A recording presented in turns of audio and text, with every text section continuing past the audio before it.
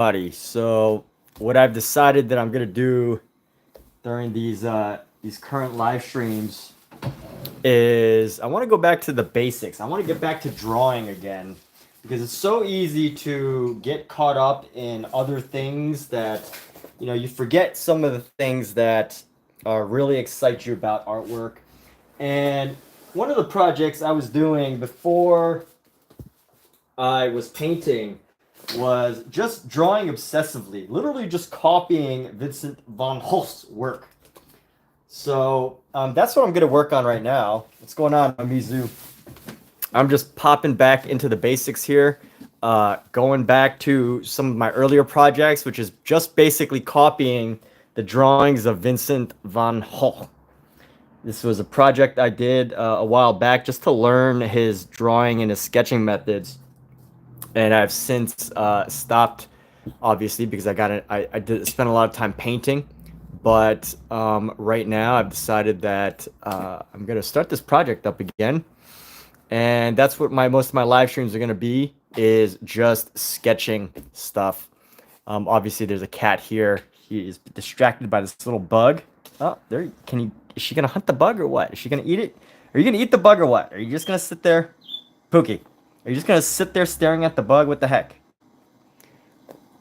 I don't know if these cats are gonna be a nuisance or what. I guess cats are always a nuisance, aren't they? A very welcome nuisance, but a nuisance nonetheless. A nuisance is a nuisance.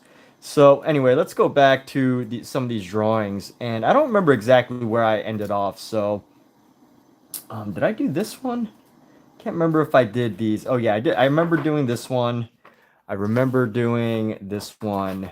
I remember doing this piece right here. They are so interested in what I'm doing right now. I remember doing this one, but I think this was the last one I did on this page over here. So let's get started, shall we? Pookie, you cannot be here right now. We are filming a live video in front of a live studio audience, and you are... All right. I got to admit that this cat is probably more entertaining than watching me draw, but the show must go on, right? The show must go on, right, Pookie?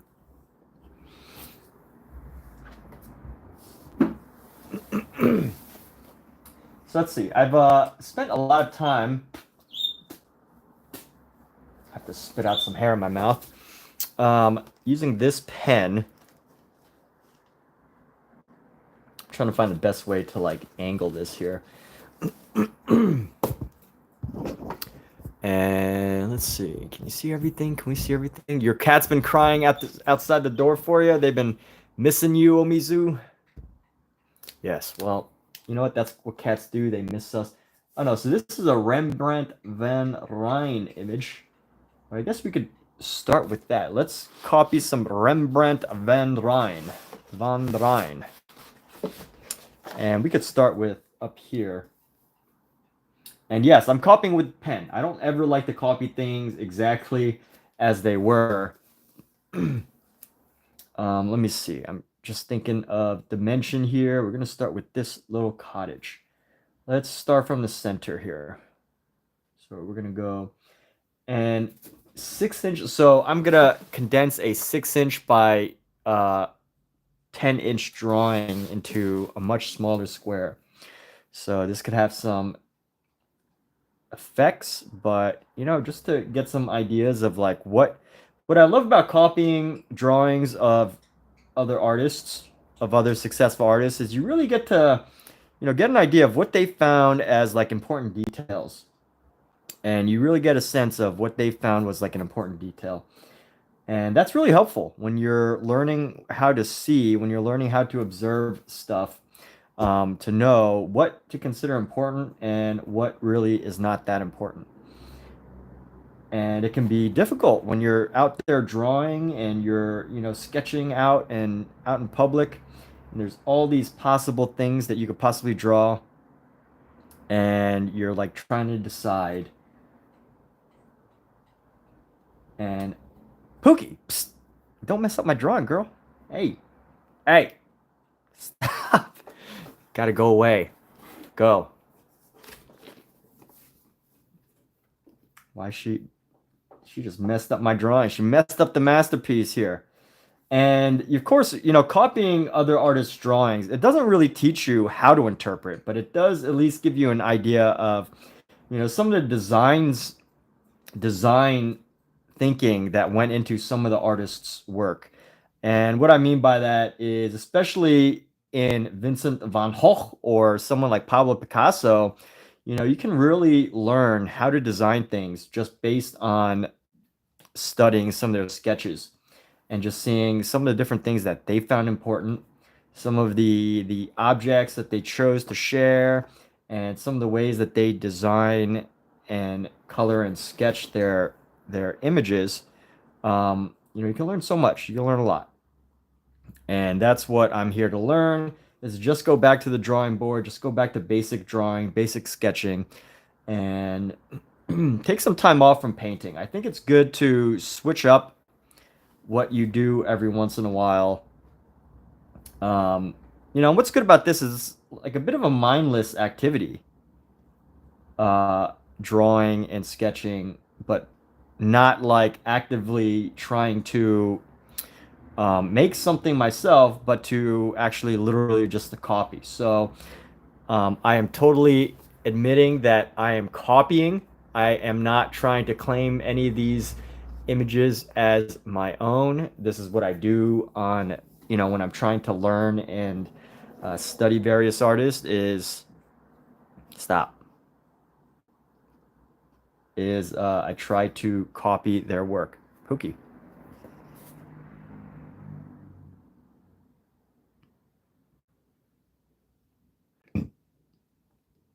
Stop. All right. Stop it, Pookie. All right, so here we go. We're gonna go up. And of course, when you're copying like this, you're not learning exactly how the artist drew because, every artist is going to have like different sensations, different materials, different perspectives. But for me, I at least want to get an idea of like, what objects Rembrandt van Rijn found important.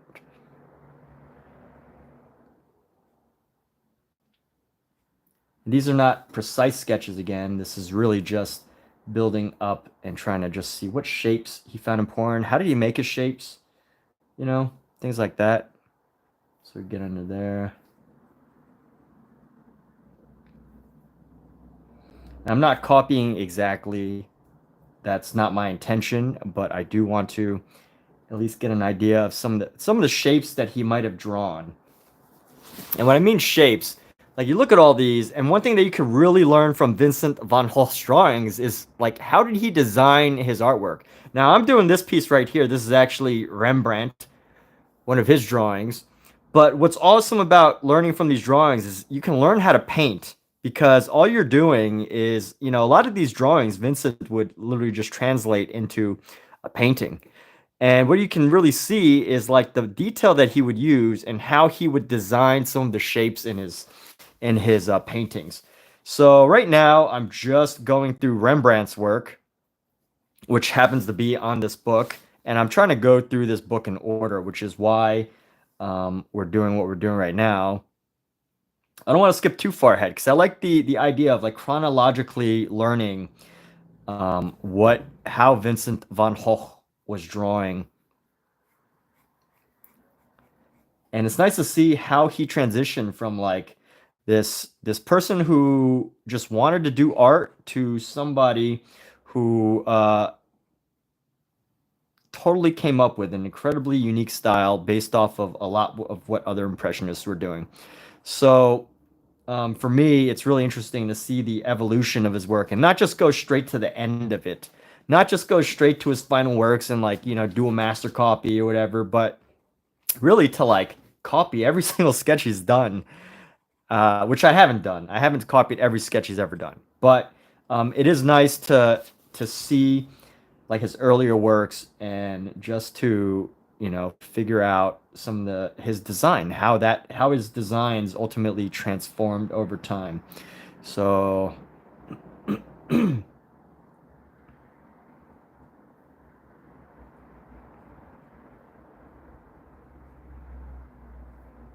I'm using pen. They used I think reed pen with brown ink, which is a little bit different. You're gonna get some different results. What's up, Joel? How you doing, bud? What's up, man? So I'm taking a little break from our traditional painting, and we're gonna spend some time over these next couple weeks, months, years, I don't know, however much time I decide to spend into this, just spending drawing and constantly working on those skills as well, um, as I have mentioned. So let's go here, and then we're gonna go start from this piece right here. And this tree is gonna go some shrubbery in there. And just thinking through, like looking at what's being drawn here and just figuring out how to design like Rembrandt. How did he make his marks, right? At least for this painting, at least for this drawing. We're gonna go up here, and my goodness, he made so many marks. I'm probably not gonna copy all of it, but I at least want to get an idea of how he did it. Like we got to remember that a lot of the artists, I think back in the day, like they really didn't have, I don't know, it's like if they were an artist, that was like all they did. They didn't have anything else to distract them. They didn't have any other ideas. They didn't have the millions and billions of other ideas to learn from that they did today. They only had their keen observation and their sense of attention to detail, and that was the only thing that really guided them. But I feel like because I have so much material that I can't really just you know, as far as copying is concerned, right? That's all I'm doing right now is I'm just copying and trying to learn from the design, the way that artists would design some of their shapes here, how they would like draw their trees and things like that. And that's what we're working on. So right here, just playing with some of the tree design. And let's see, we're gonna go up to here, go up to here.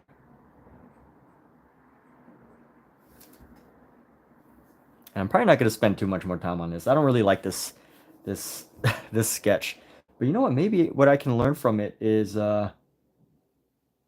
just how to design the tree and how to design a little better. You could see some of the lessons that you could Van Gogh took from Rembrandt, because the way Rembrandt drew trees, I mean, he would like make these same. You could see it right here. He would do like the same little squiggles over and over for the branches, and he would repeat those. And you could see in a lot of Van Gogh's work, where Van Gogh would also repeat a lot of the same designs. Like you could see these patterns right here, right? Like 1, 2, 3, 4, 5. You probably made these in the same stroke. You probably made 1, 2, 3, 4, 5.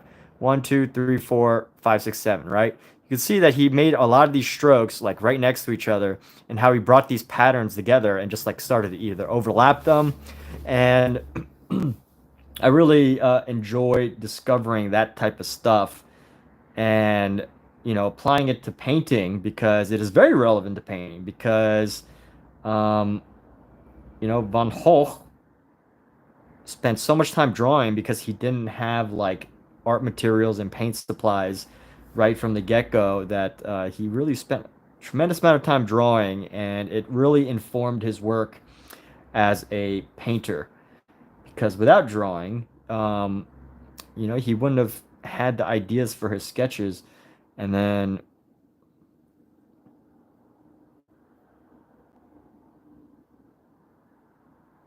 he wouldn't have had the ideas for the sketches.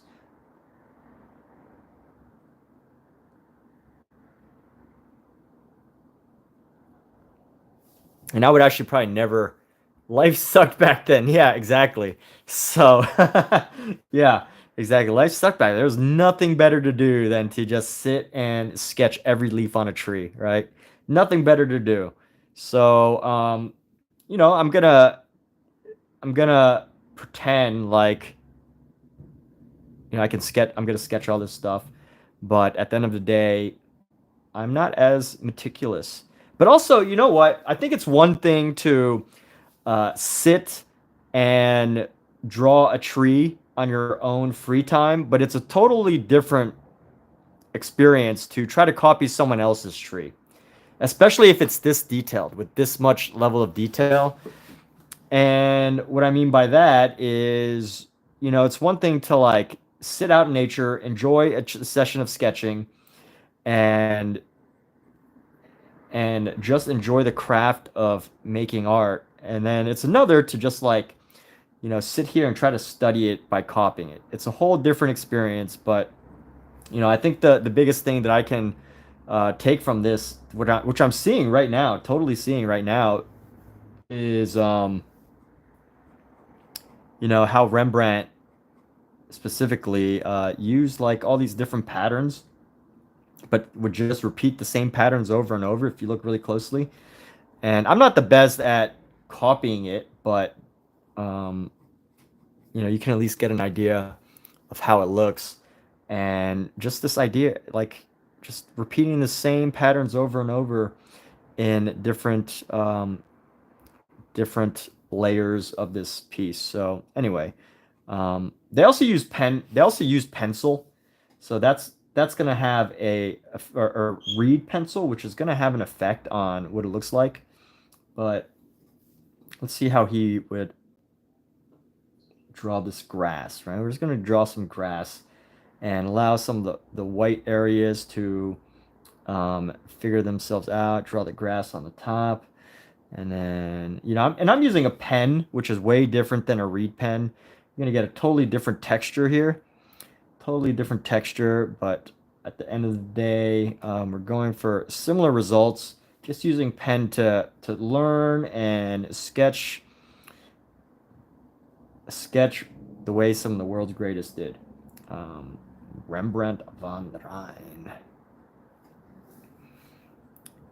And ultimately not spending too much time to copy exactly. By the way, this is not the drawing I'm copying. Again, this is the drawing I'm copying is over here, but you can't see it because I need the space to work. So unfortunately, you can't follow along, but at least I will share updates as we go. And once I get to this piece, you're going to be able to see like, the copy efforts. But at the end of the day, it's not really too important what I'm copying, as far as what everybody is seeing is concerned. But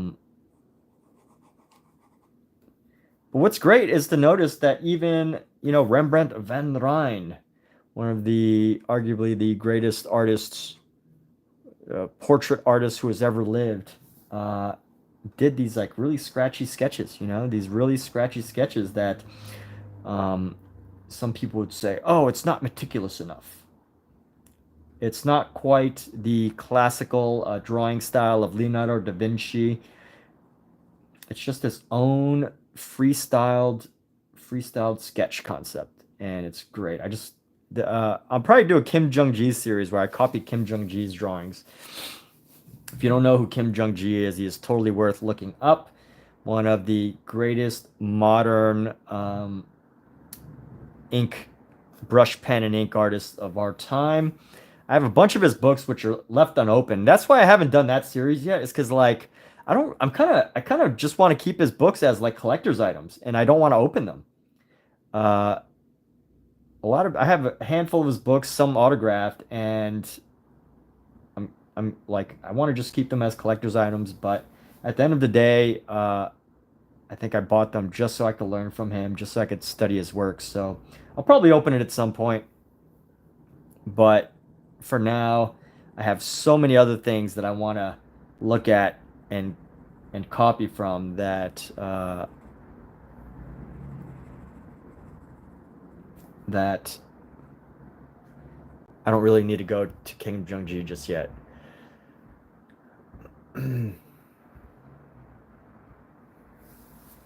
So Mizu says life sucked back then. Yeah, it pretty much did, right? Like, can you imagine what life is like?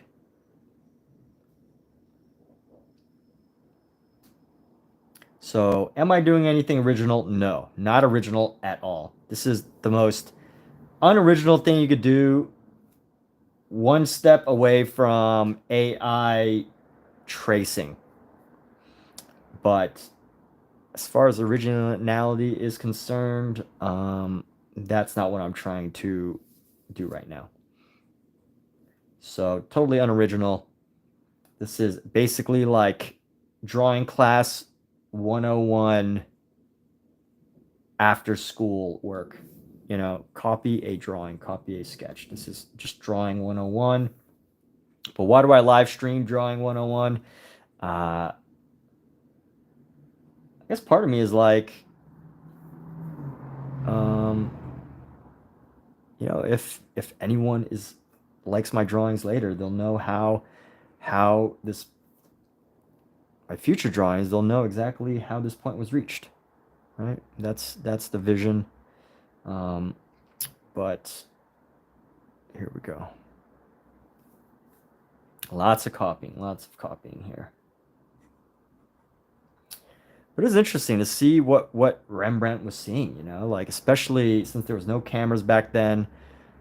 You know, what is this field? Who owns this crazy little field right here, right? Like what there's no other way to capture history. So, you know, the drawing used to be different back then. I think there was much more of a focus on capturing the location, but at the same time, there's even this little guy sitting in this chair over here, and a little city skyline right here. Just little city skyline.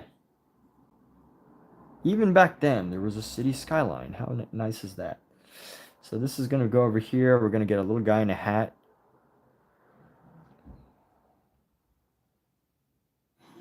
At least I think it's a guy with a hat.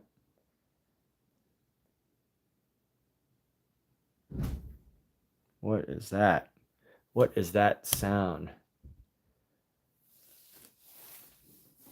Amizu, what would you know about life back then? Well, you know what? I think we can guess what we currently like, and then we can guess what our current personality is, and then we could guess like from history of what we heard, you know, like if we are not the types to bow down to royalty, we probably would have been executed by royalty back then, you know? Or if we were the types to, you know, be soldiers, I'm sure being a soldier back then would have been 10 times, 20 times worse without electricity, without modern, you know, equipment. It would have been 10 times worse. And from what I hear, soldiers back in the day were pretty much like soldiers back in the day were pretty much like what's it called? Soldiers back in the day were pretty much like servants that were drafted against their own will, and they pretty much were like soldiers who actually had real equipment back then, like serious equipment that could keep them alive, like armor rather than pitchforks and stuff. They were like the upper society, and they used the lower society of soldiers as fodder, and didn't give them equipment. They had to kind of like figure out their own equipment and stuff. But here we go. We're gonna go into this other drawing here. We're gonna actually, why don't we just continue this straight ahead? We're gonna start from this tree on the left here. We're just gonna go, and we're gonna use a brush pen here, just because it looks like this was made with pen ink and wash over pencil. So I'm not gonna go too far into all the different techniques as far as trying to copy that, but I do want to at least capture like the depth, the thickness of the brushwork. So I don't know what's going on there, but let's try to find that. Boom, boom, boom, boom, boom. And this is where I got a lot of my painting techniques, is literally just copying drawings. That was all I did, was just copy drawings. If you watch some of my videos from last summer, a lot of it was I just spent hours. I spent at least like 40 hours using up all the. One of my challenges was using up all the ink in one of my pens and just copying Vincent van Hult's drawing. So that's how I got this far in the book. But at the end of the day, you know, like I say that a lot. That's gonna be my catchphrase. At the end of the day, but Vincent van Gogh's sketches were not like they're not sketches that you want to really learn from, unless you really just want to learn his techniques, which you know, which is perfectly fine. But you know, his techniques for drawing are not like drawing techniques, for lack of a better term. They're not like drawing techniques. He pretty much developed his own style pretty early on. I mean, he studied Charles Berg early on, but eventually he just built his own way of designing that he learned from all the different schools around that time. So um, I'm not gonna spend as much time to dot perfectly the the landscape, but I do want to capture some of the buildings, the way he drew buildings, um, some of the ways he captured a building. And we're gonna go space, space, space, space.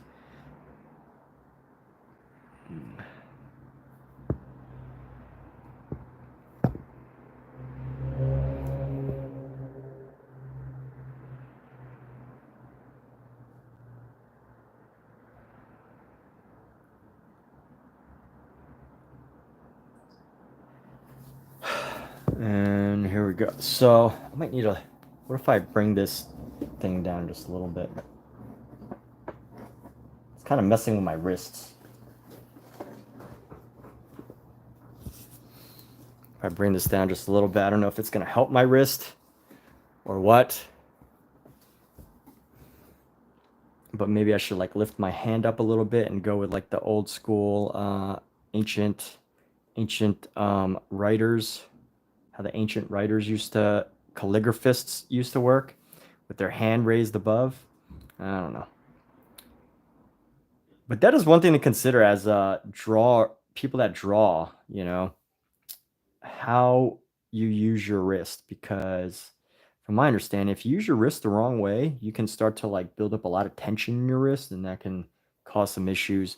But here we go, just building up across this sketch here. Just gonna copy some of the detail, but not all of it. I really just want to like get a feel for, you know, how he did some things, but not everything. I don't need to do everything. But here we go. There's actually a tree that goes in here that I missed, and we're gonna go like this.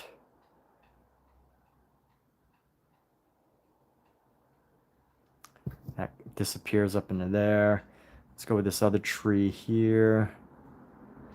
And you know what? One thing that Vincent really explains, if you ever copy his drawings, is how he drew trees, like how he painted trees. Just a lot of like cross hatching, and his design of nature was just impeccable, for lack of a better term. Impeccable. Just totally making that word up. I don't even know if that's the right word, because impeccable would mean that there's no like mistakes or errors or anything. He had his own way of designing trees. Let's just say that he had his own way of designing trees, and it is quite unique. Like, he doesn't fill in all the space. He just uses, like, just like Rembrandt van Rijn. He pretty much just captures the idea of the tree, and you know, I know I'm not doing the best job copying it, but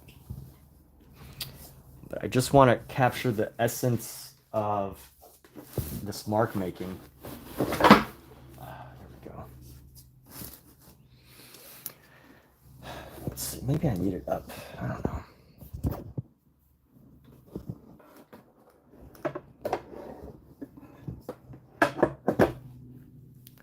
Trying to find just the right angle can be hard.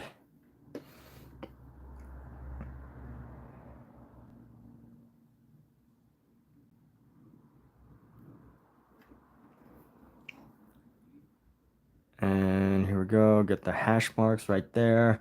And then a little twisted tree.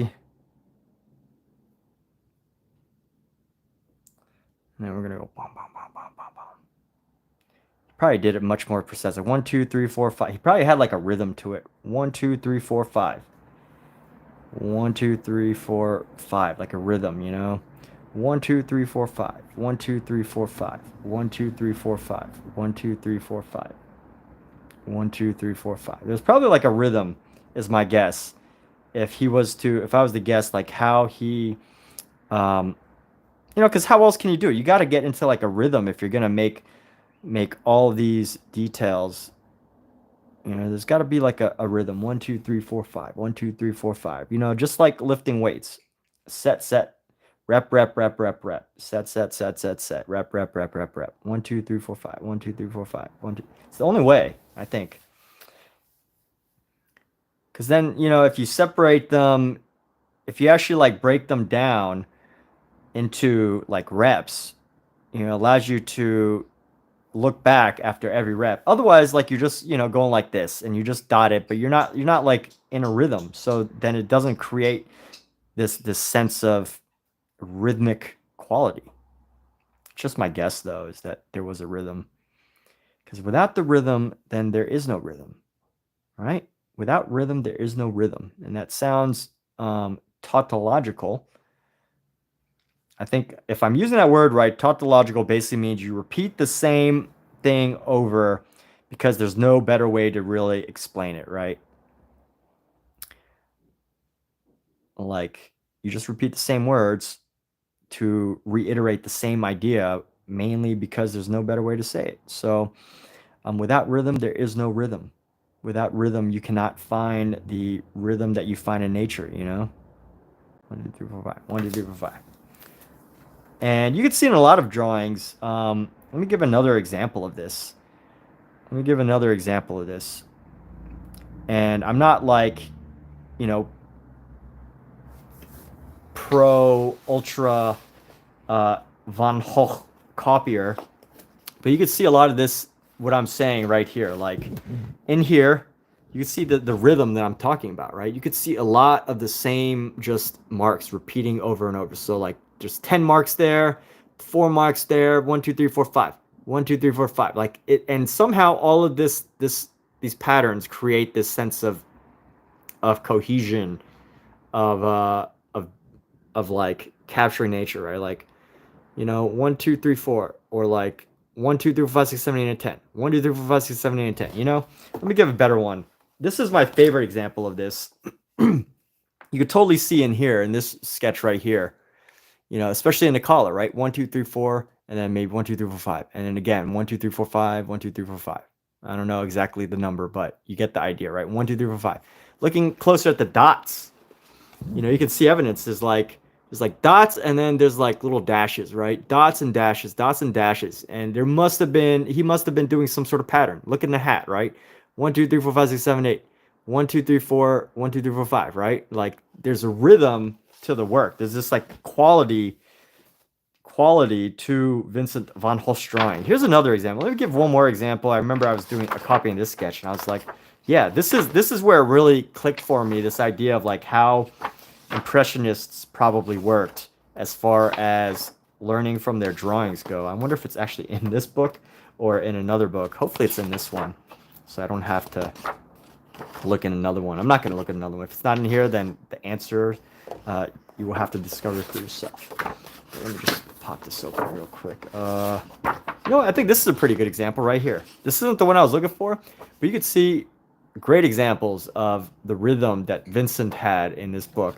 You know, this little scratchy, and then you got like the 1, 2, 3, 4, 5, 6, 7, 8, 10. 1, 2, 3, 4, 5, 6, 7, 8, 10. You know, it's just like da da da da da da da da da. You know, I almost feel like if you really follow this, he's like listening to music. But you know, we all know that he probably was not. But you could even see here, right?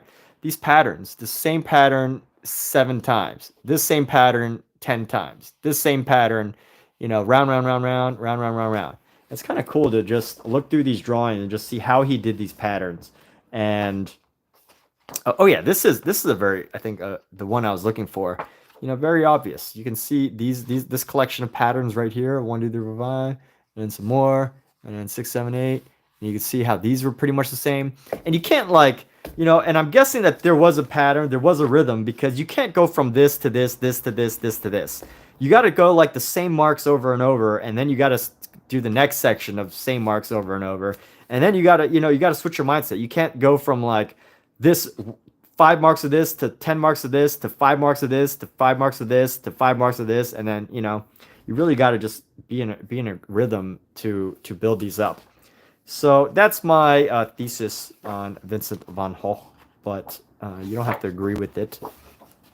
I'm totally open to what other people have to say, but I think this idea of having that rhythm is so helpful when you're studying drawing, because if you could get into that rhythm, there's just this power to it. This power that helps you keep it going. Just it makes it less intimidating when you're looking at this whole entire painting or this whole entire drawing and you're trying to copy it, and you're like, okay, I can do this, but I just need a rhythm. I just need a rhythm for how this is all done.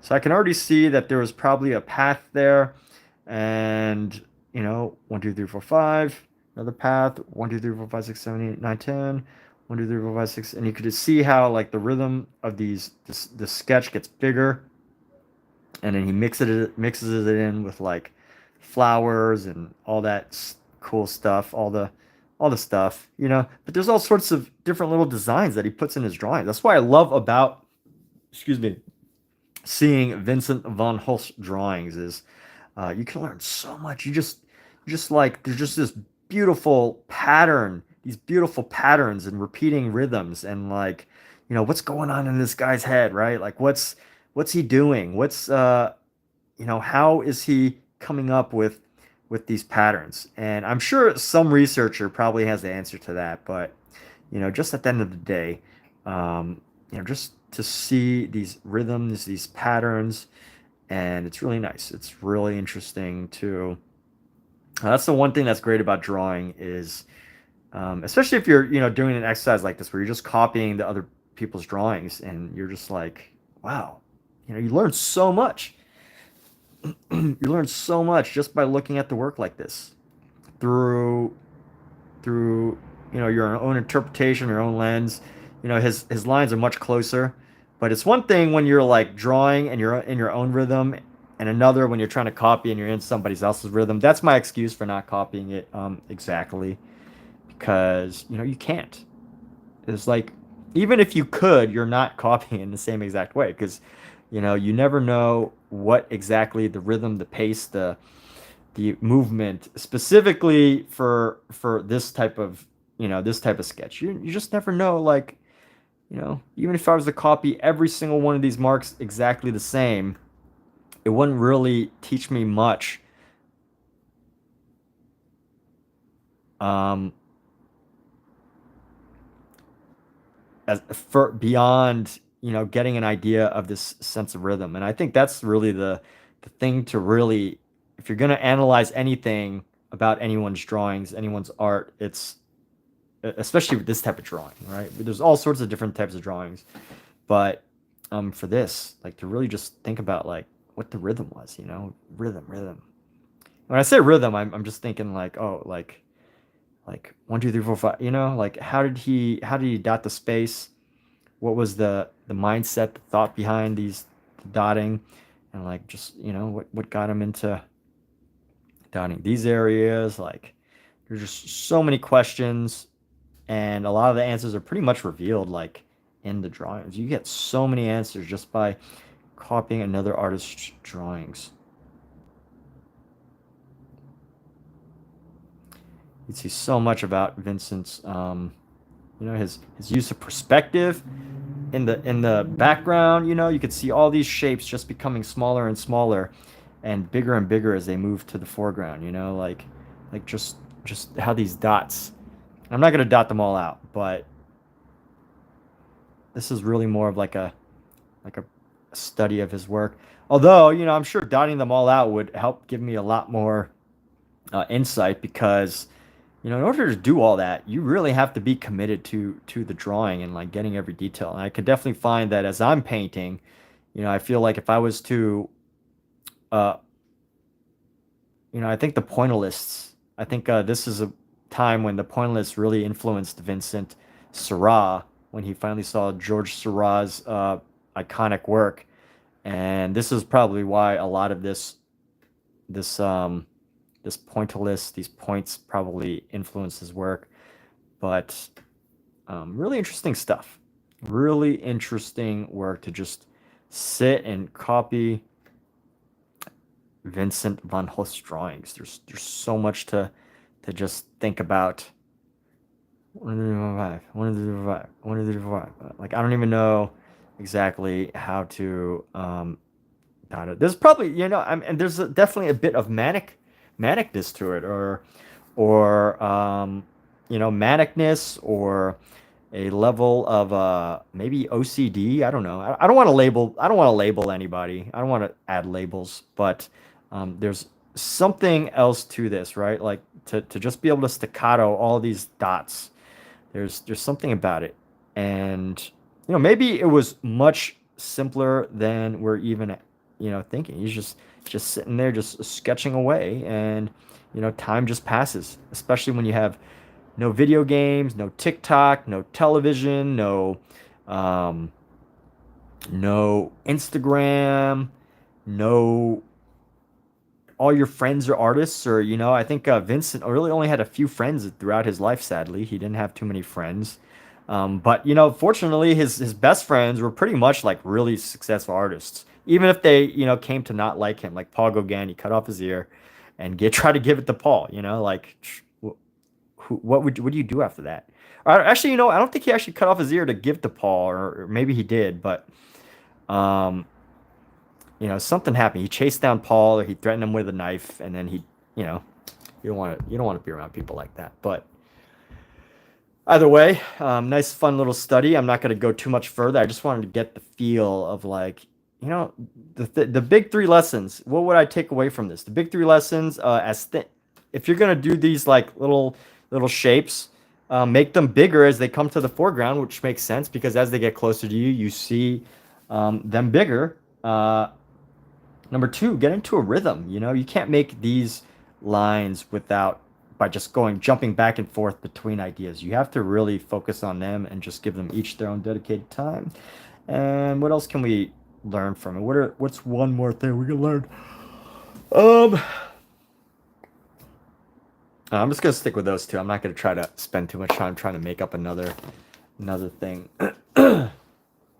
So here we go. We've got Street and Saint-Marie de la Mer. So, Saint-Marie de la Mer. And we're about to get to the famous Café Terrace on the Place du Forum. So we're about to get to that in a minute, but I want to sketch this one on the right side first.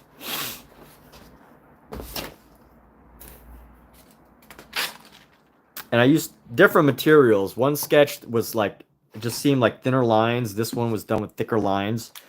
So Rembrandt used, I think, a thinner reed pen. So of course it's going to look a little different, but let's do this other sketch right here. We're going to copy this one. Let's copy that. Let's copy another drawing. We're just going to copy all night long. Copy.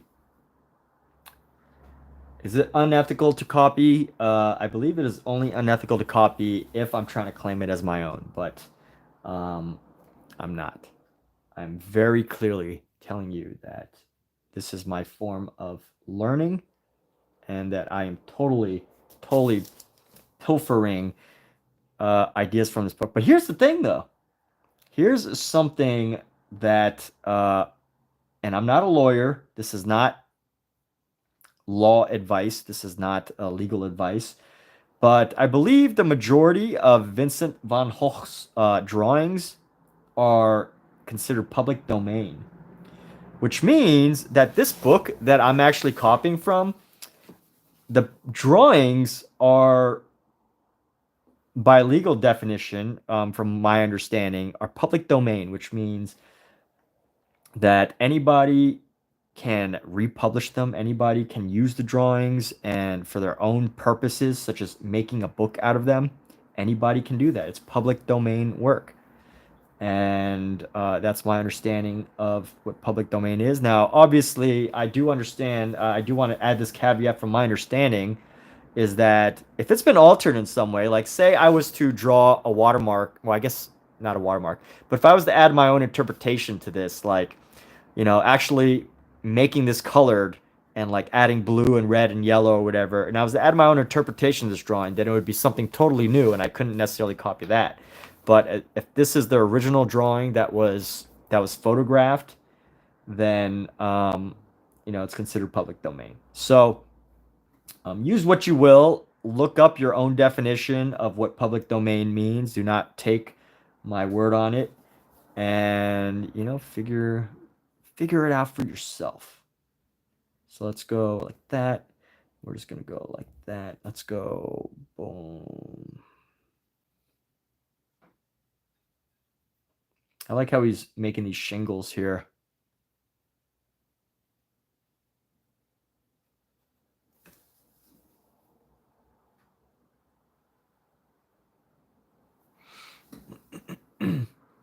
Just go like that, and we're gonna go.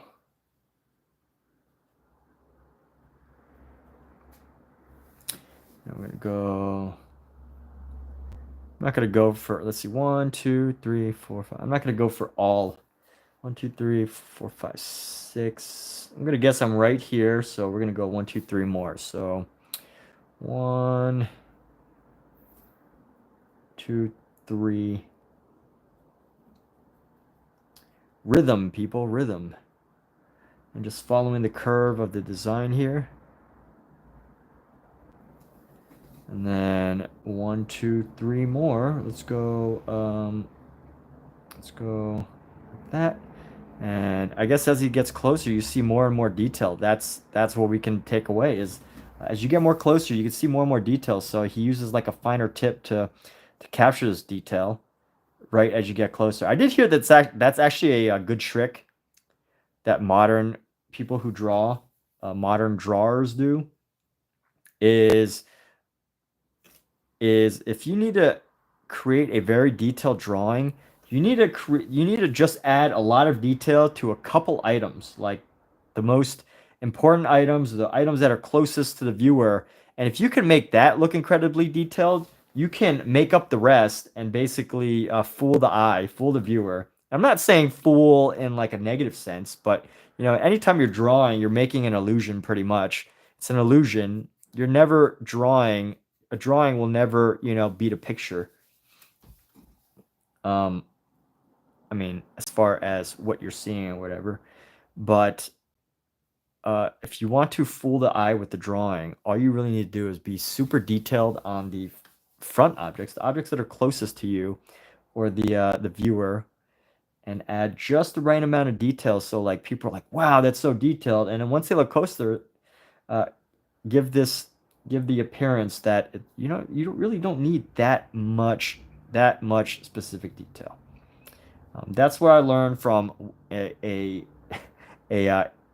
Instagram video from this artist who's actually really talented. So you can either take my word on it or go find it for yourself. I don't remember exactly what artist it was, but they basically said exactly what I basically just said, because I took the words from them. Is people would constantly praise them and be like, hey, wow, like how are you so detailed in your drawings?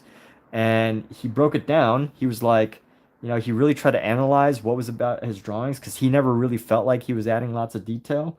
And what he said the reason was that you know, if you can add just enough detail in the right areas, like extra highly detailed, like just spend extra detail in just the right areas in certain areas, you know, and you could slack off on the rest. And when you slack off on the rest, you can slack off on the rest basically. Yeah. Don't tell your boss that I said that, but there's probably some truth to it, right? Like if you spend lots of time doing detail up front on certain things, the most important things, choosing what's most important to spend your time on, and then going from there, that is going to, make people be absolutely fascinated. Now, there are artists, right? There are artists that put tremendous amount of detail into every single little thing. But, if you ever look at a really traditional, like classic Renaissance painting, the ones that show the city of Italy with all the hundreds of people that are in it. And again, it varies painting by painting. There are some paintings that are so detailed that it's just like they must have had like 10, 20 assistants working on it. Um, but there are other ones when you look at it, you get close and you're like, oh, this person doesn't even have a face. And or this person like, this person doesn't have a face. This other person, is just a blob when you really look closer. Because the mind can only absorb so many details at any given time. And especially when it comes to drawing, you got to pick and choose what you're going to draw because otherwise you could just totally get overwhelmed, and I'm probably adding way too many of these things. So here, let's go across. I'm gonna go across here, and we're gonna go across, across, across, across, across, and just bring these shingles down. Draw these shingles down.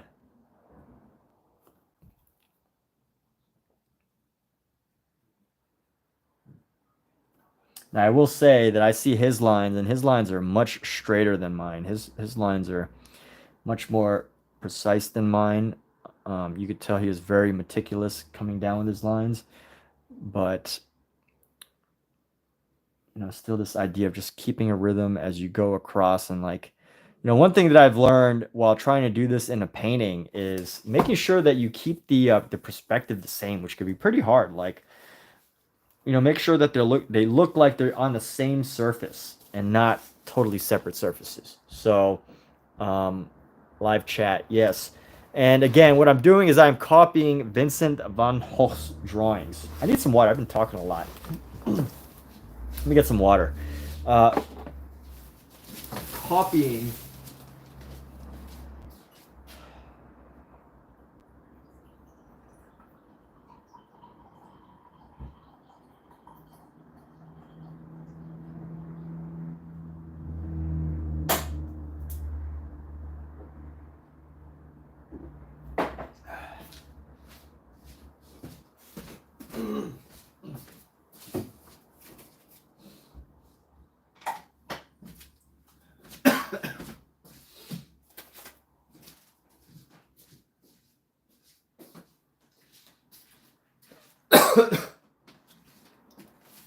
All right, I'm back.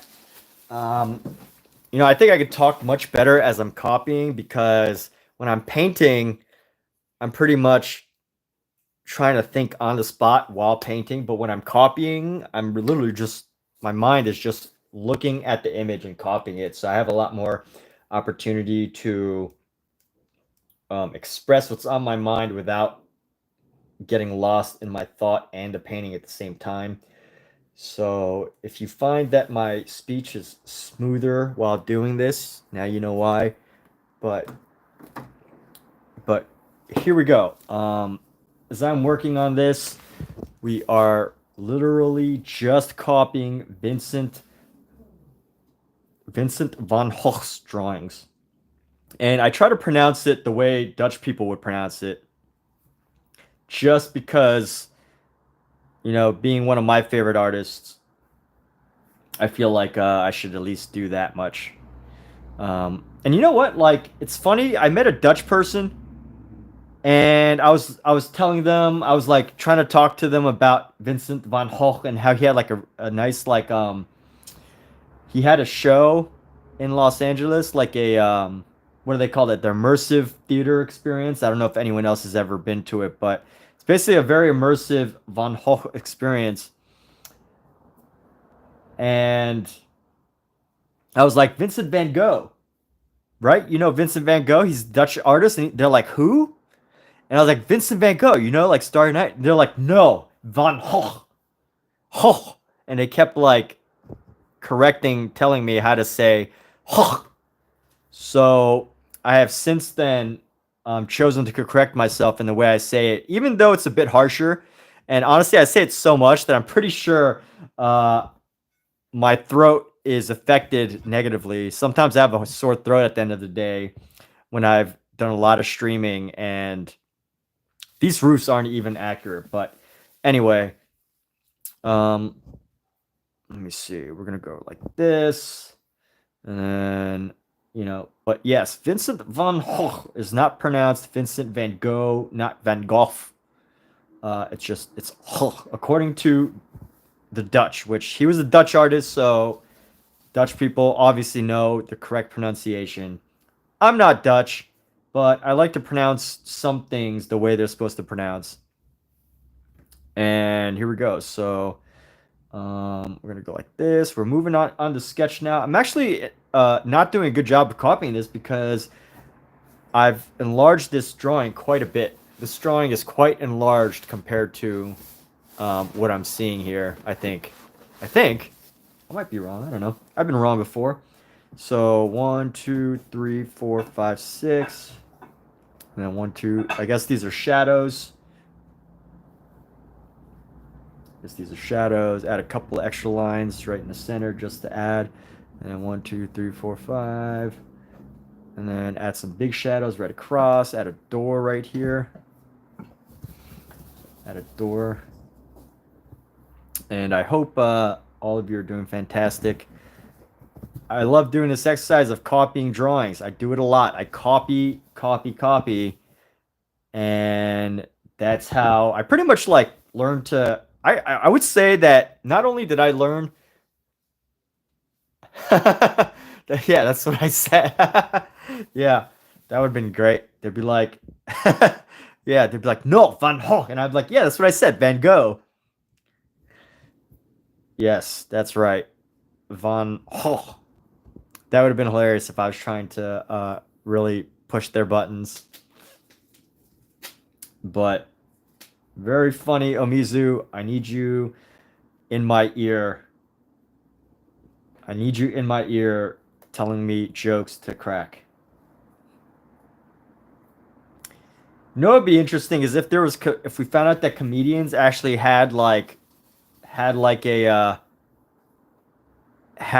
earpiece that gave them their jokes, kind of like how some musical artists use what do they call it, voice modulation or whatever, or lip syncing. There's got to be some comedians that use an earpiece so that they don't forget their jokes. There's no way that every comedian that's ever had their own Comedy Central special is so good at memorizing every joke that they're just that darn good. No way. What does everybody think? What's everybody's opinion on that? Do you think comedians know every single joke beat by beat whenever they do a Comedy Central special? I don't think so. Maybe I'm not respecting how much work that they put into it, but I feel like there's no way that every comedian could be that smooth. But especially if there's painters and other artists who are that, musicians and everything who do their own thing. So I don't know what's up with these wiggles, but let's see, live chat. We're gonna go like this. So I can see already that my perspective is really, really, really off. So I'm gonna try to just refresh this. Refresh this. I don't even know what he's drawing here, but it looks like just some details. And then right here, getting into some of the plants that he drew. I'm using a brush pen because he uses a reed pen, which I think a reed pen, I've never actually used the reed pen. I don't think I've ever looked it up. But a repen basically creates like a thicker, it's almost like a really thick um, reed. It's a thick reed, and I think what it does is it creates like a thick drawing. So I'm using a brush pen in order to capture that thickness without. Otherwise, if I was just using a pen, um, there would be some issues because it would just be so thin, so narrow, everything that it wouldn't look right. But at least with this, I can somewhat get some of the detail and get some of the detail right. That's. Let's see. We're gonna go. How do we do this? 1, 2, 3. Go 1, 2, 3.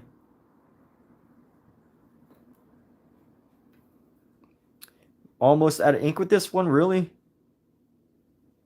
I think what happens is if I draw too fast with this pen as well. Ah, there we go. I was just really just going too fast with this pen here, with this brush pen. Yeah, I swear I just refilled this thing like a couple days ago.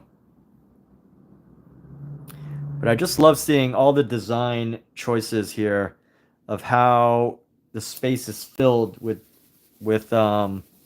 the variety of marks. They're not even like they're not impossible marks to achieve. These aren't like perfect straight lines. They're very nice, they're elegant, they have a design to them, and they are beautiful lines, but they're not like impossible. They're not impossible to learn from. They're not impossible to study. And I'm pretty sure that pretty much almost anybody who studies Vincent's drawings can get a sense of like, how he came to create such amazing work. And it really just starts with his drawings, just with his drawings and how he was like able to design different areas as well.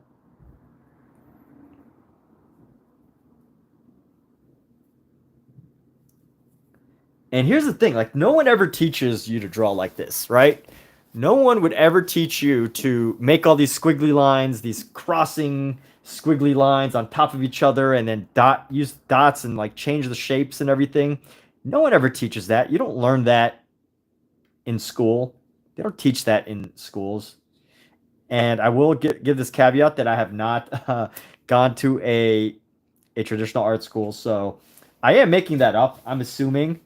But based on every drawing course I've ever taken online, which is only like 5, none of them ever taught how to free yourself and like, how to design like Vincent van Gogh. No one ever taught. In fact, most of them say like messy stuff like this is like not good, right? You should start with the basics. Do the basics. And definitely learn quite a lot. And I just love this idea that, to look at Vincent's work and to just see how he did all this stuff. But here we go. We're moving into this famous one, Cafe Terrace on the Place du Forum. And I'm actually going to bring out a pen for this one, an actual pen. And let's see, let's find a good pen here. This pen, I feel like I don't have ink in this pen. Do I have ink? So many of my pens are just like out of ink.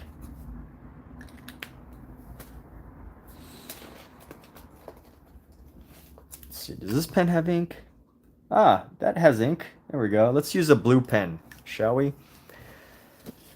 I'm gonna do a new page for this.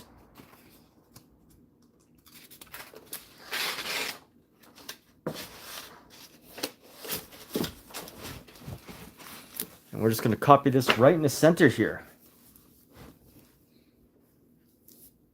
So who wants to see something cute? Let me see if I could pop this up.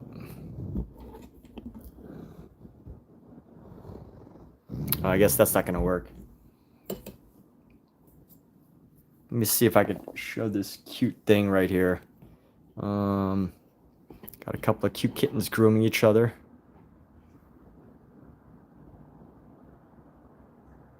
How How cute is that, huh?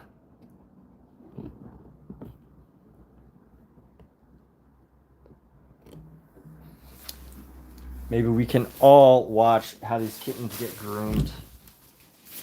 Watch these kittens grooming each other.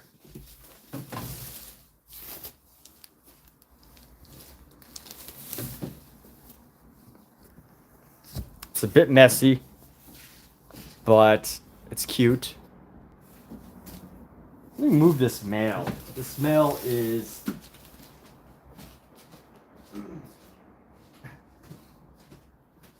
This mail is very messy here.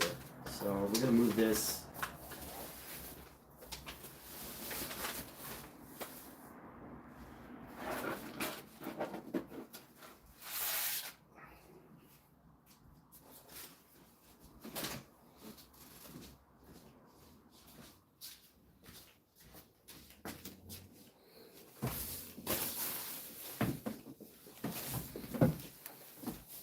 What are these cats doing, huh? What's up, bud? All right. Who loves cats? I love cats. All right, let's keep going. We're going to copy this drawing. And let's see, where's a good place to start? Whenever I look at a drawing, I'm always curious, like, where did the artist start? And I don't think I ever figure out the answer. I just find a place and hopefully figure it out from there. So, I think it's usually safe to pick some. I think I usually pick whatever doesn't have anything in front of it. So for this piece, I'm just going to start with the lamppost here. This lamppost.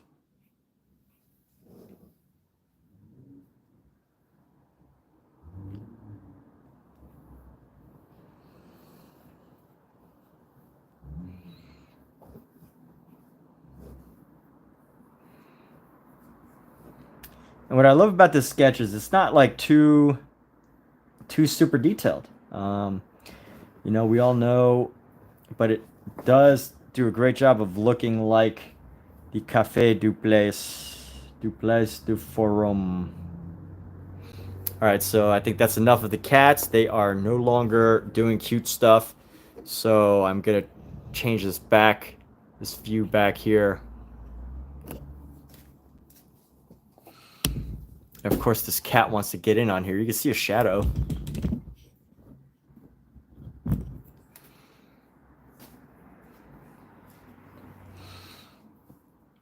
And let's go like that. Let's see. So this is going to go across.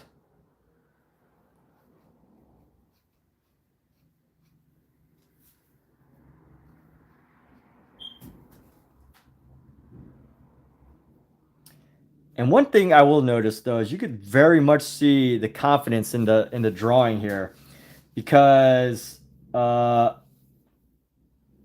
you could very much see the confidence in the drawing. And what do I mean by that is, if I was to draw, I'd probably be doing like a lot of very strokey moves. I would have a lot of like sketchy strokes.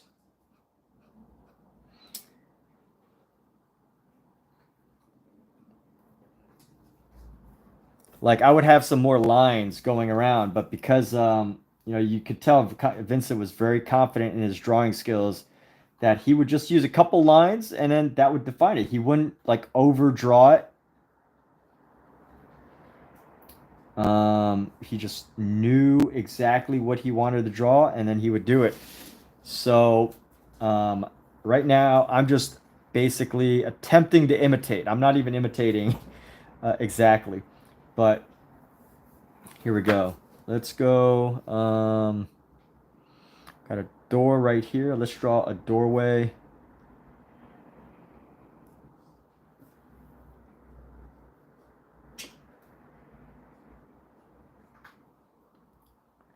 And we're just going to go down.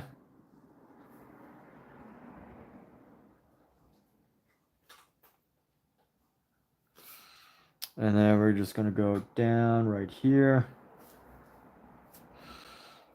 And we're just going to go across. And we're just going to get some some lines in here, but let's go like this. And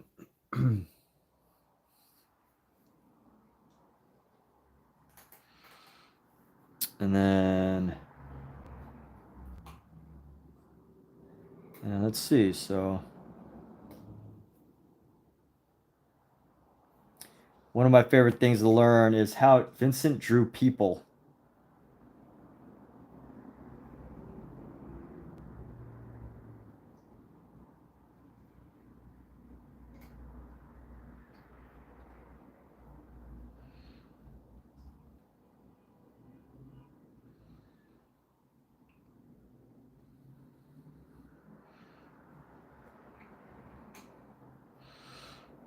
And here we go. So just copying some of his figures here, and then there's going to be a chair like that.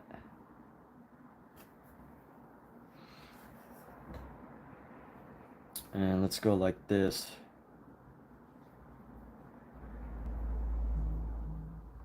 One thing about this pen is that the ink is not flowing exactly the way I would like it to. It's not flowing as much as well as I'd like it to. So it is affecting my lines, but that's okay. Let's go around here.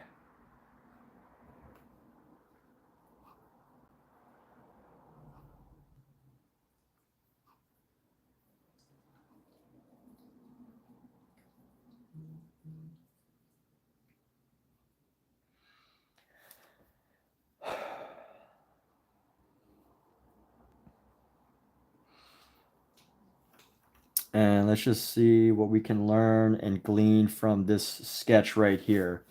You know, there's a lot of ideas that we can take away.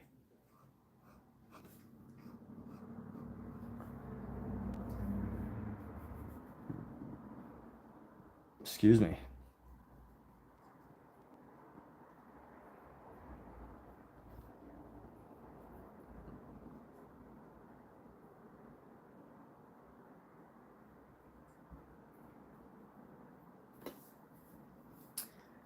And let's go boom, boom, 4, 5. And let's see.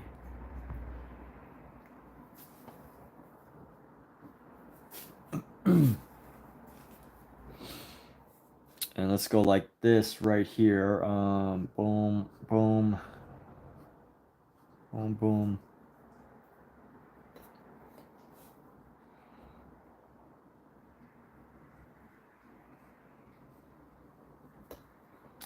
It is annoying that this pen's not flowing as well as I'd like it to, but that's okay.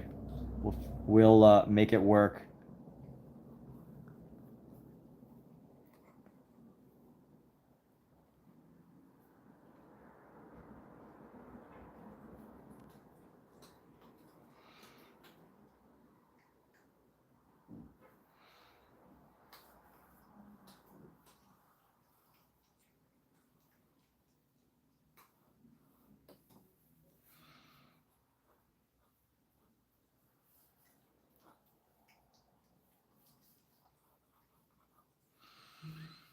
And let's see, we're gonna go across. All right, I might have to do a new pen soon. I don't know.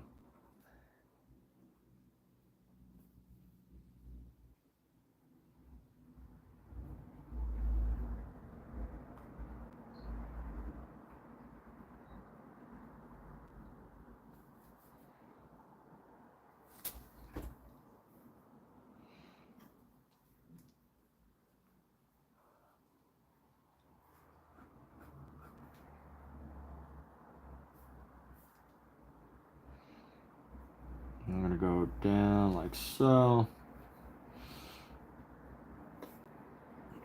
And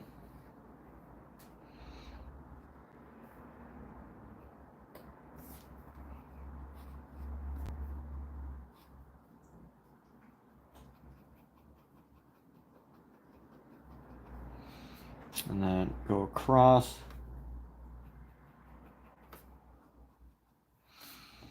And even up here, let's see how he designs this section right here. So I messed up a little bit. I made this section a little bit too big, but that's okay. We're gonna go just learn from what he did here.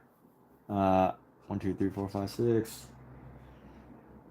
And there's some wall space right here. I probably made this wall a little bit too narrow and this column a little too big, but that's what we're gonna play with. That's what we're gonna move with, right? So here we go. This goes up right there.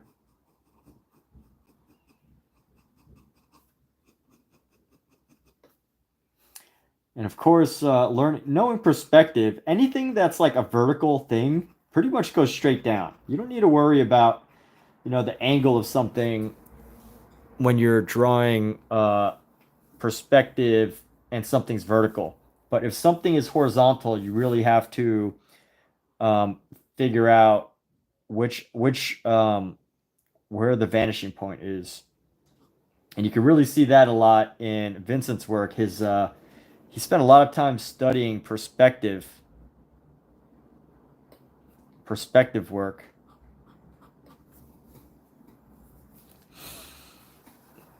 And let's start to bring in more of these people here. I'm gonna bring another figure right there. This doorway is gonna come like right here. We're gonna draw.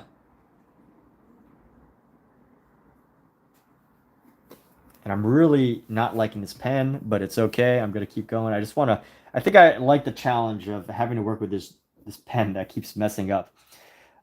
This is a Tradio Pentel Pullman Tradio. This is usually a really good pen, but I think I filled the ink wrong, and that's why I'm having issues.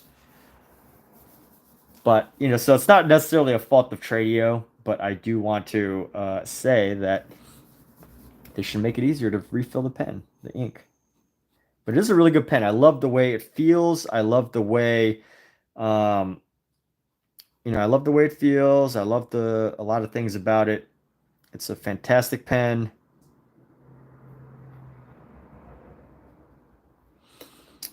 And let's see what's going on right here. Let's do this, and then the figure's sitting right here.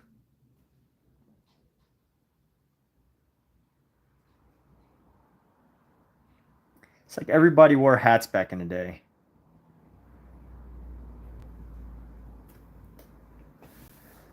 So let's go like that. Chair. These chairs are so big. There's some big old chairs. Vincent loved to draw chairs.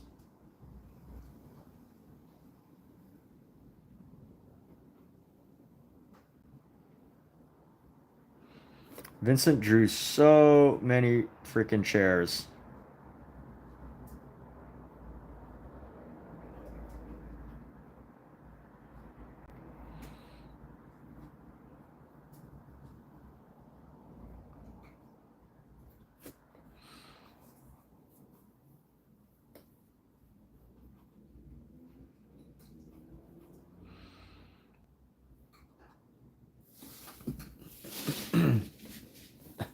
And here we go. We're just going in with this. And we're going to do a chair right next to him. What I find is interesting is like a lot of these are just solo dudes. A lot of these are just solo men. This guy's by himself. This guy's by himself. This guy's by himself. One waitress sitting there. Just somebody sitting in the background here. Just chilling. Just people chilling at a night cafe. That's what they're doing, right? Just people chilling at a cafe at night. You don't really see that anymore, huh? Nobody just chills at a cafe at night.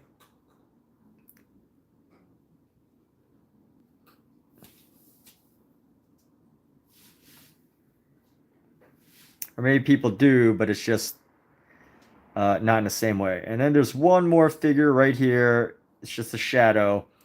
And how do we navigate? Okay, so he uses some perspective here to create this female figure here. And let's go with her.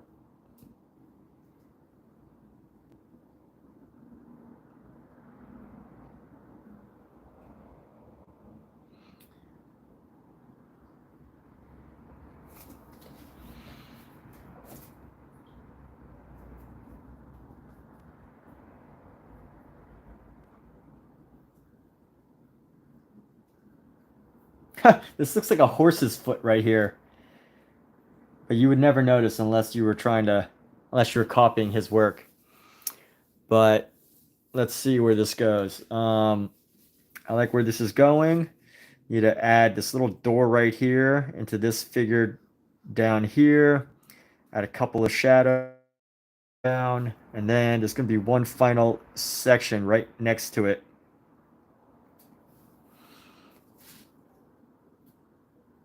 Let's go down. You know what? Before I draw this full section right here, I want to finish this little section with all the people because that's pretty important. This section with all the people is really important because this is pretty much, the detail. This is the detail that's so captivating. It's the people, right? Anytime you see a drawing with people, that's the thing that's captivating. People want to know what those people were like. Who are those people? And the fact that enough detail was given to those people, it's very interesting. That's what makes, I think, Van Hulst's work so compelling. Is, these people are mysterious in their own way, aren't they? Just really mysterious people. So here we go. This guy, I'm just trying to keep an idea of where things are. This table's pretty much should be right around here, matching with the area of this guy. And what am I learning from copying? What's the point of copying right now? Specifically for this piece, it's really nice to just get an idea of how Van Gogh designs and how he sketches out some of his figures, what he deems as an important thing to draw, and then what's unimportant. And at the end of the day, when you start to draw the objects and draw the things that are in the sketch, you start to learn so much about sketching in your own way, coming up with your own ideas. And let's see. So this piece is right here. Let's sketch this piece. So they got a chair here, chair there. Those are the last two chairs. We're going to go like so. Go. And then this is going to go down, down, bam.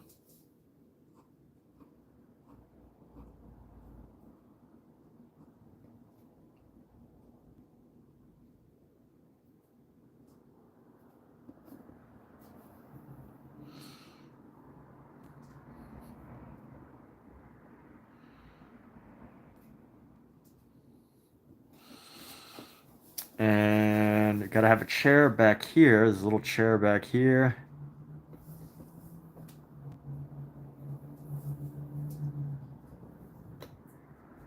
And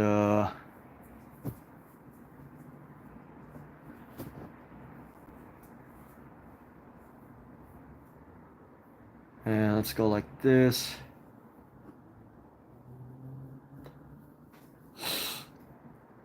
And let's go. Gotta find a chair, space for this chair right here. Another chair right there. And I just love how he uses perspective to give dimension. And these chairs are never the most obvious shape, right? He doesn't draw these chairs in the exact same way that he saw them. There's no way that all these chairs look like this, right? All these chairs have a unique flavor of design. I'm sure these chairs look like this, but the way Vincent decided to draw them is quite different. So we're gonna go like this, like that, like that. I'm gonna go towards this corner here, towards this corner, and we're gonna go right here. Excuse me. Excuse me. Okay. So we've got the basic idea of what the cafe looks like. So let's add some of our lines here, just some very faint lines so that it doesn't look like just this empty space. We want some faint lines And honestly, these lines, I don't know exactly. You have to really like look at the actual painting to see how these lines actually translate. But I'm sure that if you were to look at the painting that Vincent made, if you were to take the time to look at the actual painting, you could see exactly how all of this was translated into the painting that he made, which is Cafe Terrace, um, or the Night Cafe. And let's see. So this is gonna come right up here, and it's gonna come right down right there. All right. So we've got some of the important details.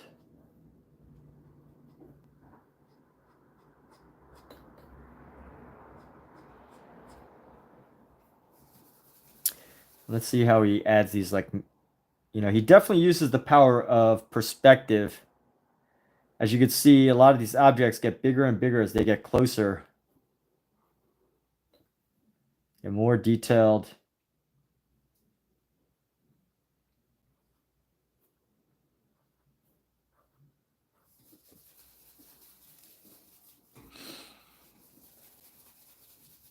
And let's see, we're going to add a...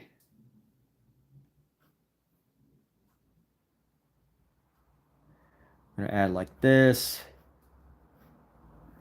And we're going to add like this. And we're going to go boom. And then boom.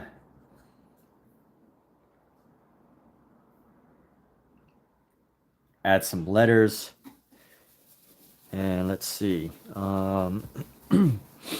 So let's see how this section starts to manifest. Actually, we could kind of build out the rest of this right here. Let's add some lines right here. Then this is earlier as we were talking about the rhythm of Von Hoch's rhythms, 1, 2, 3, just allowing these elements to like build up on themselves.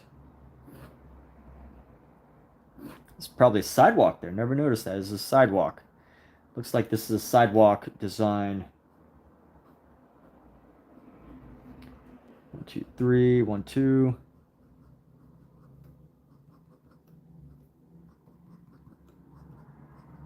Interesting. So I'm not gonna spend too much time to like make that exact, but just want to get an idea, to feel that rhythm out. 1, 2, 3, 1, 2, 3, 2, 3. To figure out the rhythms of Vincent van Gogh. That should be a book. The Rhythms of Vincent van Gogh. There should be a book, people. All right, so here we go. 1, 2, 3, 1, 2, 3. His lines are also much tighter. I spread my lines a little too far out. And 1, 2, 3, 1, 2, 3, 1, 2, 3. But there is a variety of distances. And 1, 2, 3, 1, 2, 3, 3. Let's see, it's gonna have a line right there and another line right here. I don't know what this line actually represents, but maybe it's a step of some sort.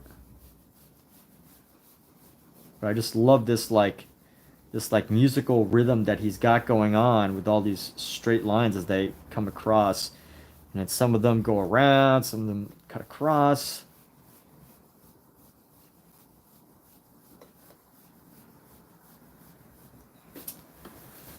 And building this up. And here's the thing. Like, I don't know if I was to draw a bunch of people at cafe, I don't think that this is how I would draw it. Even if I was to copy it.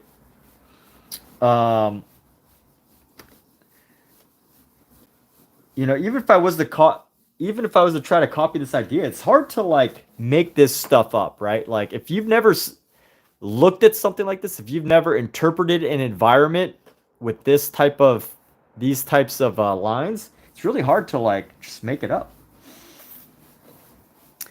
And obviously Vincent had his own style. We all know that. And I think it's really interesting to copy his work. and just to have an idea of it, to analyze it.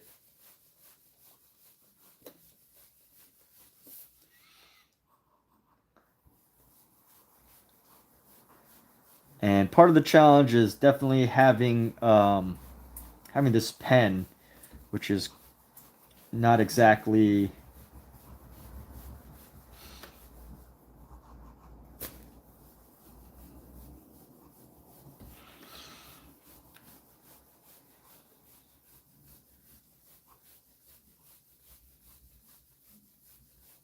and then here we go. A lot of beautiful curvature and shapes. But I love how not everything is like perfectly balanced. There's, you know, a little bit of things that look crooked. And that's pretty amazing.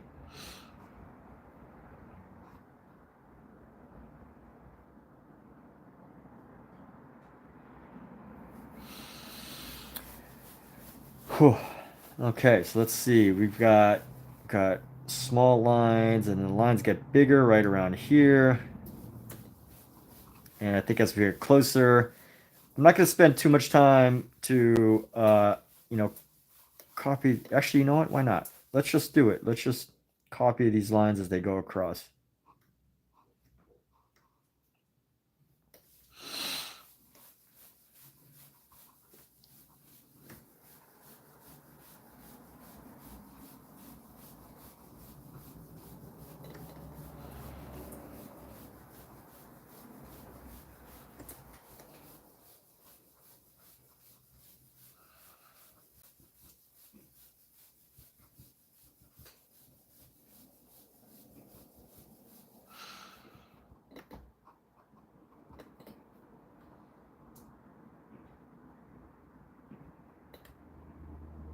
And just copying these down. And let's see what we can do. There is a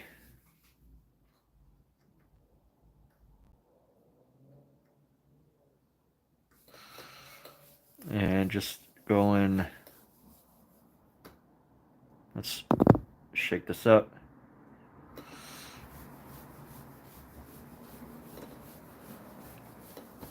All right. And we're moving along here. We're getting a feel for how this is working here. Let's go.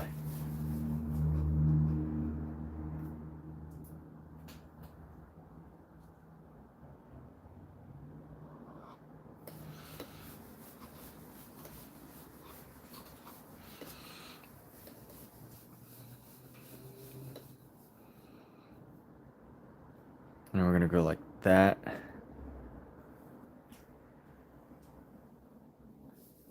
And then just go. And then we're going to go around whatever this is. I don't even know what that is. This is a post right here, obviously. We're going to put a person. Actually, before I get too far into this, I want to draw this building up.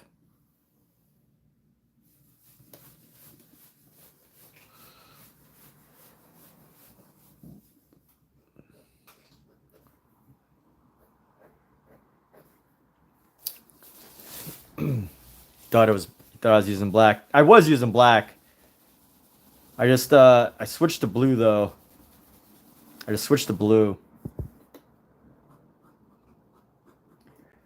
And yeah, but thank you for your complimentation. I really appreciate that. Keeps me going.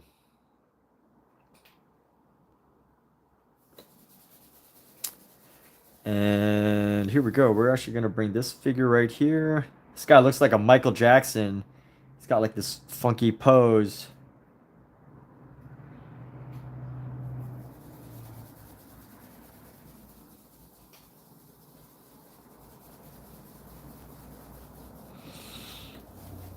And what's cool is, you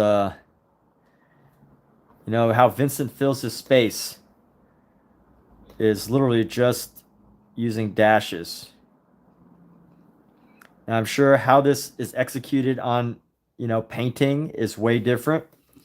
But I do think it's amazing how I have this theory that Vincent wanted to leave hints in his drawings as to, yes, and your patronage too, yes. Uh, but Vincent's what's really interesting is knowing about his I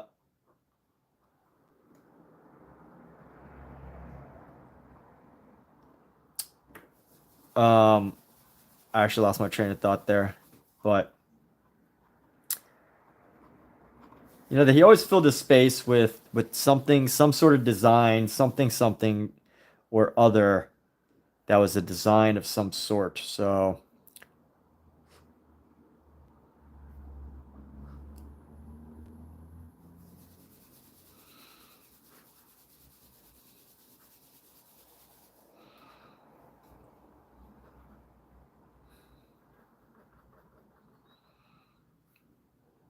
and then we're gonna go bring this down.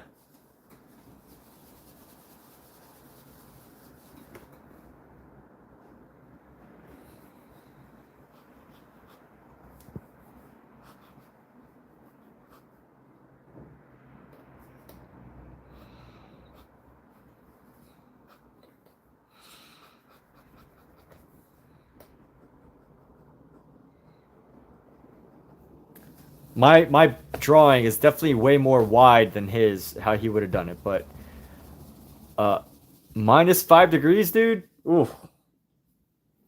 It's warm in my apartment. It is warm out here in Los Angeles. But yes.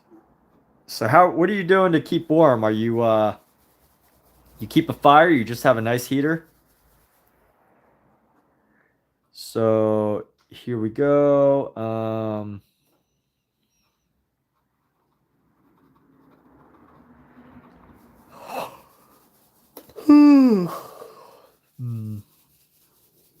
So what you could tell is that my drawing is actually a little bit too wide. I've made this way too wide, but you know what? It is what it is.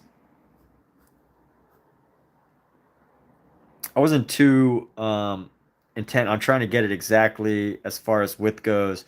Really just wanted to learn about, how Vincent makes his marks. You can learn so much just by looking at his work and seeing how he makes marks.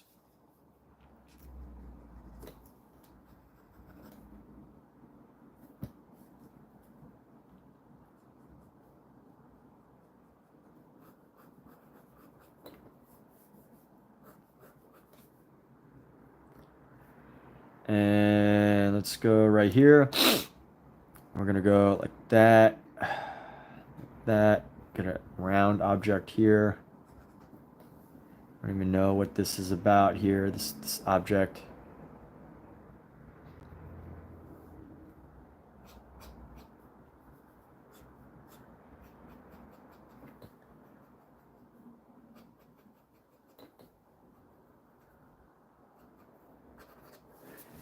And here we go. So this would look totally different if I had done a better job of keeping them really nice and close to each other, keeping this really tight and the narrow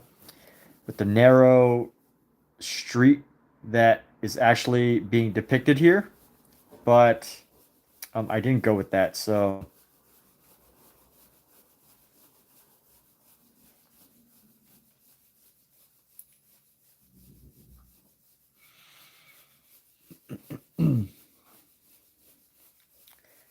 it would be nice to look at the painting at the exact same time that this is working, because as we all know, the painting, although I think that there's hints as to how he did it, that there is just so much more to the actual painting itself than the drawing.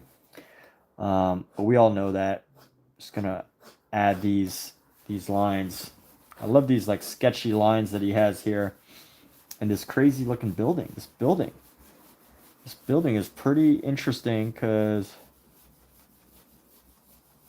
here we go. Boom, boom, boom, boom, boom, boom, boom, boom, boom, boom.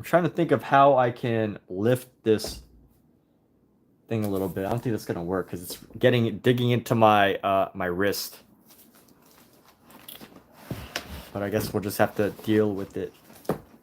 So I'm gonna be sketching out this piece right here. And we're gonna go, there you go. Let's see. You see that? All right. And let's see how we want to do this one.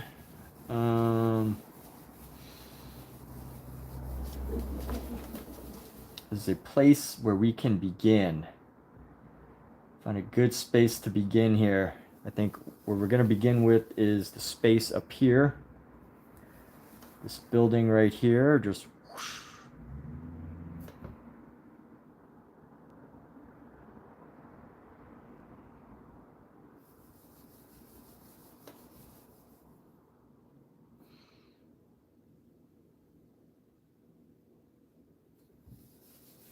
It's going to go a little lower than that. And let's go like this.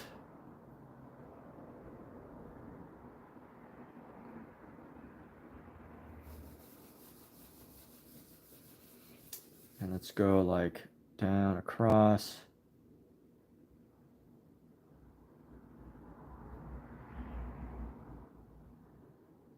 And here we go.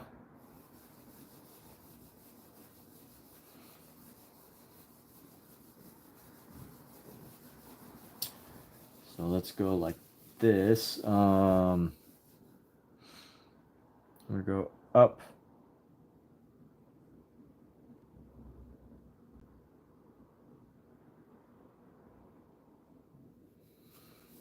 And then we're gonna go up like this. Here we go. Boom, boom, boom.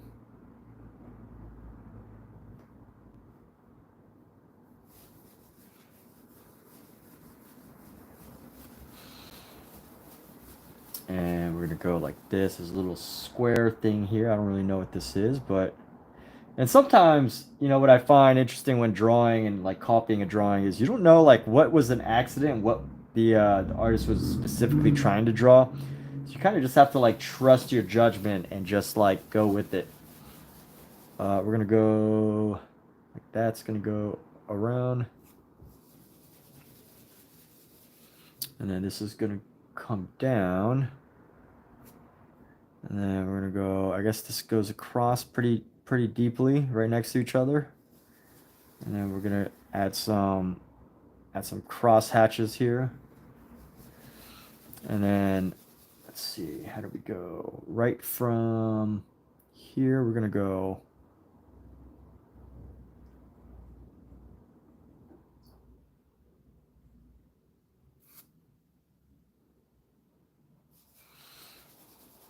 We're gonna go up like this, and this is gonna come up.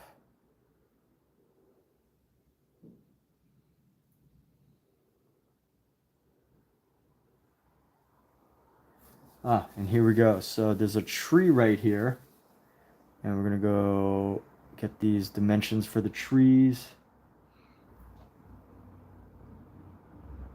and get these shingles right there. I think these are like roof shingles or whatever. And let's go.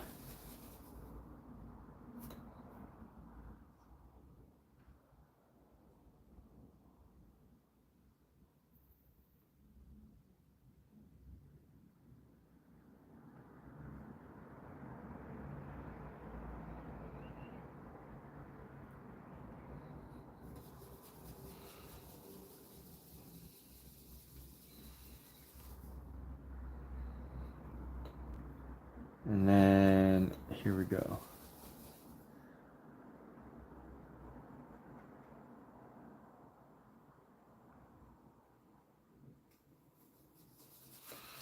And then we'll get another section right here.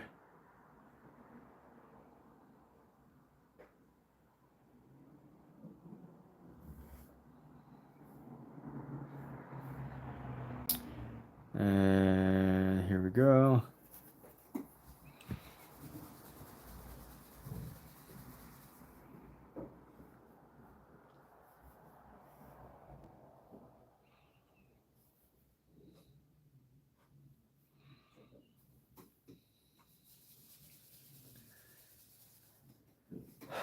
And we're going to start right here.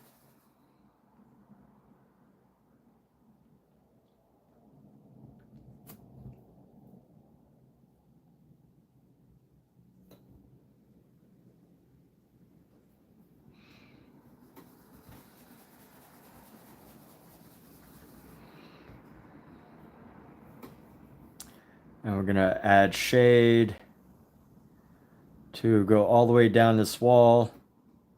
Vertical shade going all the way down this wall here.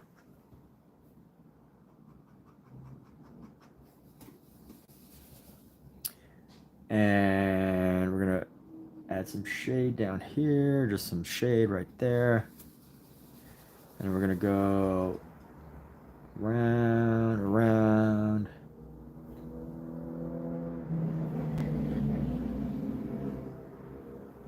And then this is just going to go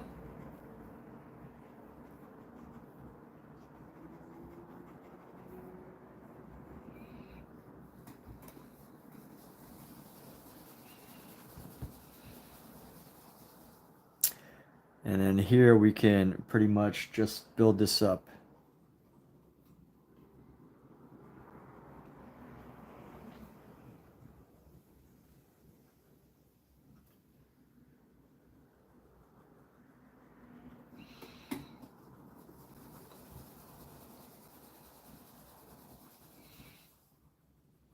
And I'm trying to use my elbow or my right now I'm trying to use my shoulder a bit more than my elbows because or than my wrist, because you know, if you use your wrist a little too much, it can definitely create some issues.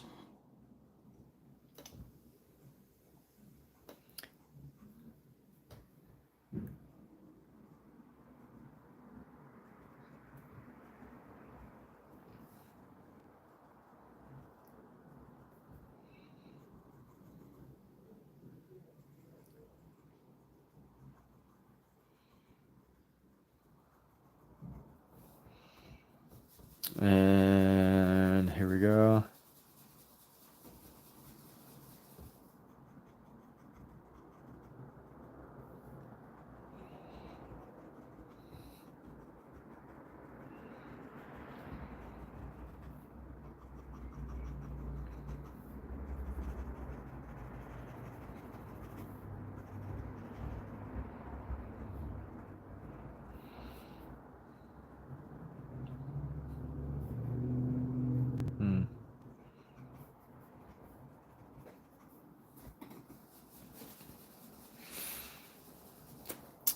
And let's see how this goes.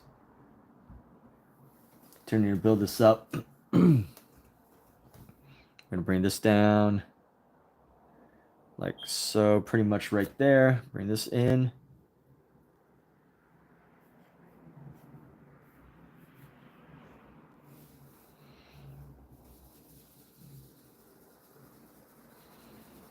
And let's see, let's start to build out this tree here.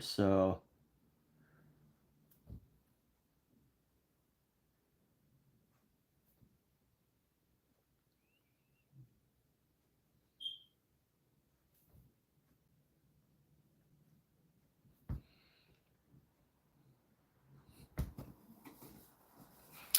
this pretty much needs to fill the rest of this section here.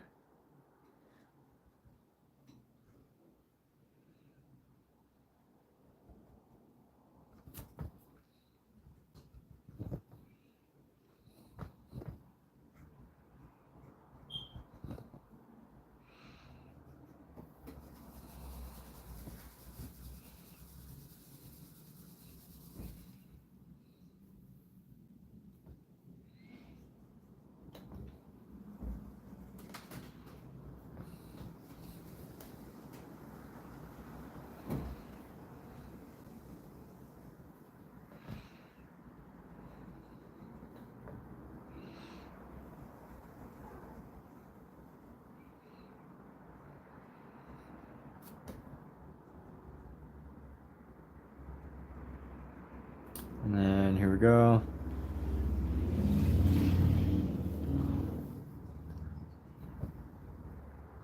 And just continuously just seeing what I'm looking at. Seeing, I think that means the same exactly. Seeing what I'm looking at what I'm seeing and trying to interpret it in a way.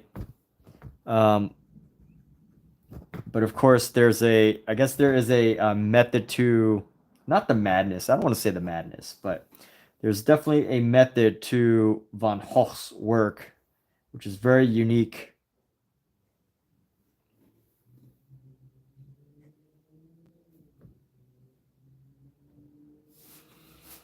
And let's see, I want to do this.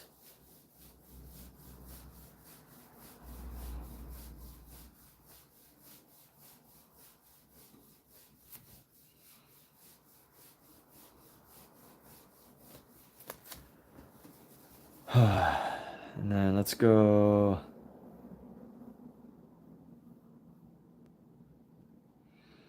Let's go. I'm just gonna, I don't know what these are. These are like vines or something. So we're just gonna go.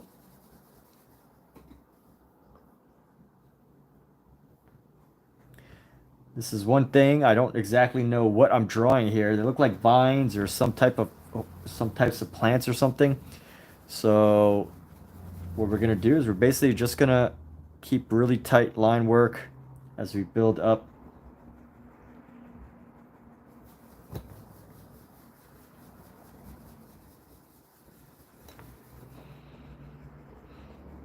And just building up here.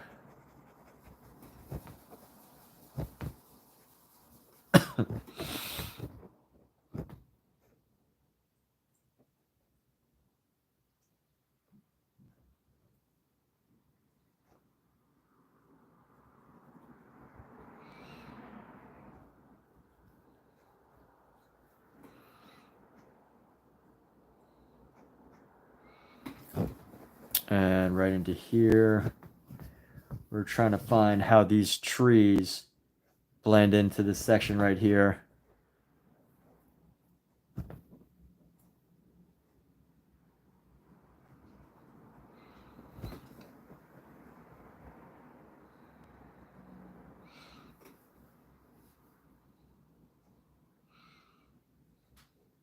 And then at this point, oh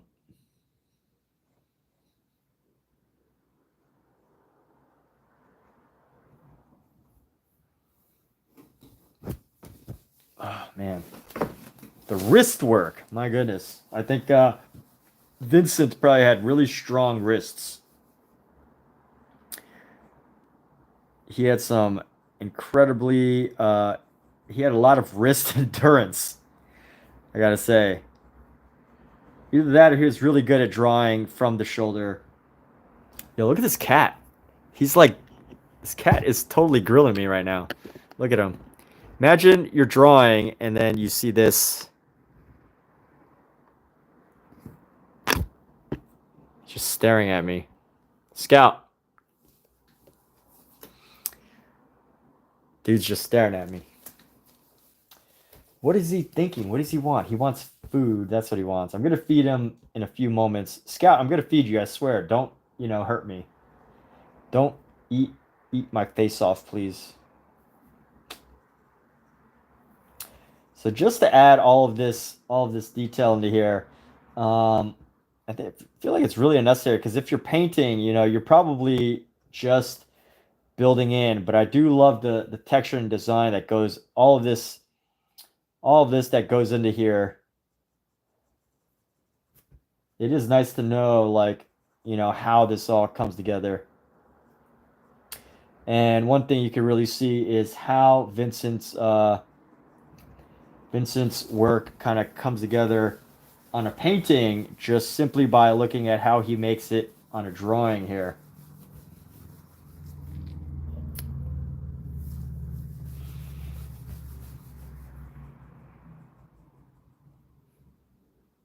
I know you're hungry, right? Is that why you're here? You're hungry?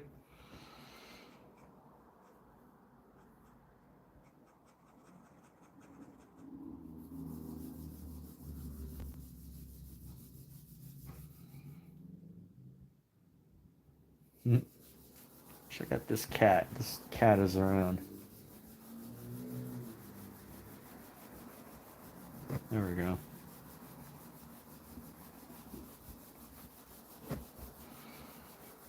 And then pretty much down here, it's like I pretty much need to just build up all this texture. How do I build up into here? How can I do this in the most efficient way possible? Because like if I try to copy, you know, I don't really feel like I'm learning anything. There's got to be like a rhythm, right? Like there must have been some sort of rhythm, some sort of method to the madness here as to how Vincent did some of the drawings. So, or did some of the area in here, and you know, just sketching it around.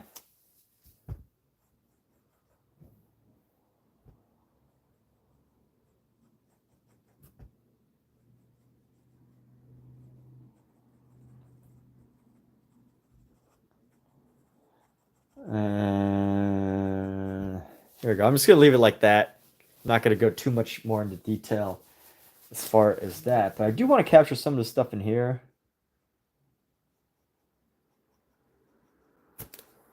And let's rotate this back. We don't need to see these kittens anymore.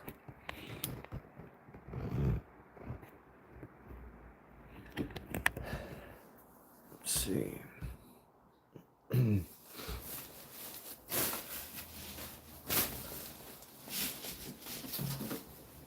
Here we go. We're gonna feed our cats here.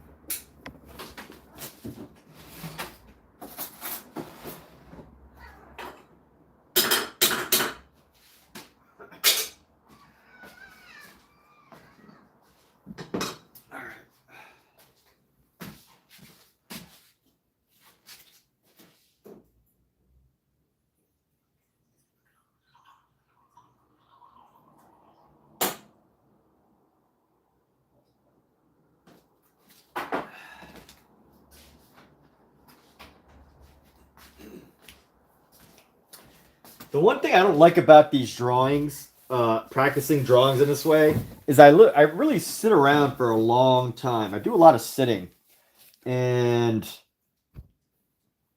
you know, I do so much sitting that if I do so much sitting that it like kind of gets to me.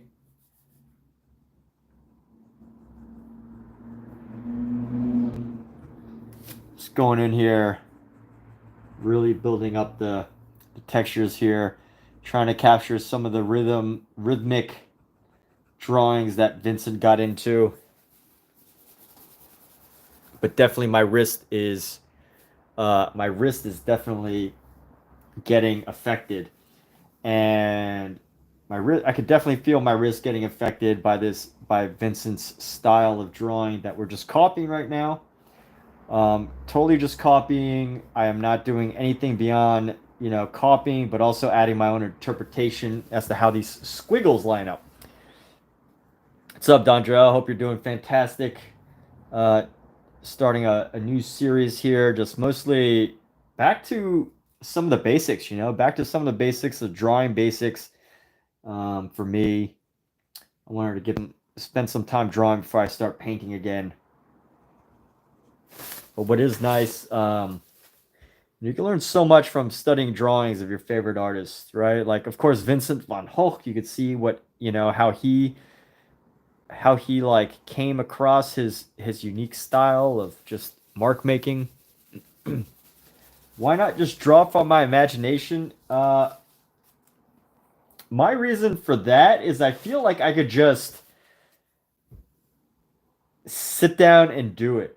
But I'm really curious to, like, you know, learn to see like a different way of interpreting what is around, I guess. That's my reason. But yeah, that is why I'm not drawing from total imagination. I really, I don't know. It's just how I came to learning ways of designing.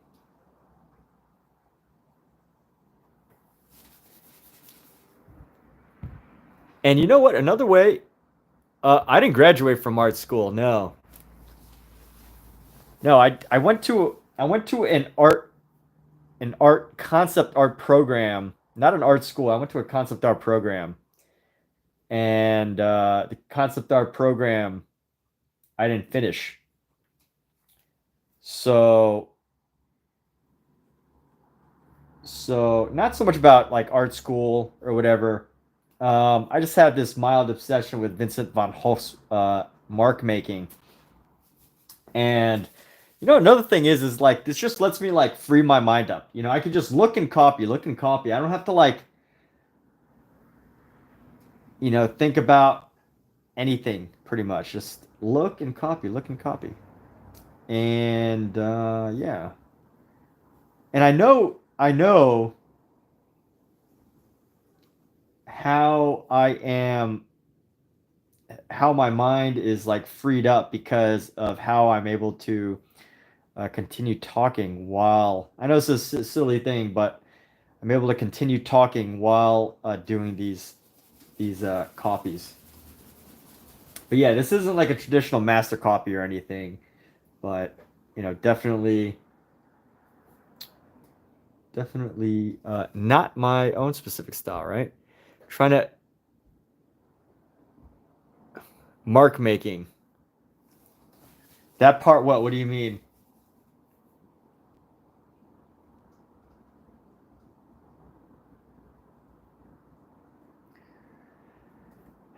But yes, I like this idea of mark making. I like the methods and ultimately just, building habits.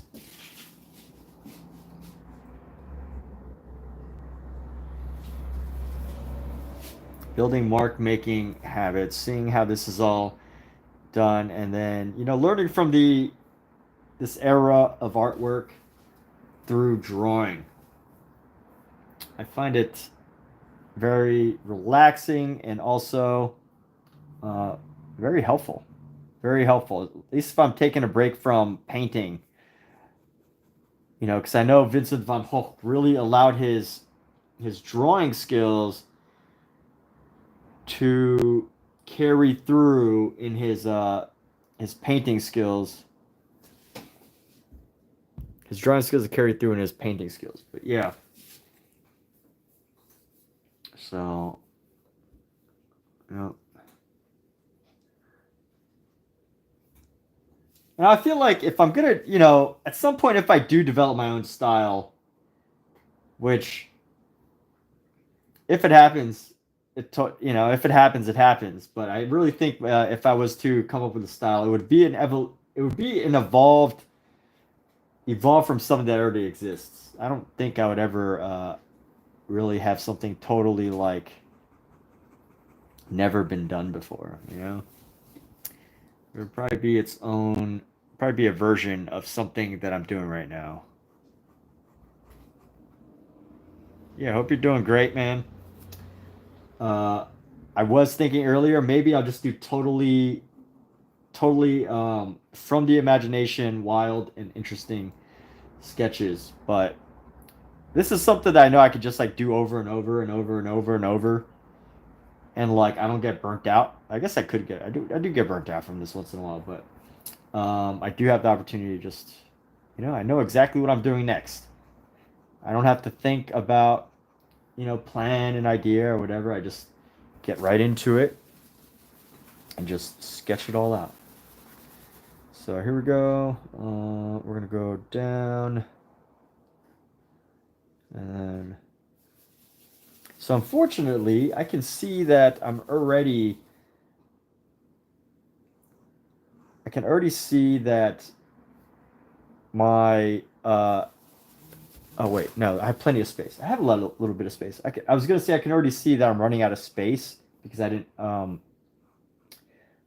like mark it properly, but I think I will have just enough space to add what I need to add.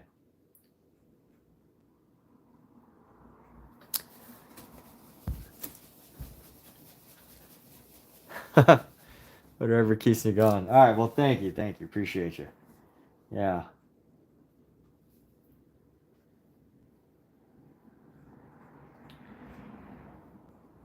So this is definitely a just a thing that something like not totally mindless. That's not the word. That's not the right like term, but like they're just not have to think, not think too much, and just be able to like make the marks, copy the marks, learn from them, build them into habits. And you know what? Like I actually feel like I relate to these marks in a sense of, my mind is like, oh, I got to make these marks, right? I'm not like, a type of painter that can just do like a flat color painting, I need to like make these marks. It's just the way I have to do things, It's like a habit, where that which you probably in your practice kind of have that idea. Like you just have this way that you have to make something, There's just like this calling for you, this like the way your mind, your hand wants to move, the way your body, your hand, your mind interacts with each other is adapted to your style. And although I don't feel like I would make these lines in the exact same way, I definitely feel like a connection to this method of just like this method of just creating dimension and interest in your drawing through marks. It makes me feel like I'm doing something. I guess more isn't always better, right? More isn't always better, but I don't know. Just feels relatable to me. So that's also why I do these copies, just to like learn things, practice, design, develop, prepare for the next idea, next painting, next concept that I decide to do.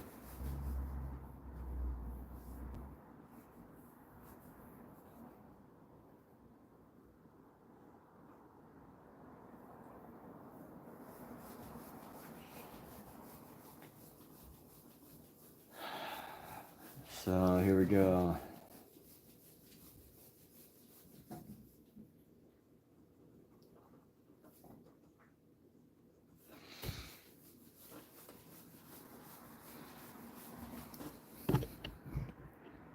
And there we go. We have this piece. I really like the going through a lot of the marks. But on to this next one. Here's one without as many marks. This one's a pencil. I think I could probably fit it on this section right here. So we're just going to move this over and sketch this into this area right over here. It looks like it was made with a pencil. So I should probably... I'm not going to use a pencil. Actually, I got a pencil. Why not? I have this fancy pencil that I bought a long time ago. I've never used it. Oh, where's the lead? Come on. All right, there we go. I got this fancy pencil a little while ago. It's a mechanical with a really thick lead, but I've probably only used it like a couple of times. So let's go like this. And it's not a really thick pencil as I thought it would be. It's not as thick as I thought it would be.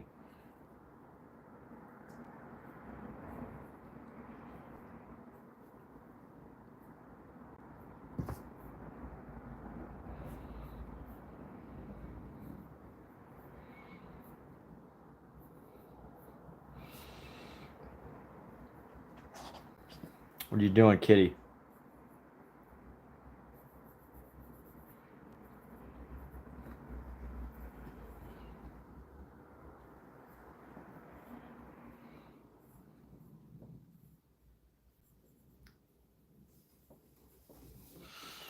But I do like how, let's see. You know what I've always been fascinated by? How some artists can like make these really pointy corners on people's faces and then make like a really good painting of it.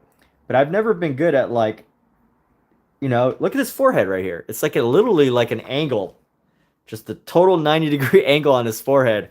Somehow when I make it, it just kind of like, it's like, what is that? But when somebody else makes it, it's like beautiful. I don't know. So here we go. We're gonna go with this nose here.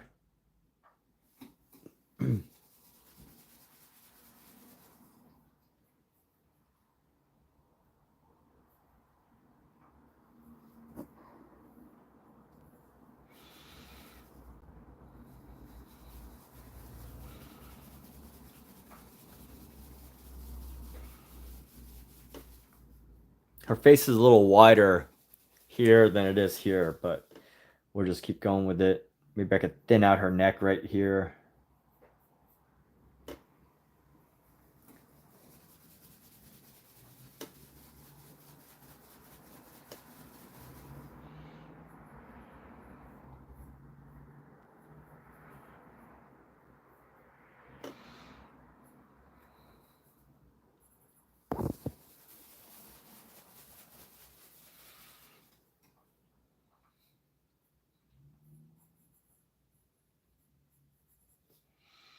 And go around the back here.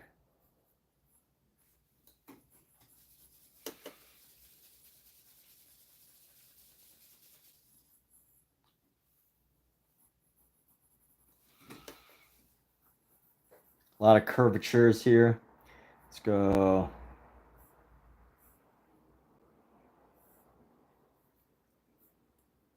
This arm is huge here. Look at this huge arm. A little bit too big there. Let's go decrease the size of that. I don't know what the heck all these lines are, but let's go.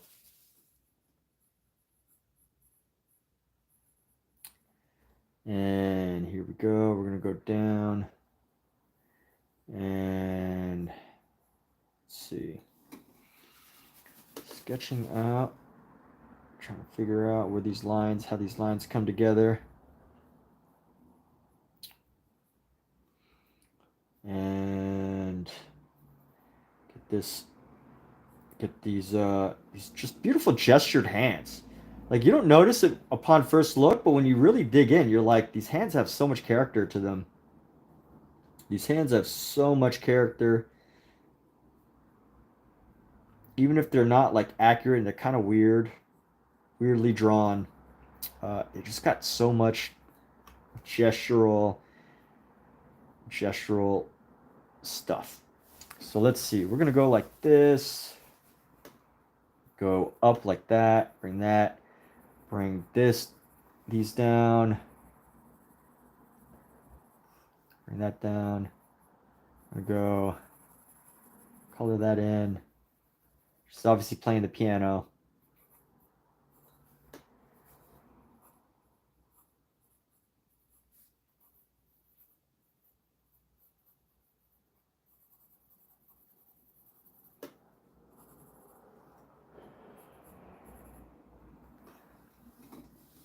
Very sketchy. I actually don't like drawing with pen. Or a pencil, I should say. I don't like to draw with a pencil. I love drawing with a pen. I don't like the way pencils feel. They make my, they give me that feeling of like that scratchy feeling whenever you scratch this chalkboard. And I just can't get over that.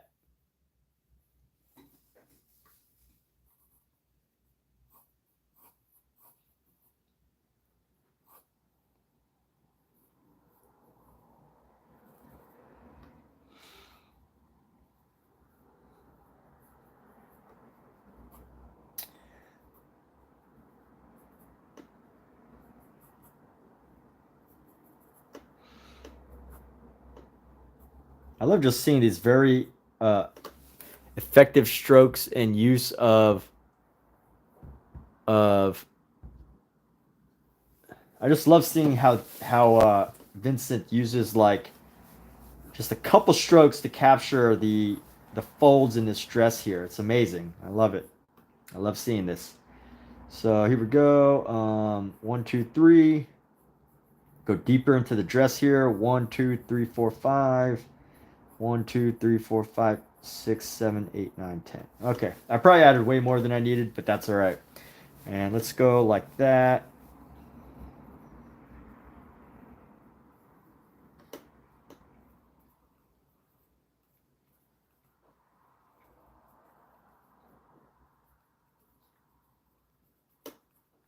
It's the crew. We're the squad. Squad is here on a Sunday night. I am drawing on a Sunday night. I will draw every night until I get good.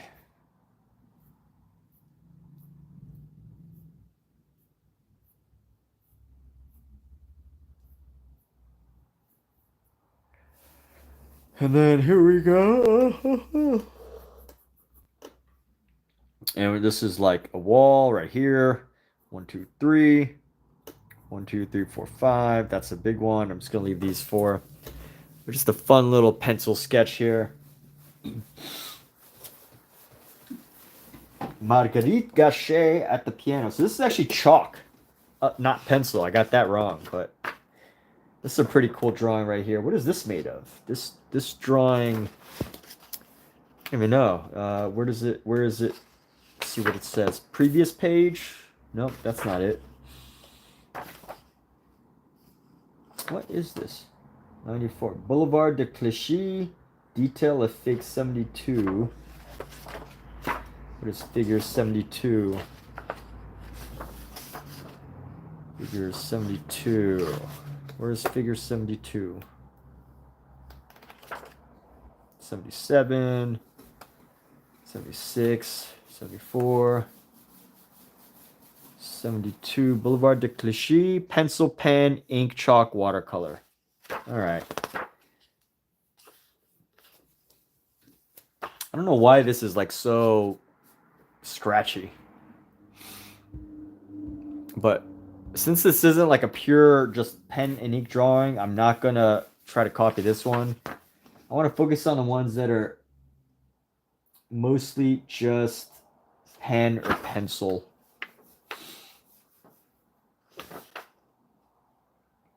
Where you can actually see the specific specific movements. But we've got so much more in this book to do. I've got tons and tons. Look at all these. I still have to go through. And I'm actually going to go through all of them. I think so. I want to go through this entire book, copying the drawings. Look at how much detail he put in his drawings. Like, obviously, back in the day, he was trying to, like, sell his drawings, his landscapes. And he had a difficult time doing so. But it is really interesting to see them, to go through them. To look how these shapes, these lines are created.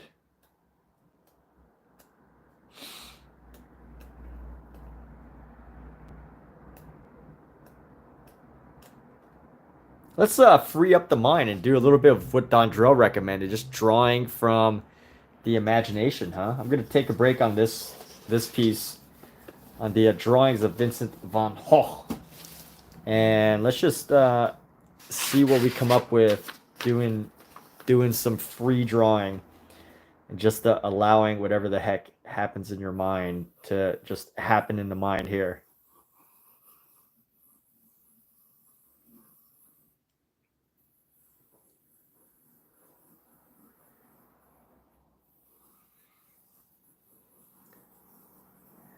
There we go. Always got to make a face, right? But this is like a reindeer. Here we go. We got like a reindeer here. Got a little reindeer face going on.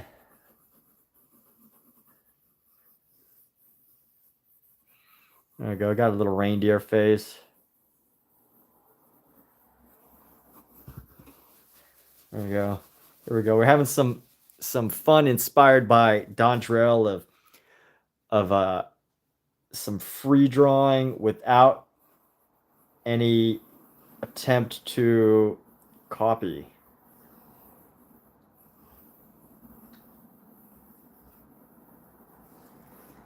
give it some fangs here. All right, let's do some fangs. It's about time I actually use this pencil because what's cool about this pencil, by the way, everybody, this is really neat. Maybe some of you might not think so, but look at the back here. There's a pencil sharpener on the back of this. So if it's a fancy pen. It's a little bit more expensive, but it has a sharpener at the tip. And all you need to do is stick it right in there. Shake it. There you go. You can start to see it's getting sharper and sharper. Little fancy pencil.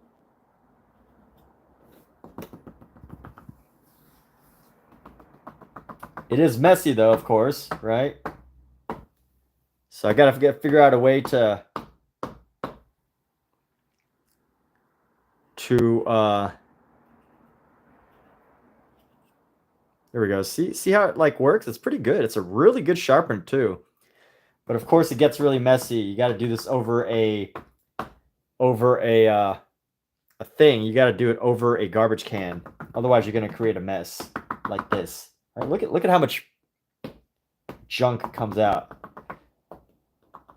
Oh. I have not cleaned this in a long time. I don't think that I've ever emptied this out, come to think of it. So let me I don't know, let's all right, well, I think that's enough. I got out the majority of it.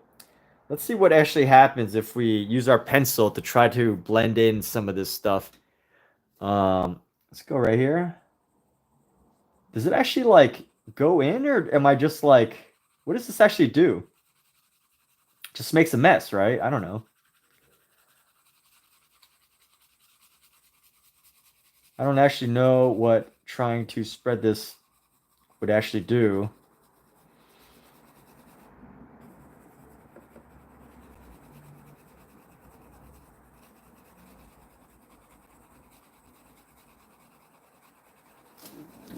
Excuse me.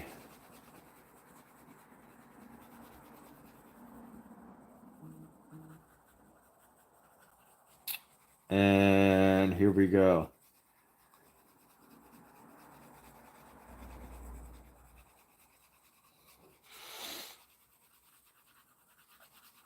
This isn't doing anything as far as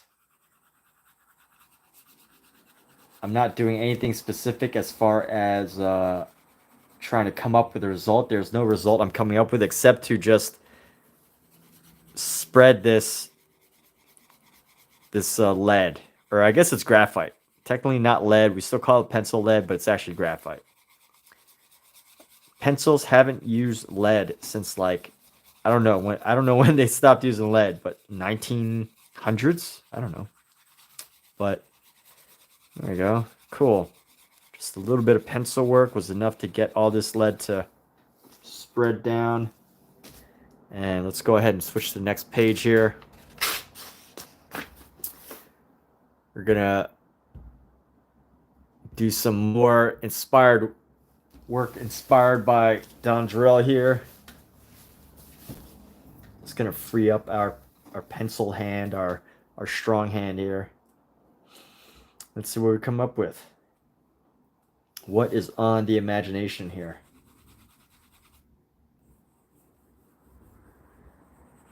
For whatever reason, I always start with triangles. So I'm gonna cancel that.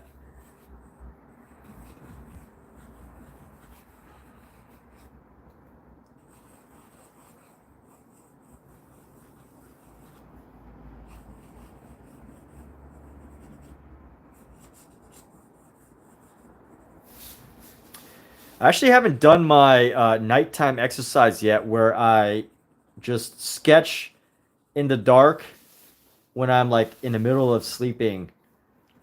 I haven't done that in quite a while.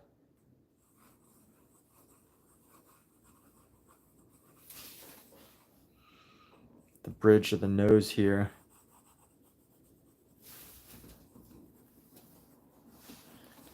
There we go. Here we go.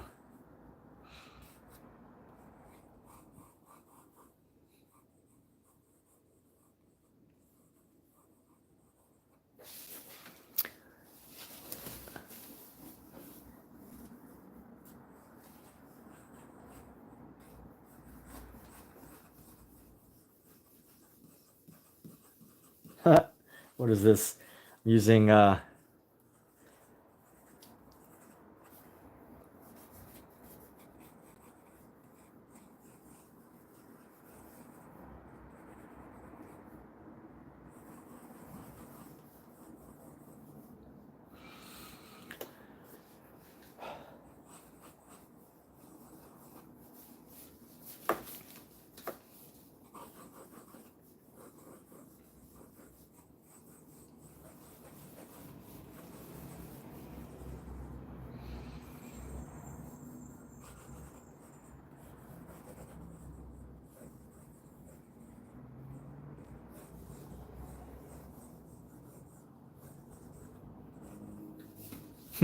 what is this? I don't know.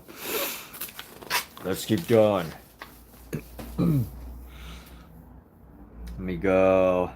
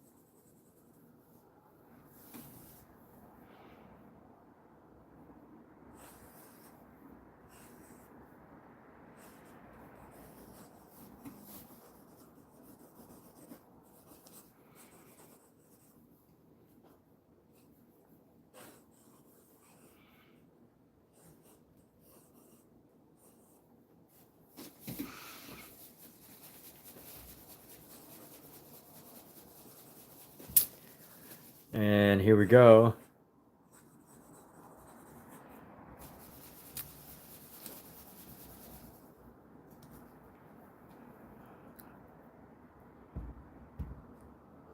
Let's see what else. This is fun. Let's go with another one. Maybe we should flip this up. Flip this up. We're gonna go.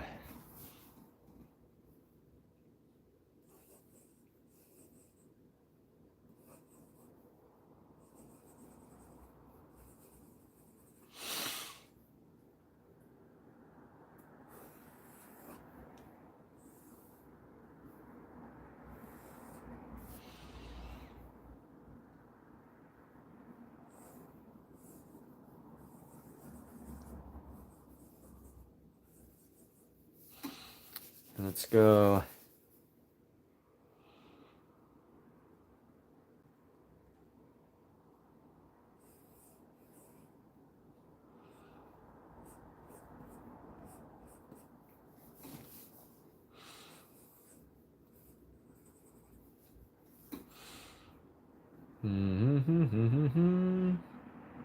Let's see where this goes. I'm gonna go.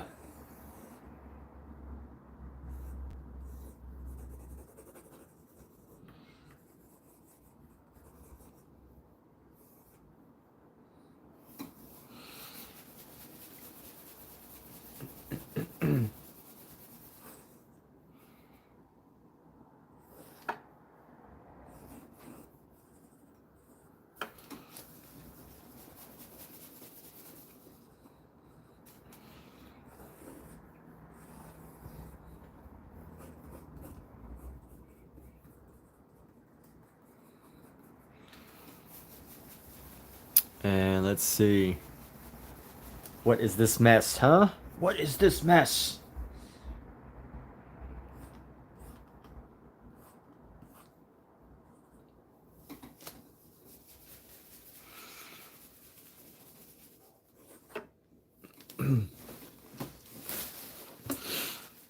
What is this mess? Let's do some more here. Let's go.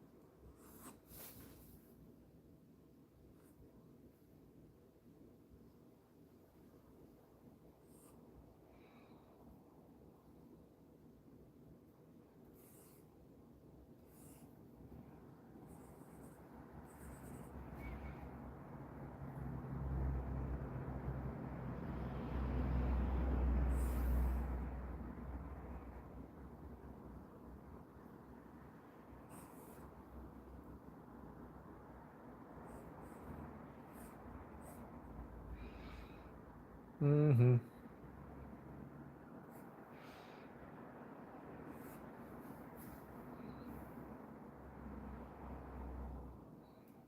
Let's go.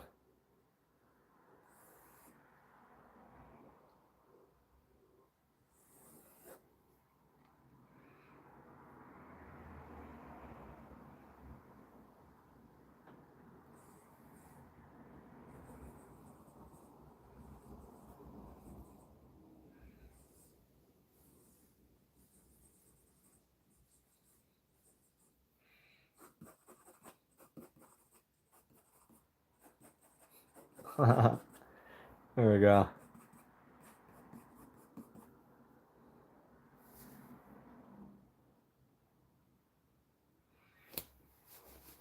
What is going on? Alien figures, right?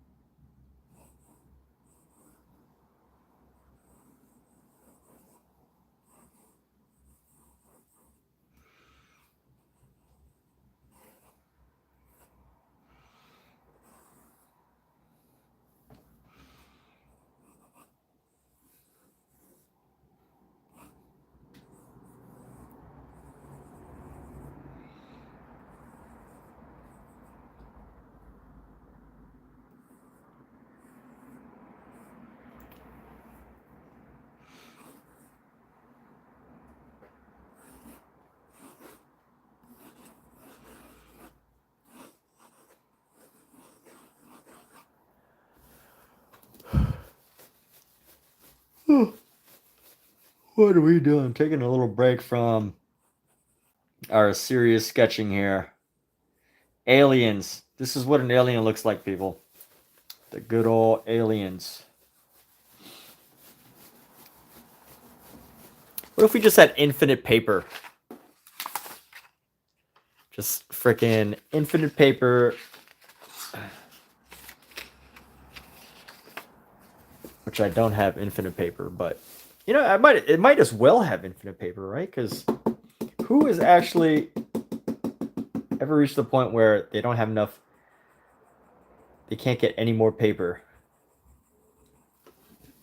So let's just do something here. Let's go. What are we gonna do with these 3 marks here? Whatever shall we do with these?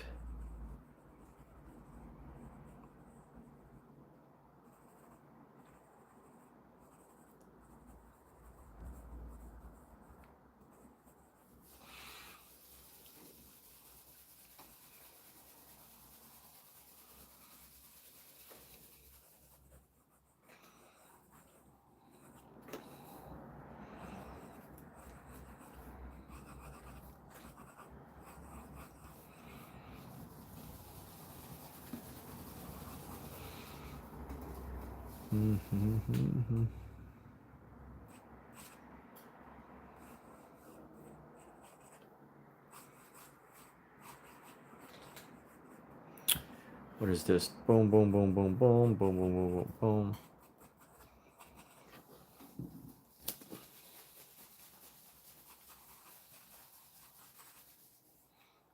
Cat face.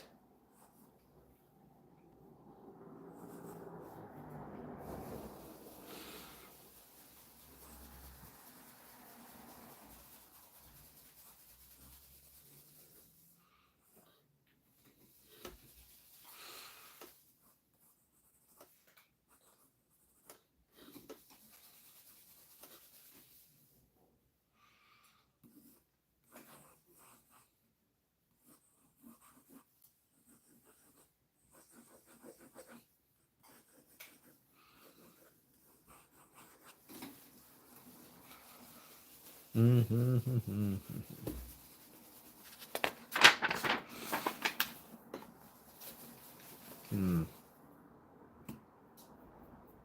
Where else can we go with this?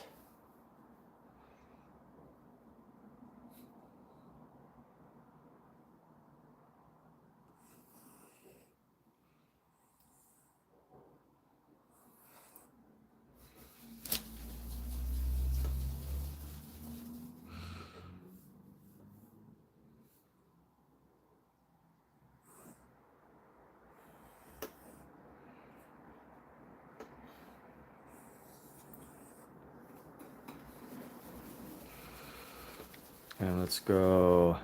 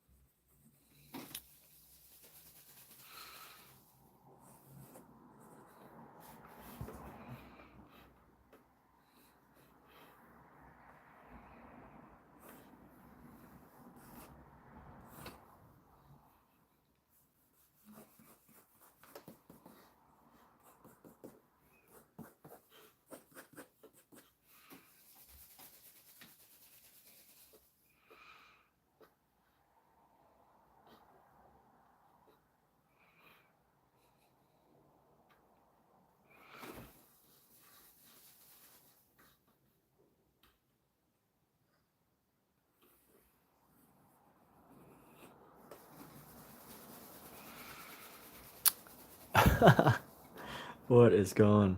What is this? Maybe this look better as a painting rather than a wild and bizarre sketch that we're doing here. What is this? What is hanging down from this neck here? What is this wild design?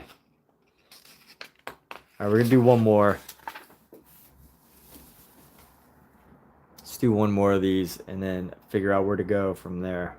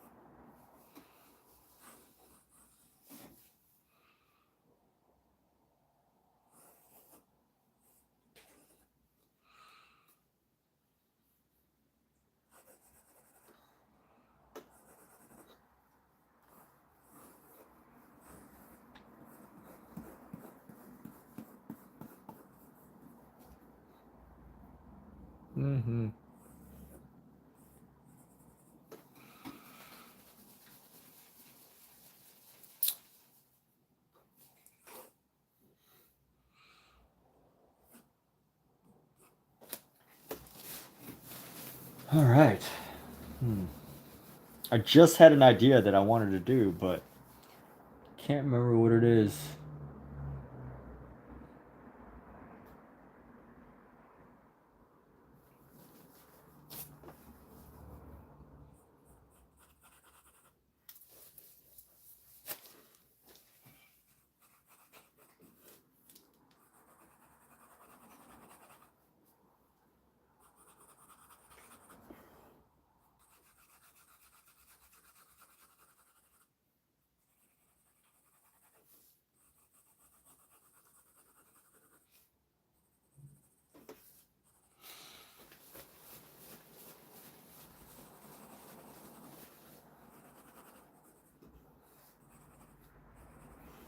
Oh yeah, I know what I should do. Let's go back to more basics.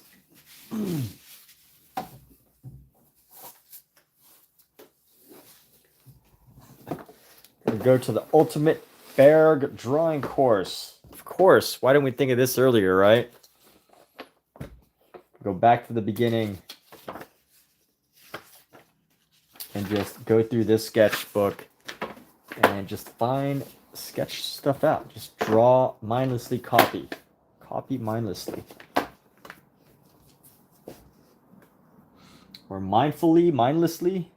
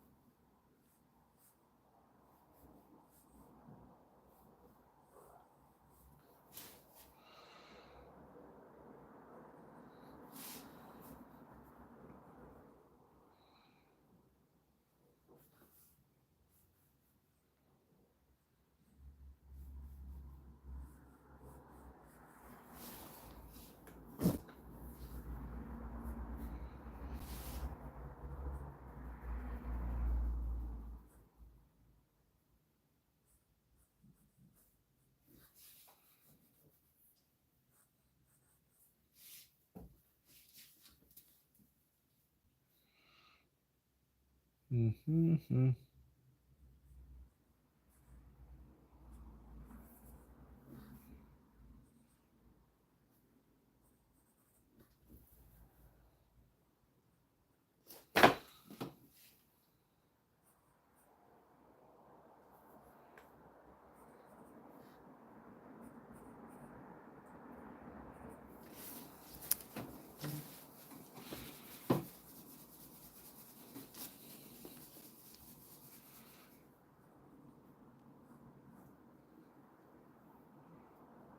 Let's see, how do we actually...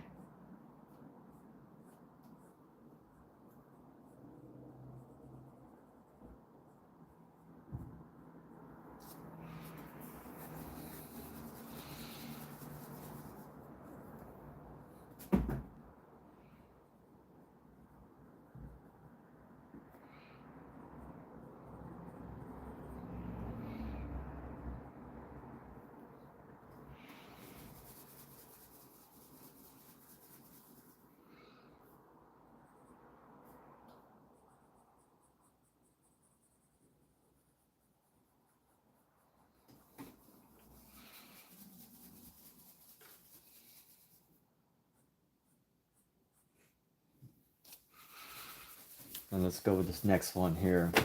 We're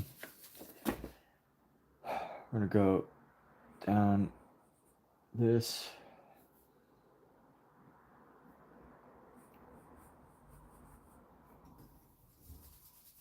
One, two, three. So 1, 2, 3. It's about 3.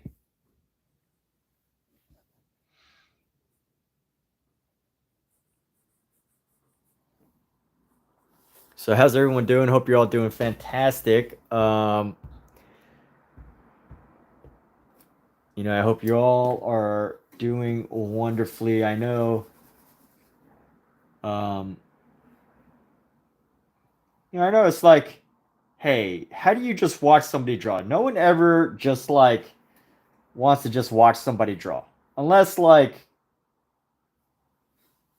you know, it's somebody that like an artist that just has a really compelling profile, you know?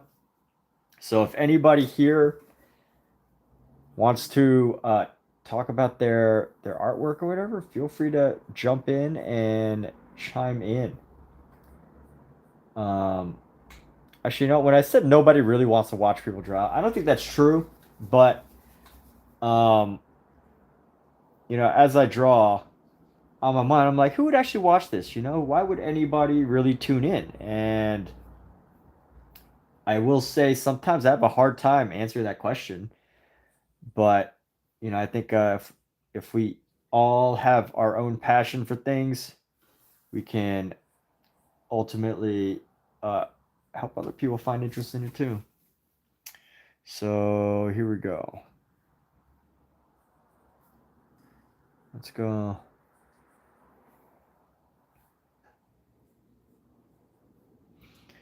And we're gonna go like this.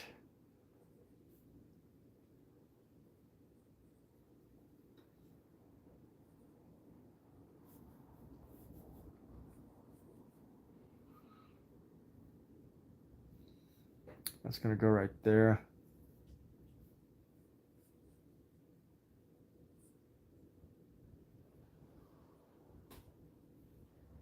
So this eye is actually pretty off, but that's okay.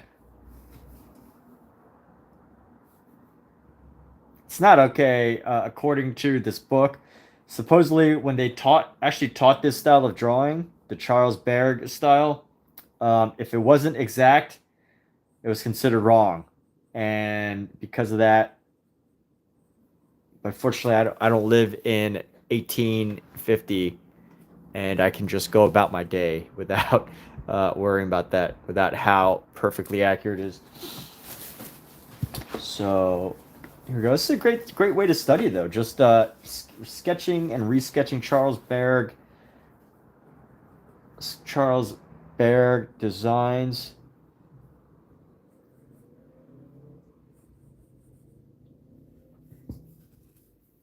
And here we go. This is going to come down.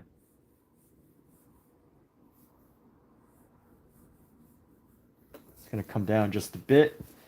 We're going to start right here.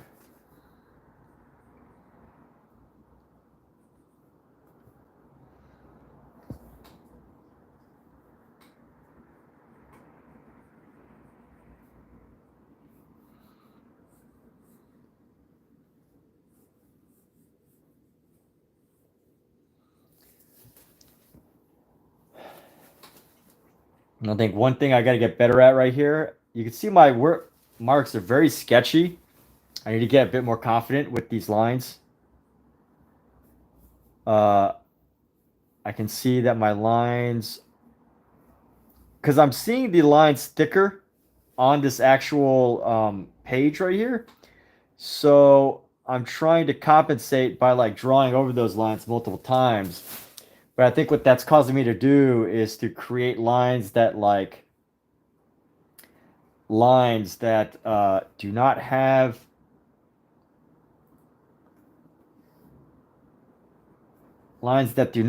like the total definitive sensation. When I say definitive sensation, I mean like, some lines you can see they know exactly where they're going. When you look at a certain artist draw, it's like they know exactly where their lines are going. Their lines are going places.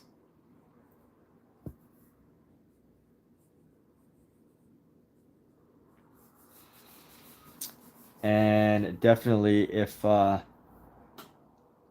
lines aren't confident, it shows,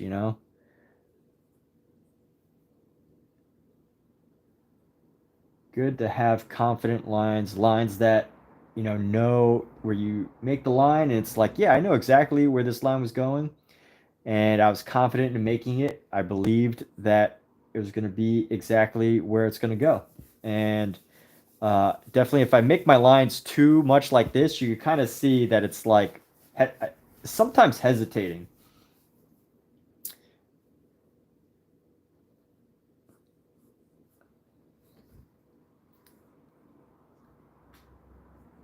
Or maybe it isn't hesitating, but it can look that way. If you have too much like some of these little like feathery edges, as opposed to like a nice clean crisp edge. But just using some of these pencils to draw through some of this. Funny thing though, when I look at these eyes, I don't really know how to design them. I don't know where the eyeball should go. Let's see. Let's try to go like that.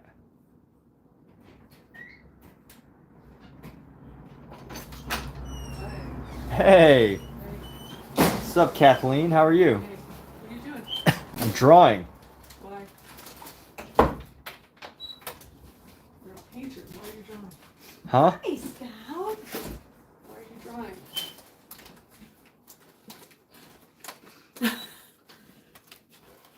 Hello. Hi, kitties. Look, you're tearing up I'm the- doing a live stream drawing. Is that okay? I don't know. It's not okay, huh? Is it? No. It upsets you. I It's know. not. It's upsetting you. It's not upset. You're upset with me. No, I'm not. You're doing Meisner with me. Oh, God. It's cold and windy out there. Oh.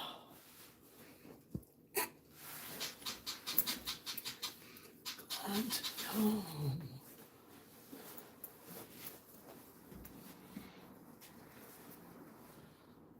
Trying to think. This is the eyelid. Just above the eyelid goes. No, what you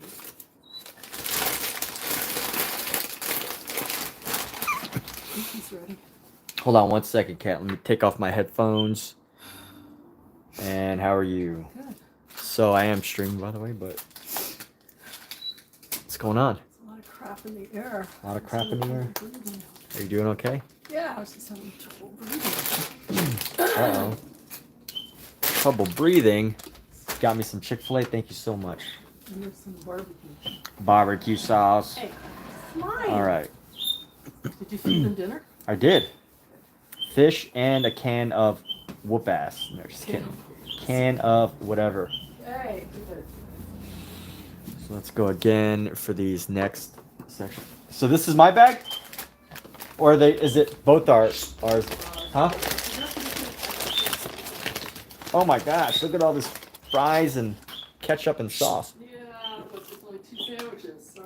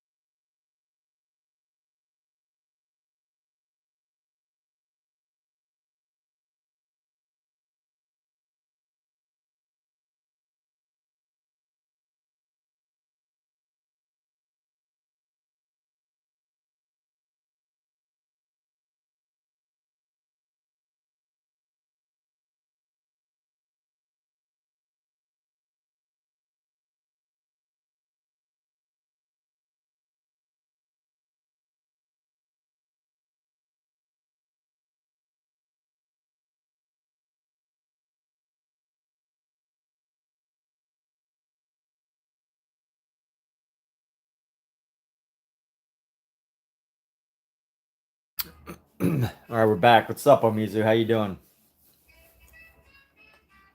Doing all right, bud? Hope you're doing fantastic.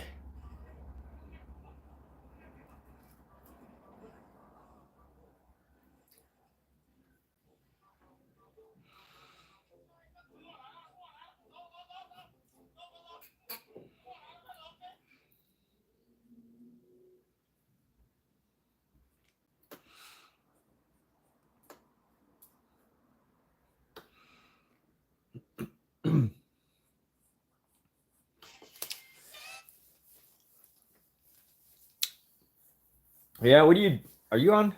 Are you streaming? What are you drawing? What are you drawing? What are you getting lost in?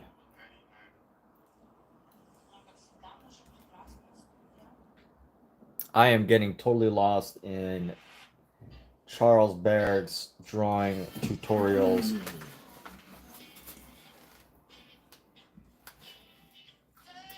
Let me see what you're drawing. Oh yeah, you're okay. I see you're working on your. Mr. Omizu is working on his. Well, I can't really see it zoomed in, but it looks like you're some zoomed in version of your your what do you call that? That book that you're making, the animation. Yes, animation. Very wonderful. Is that good?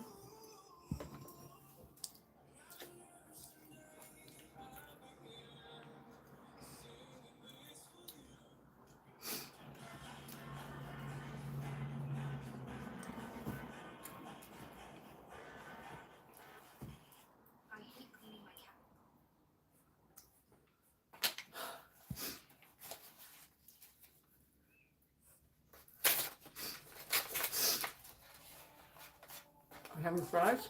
No. That's fine. Cookie? Are you having fries with that?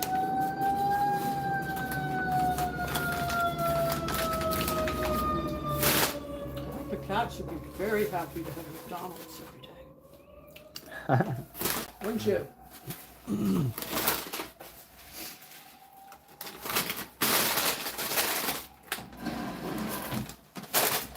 Everyone, go watch Omizu's live stream. Everybody, go. Omizu, click his profile and visit his live stream because it is the best.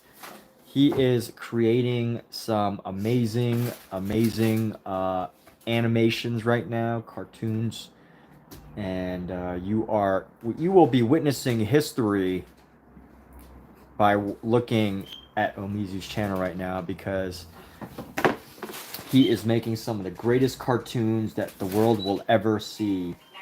Yes, that's right. The world will ever see. That's how darn good his cartoons are. And we're gonna go like this. Boom. These ones are better than these last few, but it's okay. We're gonna go.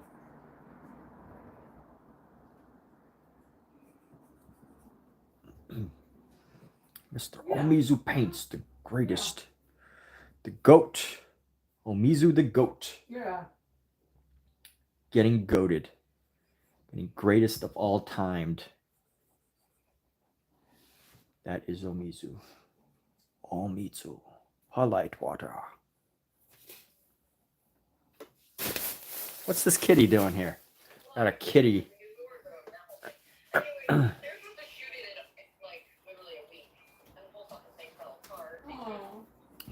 The nose. Here we go. Nose, face nose, eyes nose. And let's go.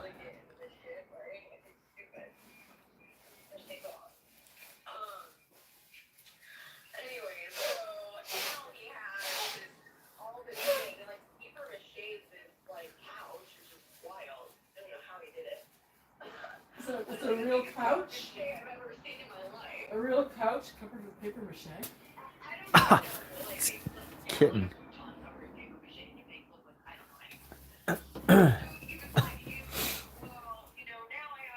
It's so crazy to think that this is how the design of the this is how the nose and everything is actually designed, right? Like how the nose is so far. I never really realized how far in front of the eyes that a nose is until I started studying like facial structure. Like how far eye that if you ever look at somebody from the side, you know, I used to like draw faces like this. You know, I might draw like this, Oh, okay. like that, but like it is totally. I don't know. Actually, that's not how I would have drawn. How would I have drawn something from the side? I don't even know. Yeah, of course. Let's see. I probably would have drawn eyes like here, maybe. Yeah, sure. Yeah, I would have drawn like this, the fisheye. The fisheye right there.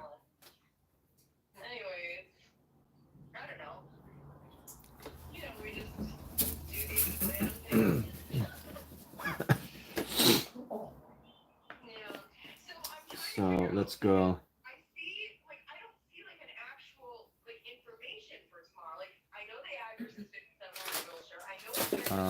And then let's go like this. What are you doing under here, kitty? What are you doing under the table?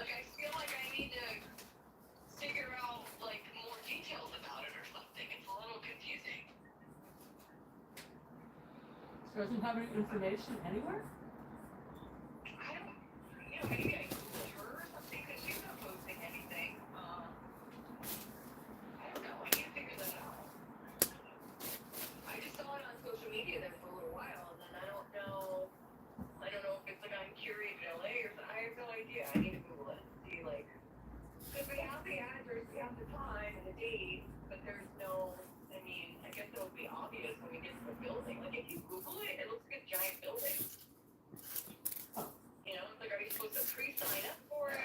And here we go.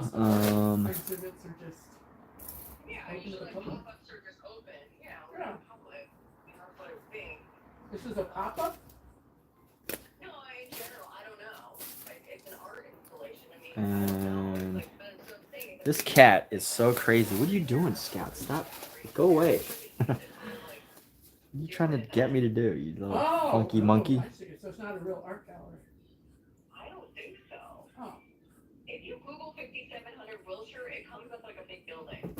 And here we go. So I'll do the eye right here.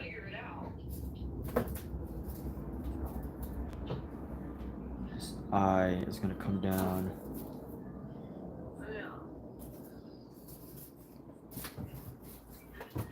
Maybe if we Google it, if we like Google her and the address, I don't know. I didn't really do my research on it. I just saw what was posted online. Huh. Well, we're planning to go, so. No, I know. I want to go too. I'm driving DMAR. But I'm trying to figure out how to do this. So DMAR, how close are you to DMAR? Are you like 2 seconds? Scout, what are you doing? Why are you messing with my feet right now? What's his address? Remember he was in like Toluca Lake? Do you remember I picked him up and then... I do. I don't know who I picked up You first. picked him up, but I don't remember. I just know it wasn't too far from here. But I don't remember. I love how dramatic these eyes look. They're so dramatic. Probably. Very dramatic eyes here. I'll have him message me the address and you tell me how close it is. Like if it's like 5 minutes, do you think you can grab it instead of me driving from West Hollywood to the valley? I'm not the one who's going to be driving. It'll be Emmett. Oh, it's driving, Emmett? Emmett, yeah. I have a 2-seater. That doesn't work. These eyelashes, or this eye right here is kind of, the shadow's a little too dark. Yeah. Who's Jared's address? If it's like 5 minutes, but if it's far, I feel like you guys are right by each other. Let's keep this going, baby. No, I think it was close. Let's keep this drawing going. Yeah, it was close. I'm eating, sorry. So we're I gonna don't go know, down, exactly. I mean, that was a year ago. and then we're gonna go Over a year up. ago. Let me get his address. I don't remember either. Let me get his let's see, this is about 1, 2, 3.5. So 1, 2, 3.5. Okay, that's about right. Yes! What is wrong with people? I don't know. And then this is gonna go right here. Really crazy. A very wide eye. What is, Just yeah, gonna what is go- wrong with people? I don't know. It's really something. I have no idea.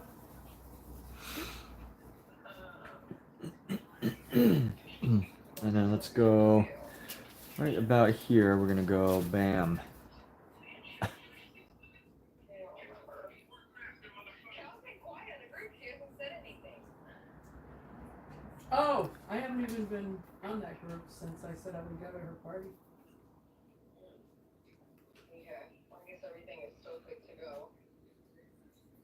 Yeah, I guess. I mean, it's her birthday.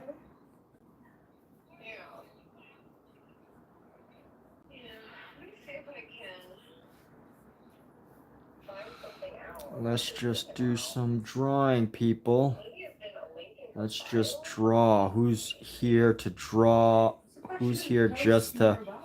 This is too scratchy. I don't like this one. But anyway, it's fine. We're gonna keep it scratchy. We're gonna love it for what it is. Love it no matter of all its faults. And you know what? We're shading it in anyway. Let's shade it in so that we can cover up our flaws. We're gonna cover our flaws by shading. And we're gonna go like this. This eye is way too big, but it's okay. We're gonna go boom. Let me look these people up. Maybe they're posting the win. Hold on a minute. I'm gonna get to the bottom of this. It looks like kind of driving me nuts to it.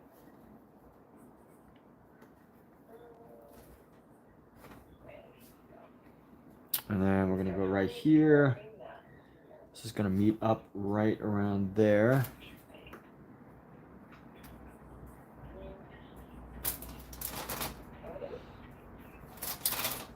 And what we can do is we can work to round that out a bit. Let's see. Okay. Oh, he didn't post anything. Just draw the pupil in a random place and then I think this would be like. Oh, this guy's got a lot of followers. Not a lot, but 30,000. What? I'm looking at all the people that were tagged in that in the story for the installation. KFLA. huh, here we go. As you can see exactly what we're working on here. Yo, what the heck, kitty? What are you doing? Oh my god. Nutty kitty. I think I found it.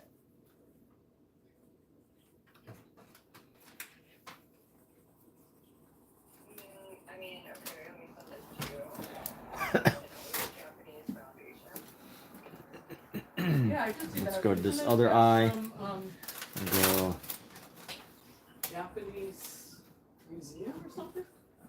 I don't know. I don't remember. I read it, but I don't remember everything else. So that's gonna be about 1 and then 2. So 2 times this length, which would be like that. 1 and then 2. That's about right. And then we're gonna go right here. Yeah, I don't. They're probably just using a space for the exhibition, right? I have no idea. You probably know more than I do.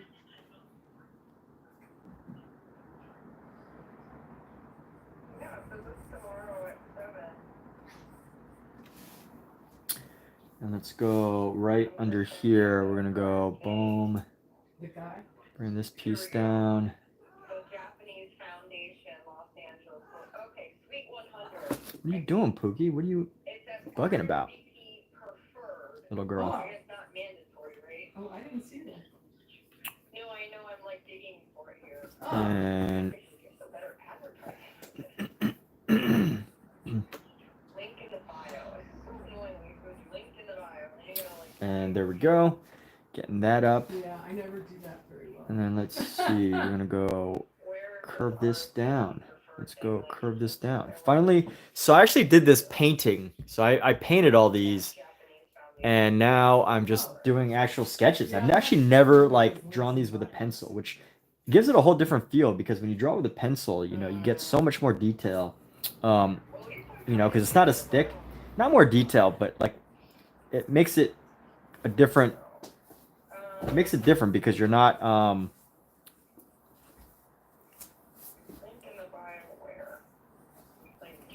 struggling to get. You're not struggling with the line width, which when you paint, you struggle with line width.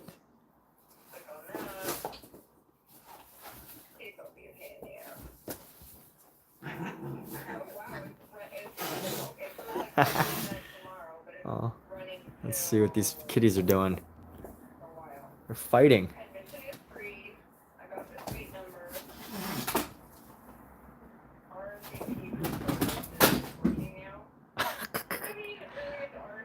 They're fighting. Isn't it cute? He won. Scout, you won, huh? He is the king of the table. King of the table. King of the table. All right, let's go. Let's go back to drawing. No distractions, people. We're not allowed to get distracted. Getting distracted is for amateurs. Totally kidding. Get distracted. Enjoy your life. Have fun. Oh, okay. Make mistakes. Have regrets. Enjoy your regrets. Don't look back. Okay, sounds good. Love, live, laugh, Okay, love. let me know where his Live, that guy, laugh, love. Yeah, I'll have to ask him. So cool to see how much Okay, cool. Awesome. how much description you could have in this. Okay, I'm glad you're feeling better. Okay, yeah, I am. Thank you. Bye. You're welcome. There's so much emotion Bye.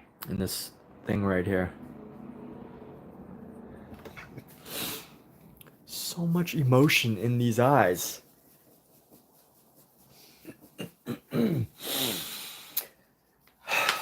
And in just a few moments, we'll be upgrading. We'll be moving on to the next level, which would be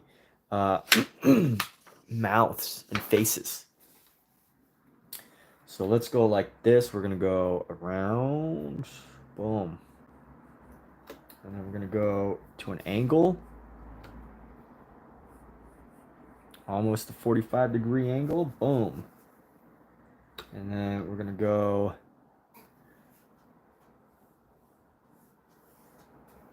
around again and boom. And of course, just kind of measuring out, figuring out if this angle's about right. And it looks about right, so we've got it. And let's see, we're gonna come down here, straight down. We're gonna start right around here. Boom. And then boom. That a little longer actually. Boom. And then we're gonna bring this in a bit, just a little bit here. Boom. Boom. And then we're gonna go across like so. Boom. And then boom. So what I love about this book though, by the way, as far as learning how to draw goes, is like there's no instruction. It's awesome. I love that there's like no instruction except for the image, that it's like you just copy the image and you can tell if you did a good job or not. You know, there's no like over explanation of like, well, the structure of the eye is designed by the eyeball, which is round and it's within the socket of the skull, and because of the skull is meant to keep in the shape of the bones, and the bones within the skull are all covered by muscle, and then you get the wrinkles around the eyes. Like, you know, like there's so many books that over explain the concept of like facial structure to teach drawing. Way over explained. I think they are way over explained in my opinion, and they don't make for good teaching books as far as drawing goes. But I really love the way this is because it's like, you know what, you either figure it out, it looks like it, or it doesn't. And either it looks like it or it doesn't. And that is where the beauty is. Like, you get, basically you're on your own, right? Like, it's a great way to learn. You are your own biggest critic. You decide whether, you know, you did a good job or not. And I think traditionally the way this is taught is way different. Like, you're in a class and you actually have people that, like, you know, someone that critiques it and tells you how close to accurate it is. And, you know, you basically have to, like, lay it over.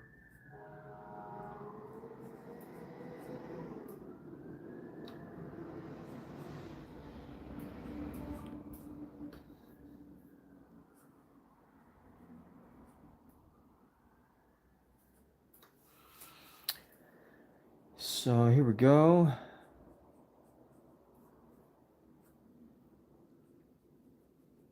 I like to just add some extra,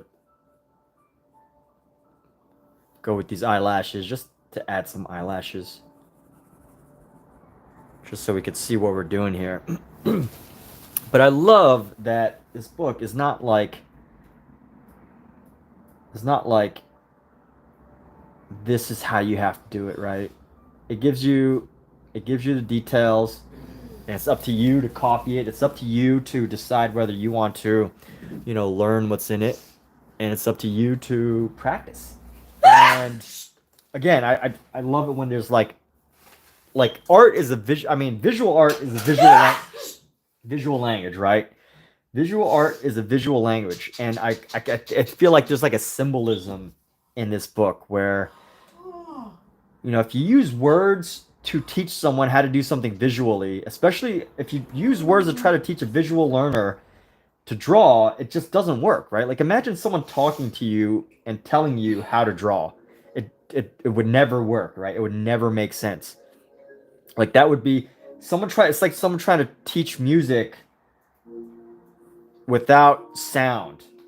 You know, it just doesn't make sense. But that's why I think this is so powerful as far as a learning resource goes. This the Charles Barrett drawing course, because you know, it is that visual experience. It teaches a visual thing through visual lessons without overly explaining it in another with too much text. I have some really good books. There's way too much text. And, you know, it's good to learn anatomy, but you don't need to learn anatomy to know how to draw. And I stand by that. I know some people would debate. It helps. If you want to, you know, draw from memory, and, you know, it helps to know anatomy.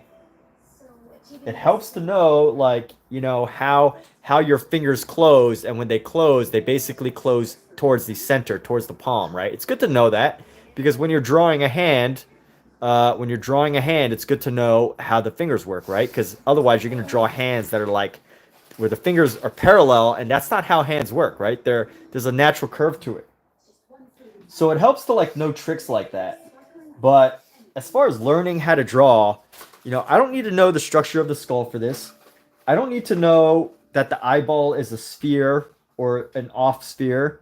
I don't need to know that, you know, there's an eyelid, or, you know, different eyelids from people of different areas of the world, you know, whose eyelids are different because of, you know, how much sun was received in a certain area or whatever. Which, by the way, there is a actual science to this. If you ever study an Asian person's eyes versus a Western person's eyes, you know, the Asian person's eyes are going to have a little bit more structure in the front around the eyes, whereas someone who's Western is going to have a bit, you know, their eyes are going to come back a bit further from the front. But you know what, like, but again, you know, if we're going into this, just to explain you know, you don't need to know these things. You just need to know how to see, how to, you know, if you can see, then, you know, that's all you need. Your sight. That is probably the most important thing, is just your sight. And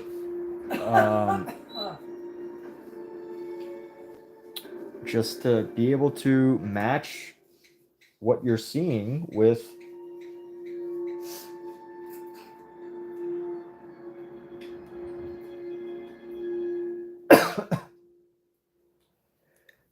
yes, Dondrell agrees, I guess. Is that high fives in agreement, or is that for Omizu? Yeah, just having the ability to see. I just love that this book does not try to explain. It just lays it all right out in front of you, and that's how you can learn how to draw. It's powerful. I love this, the symbolism of this idea here. But here we go.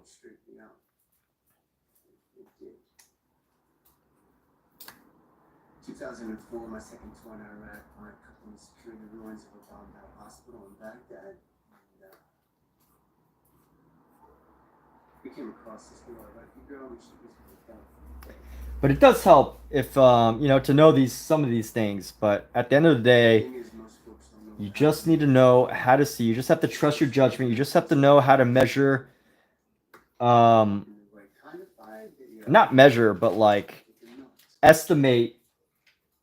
Estimate proportions. If you can estimate proportions, you could pretty much draw anything. And that's what I love about the Berg drawing course, is it's you know, really straightforward. It is really straightforward. Now, I'm sure there are some people who thinks there's not enough instruction, which, you know, that's fine, but I love the idea that it's less about the words. It's less about the words and more about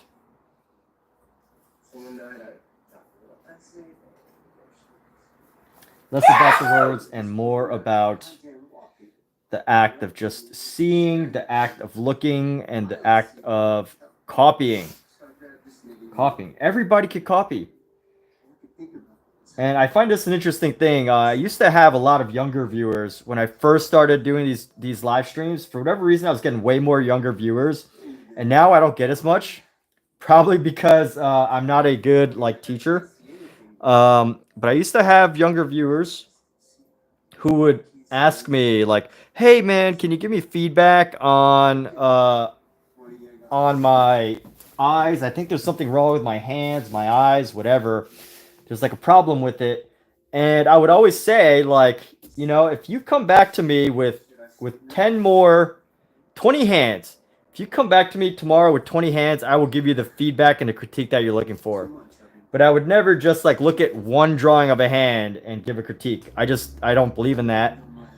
Because, you know, at the end of the day, I think people, if you learn to see, you can learn how to solve your own drawing problems. And that is my personal philosophy. But, you know, at the end of the day, some people do need help, right? It's good to give feedback sometimes. But just the way I see it, you know, sometimes it's good to allow people to find the answers to their own mistakes or their own issues.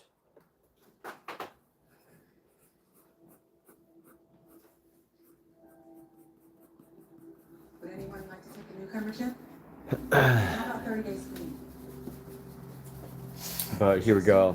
We're gonna keep going like this. Got one more section of an eye here.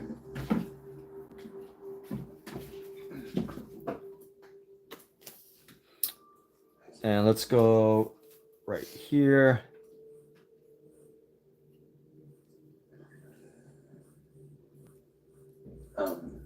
Luke, I actually don't know what I want to see. You know, this much time before. 90 days. Ah, got this little cable right here. It's annoying little cable right there. So here goes.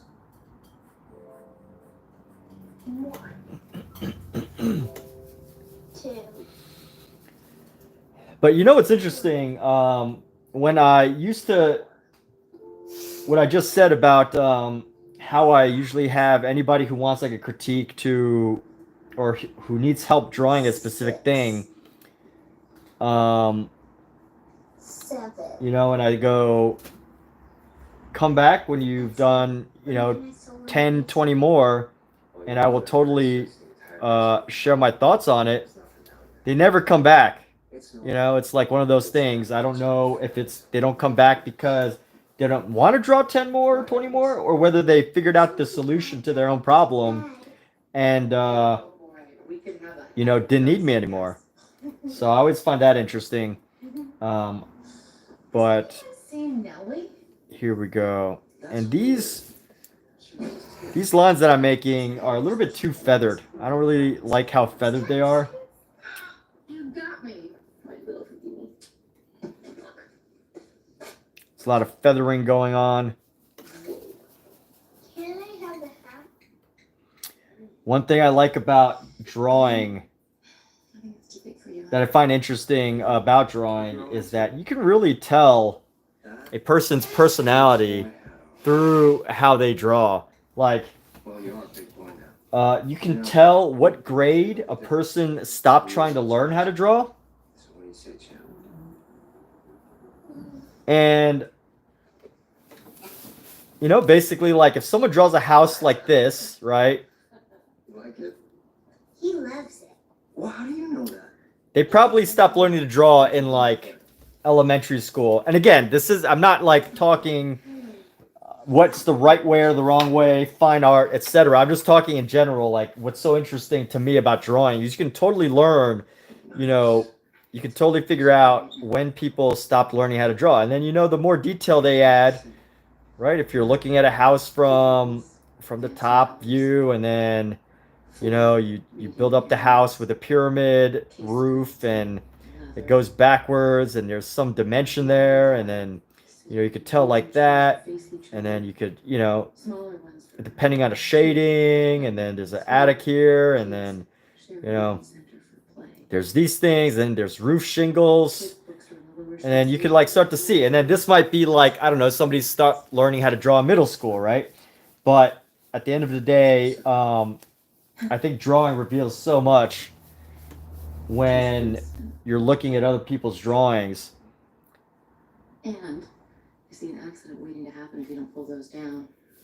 And that's something I learned from a book. Like, you know, you can really easily tell when people gave up on learning how to draw. You must be allergic to the fourth step. Every time I do one, I break out. It's a really interesting thing. It's, if you look at them long enough, you know, it's really insightful. Really insightful. And you can see this, like, you know, you can even tell by all this feathering that I'm doing, you know, there's like a shakiness to my hand, right? There is not this total smoothness of gesture, right? There's not a total smoothness of shape and form. Try stealing more things from your mother on her deathbed. And that could reveal a lot of things, right? Like some might say it's a lack of confidence in making these lines. Maybe it is a lack of, you know, hand coordination, whatever. And I'm not saying these are anything bad, right? I'm not overly judging. I guess I am overly judging, but you know, what's cool about the drawing is that you can see these things and you can figure out what you want to correct, if you want to correct it, and you can do these things. And you can really tell, like, where your weaknesses are, where your strengths are. Not always.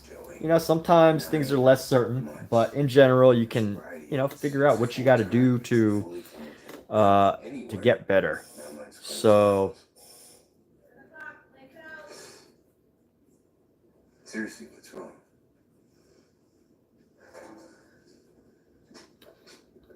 So I'm thinking this is from the top view. This is where the nose comes down at some point. So I'm trying to think where the eyebrows would go. Probably like right here. Fourth one always does. I meant to tell you your brother called there. Speak up. You know, wanted to know if you were here. That's typical. You should call him back tomorrow. Tell him about your chip. Yeah, I don't know. He won't believe it. I never do. I don't know. The sister of yours, the one that dropped you off. Just seen her blaming you. Tell me something. Yeah, well, that's the twin. But yes, really, really easy to see, you know, to like, obviously, right? Like if I draw stick figures, Later. Good night. if I draw stick figures, you know, like if you can't draw anything else other than stick figures, I mean, you probably didn't even try at all. Like even a kindergartner can, you know, draw like funny armed people with a body and like, you know, can go beyond stick figures. So stick figures are an interesting thing because I don't think they, you know, truly reflective of that. But and again, nothing wrong with you know, drawing any particular way, but just sharing this idea that drawing can be very revealing of a person, not necessarily their personality, but like, you know, some of their maybe creative fears or their, you know, their inner personalities, I sound ready. or how confident they are with making lines, right? So I'm gonna turn this sideways and we're just gonna copy. I'm just copying it left to right, left to right. I think all these eyes are just bigger versions of the same eyes. And you know what? I just repeat them over and over and over. And that's how you, I guess that's how you get better. That's the idea.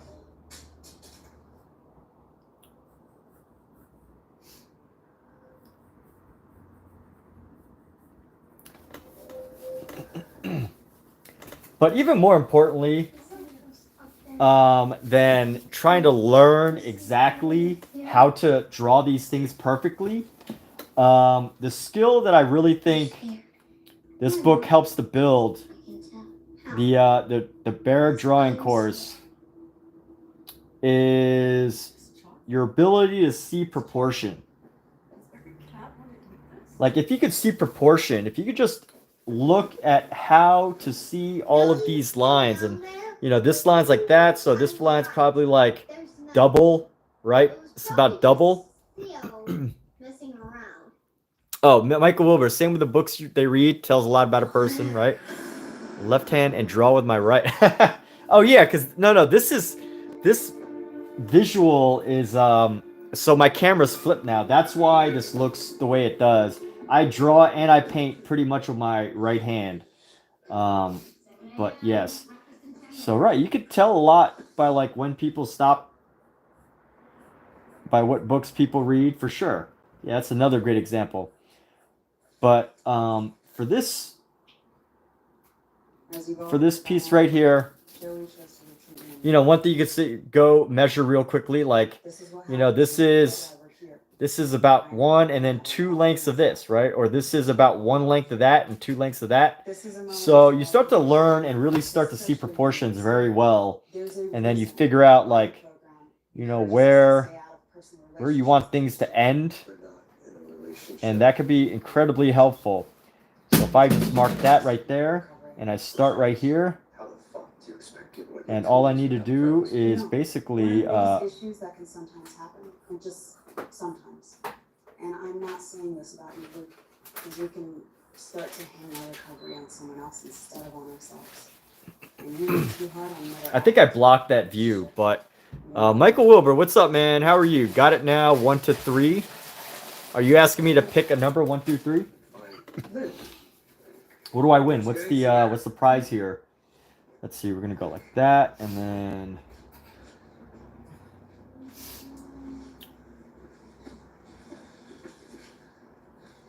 But also another reason why I'm doing the feathery design isn't necessarily because you know, I'm trying to match like the width of these. I'm doing my best to like match the width of these sketches that I'm trying to copy. So this one would be about right Luke, there. Luke, you okay in there?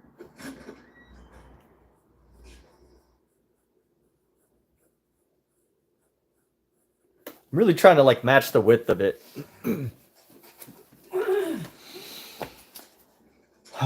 Okay, so here we go. We're gonna go down, down. Hey, it's me. I had a moment.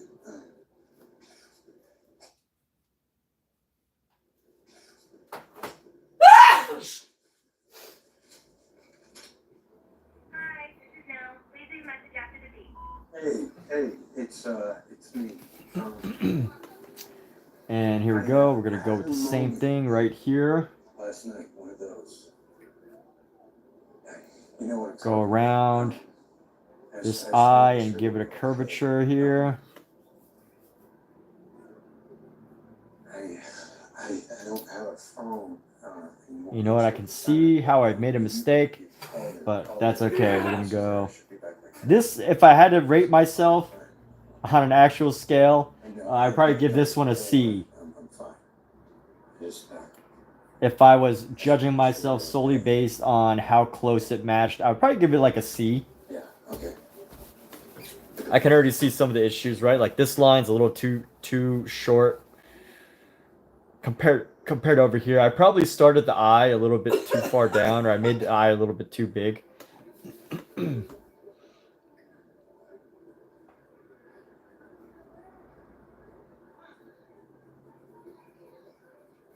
But we got Mr. 1 to 3 proportion. Yeah, you think this is 1 to 3? You say this is 1. This is 1, 1, 2. I think it's 1 to 2 or 2 to 1.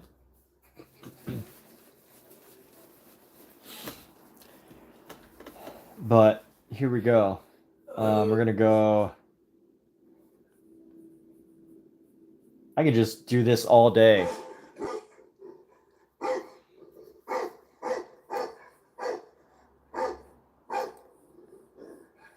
I honestly think this is better than any online tutorial, this book that you could find. Better than any online tutorial. Mainly because of the fact that I hear you found someone special. Yeah, he's a keeper. Is that dog food in the fridge? It's not dog food. It's fresh. you know, you're not focused on, the focus isn't on like explanation, right? The focus is on seeing, which is probably the most important thing. As far as just learning how to do basic drawing goes, is just learning how to see, just trusting your own judgment when you see something, and then, you know, obviously fixing your mistakes. Like if you see a mistake, you know how to fix it, but that's gonna happen because you can like see where you went wrong, and that's where you get some of the most benefit from this drawing course compared to anything else. And this is just a book. This is just a book. It's nothing unattainable for anybody else. This is totally unattainable for anybody.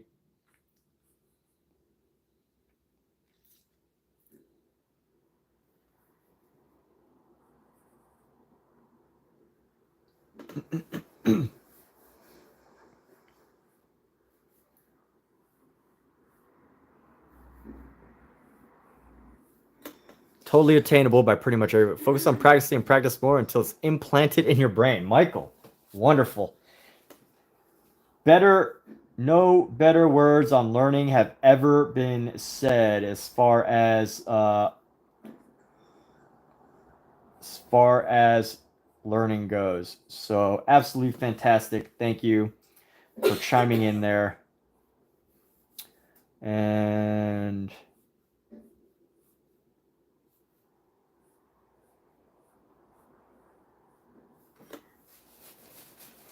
but hey, I do want to say this. I do want to not, I do want to add this thought in. you know, this is a very specific style. This is a style that was developed in literally like the 1800s. Things have changed so much. There's 100 different techniques to draw. This isn't the only way. I just know that this is a way that you can learn like classical, a bit more of a classical drawing aesthetic. You know, seeing the aesthetic and understanding, you know, understanding the visual language of some of the classic artists. This is just one way to learn all of that. It's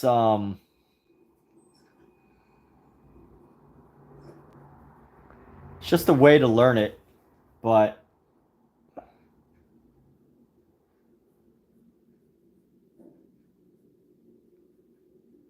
just one way to learn it.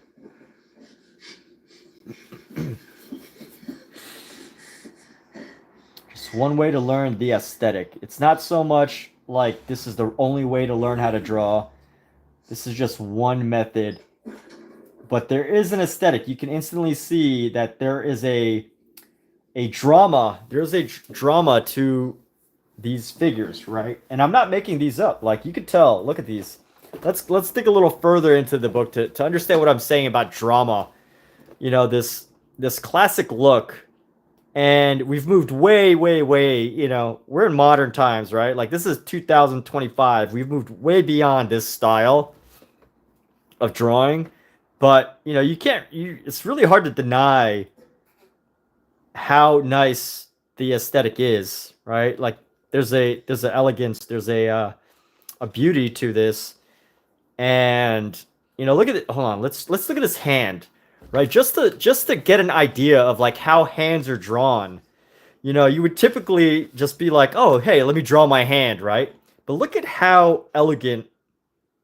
I don't know. Is elegant the right word? Like there is an aesthetic to this, a way that this looks. That's like it's dramatic. You know, it's powerful.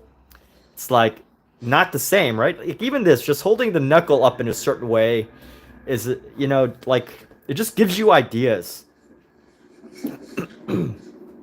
Like just going through and studying like classic styles, you get ideas for how to create a sense of like tension or drama, or like, you know, something that's just not typical, right?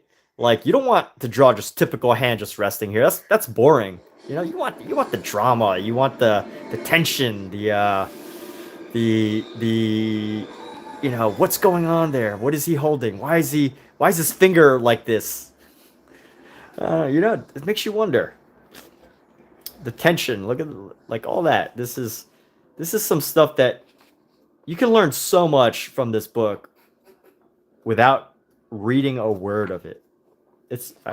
I love this book as far as teaching drawing. I have this other book, and I'm going to show you the difference. The difference.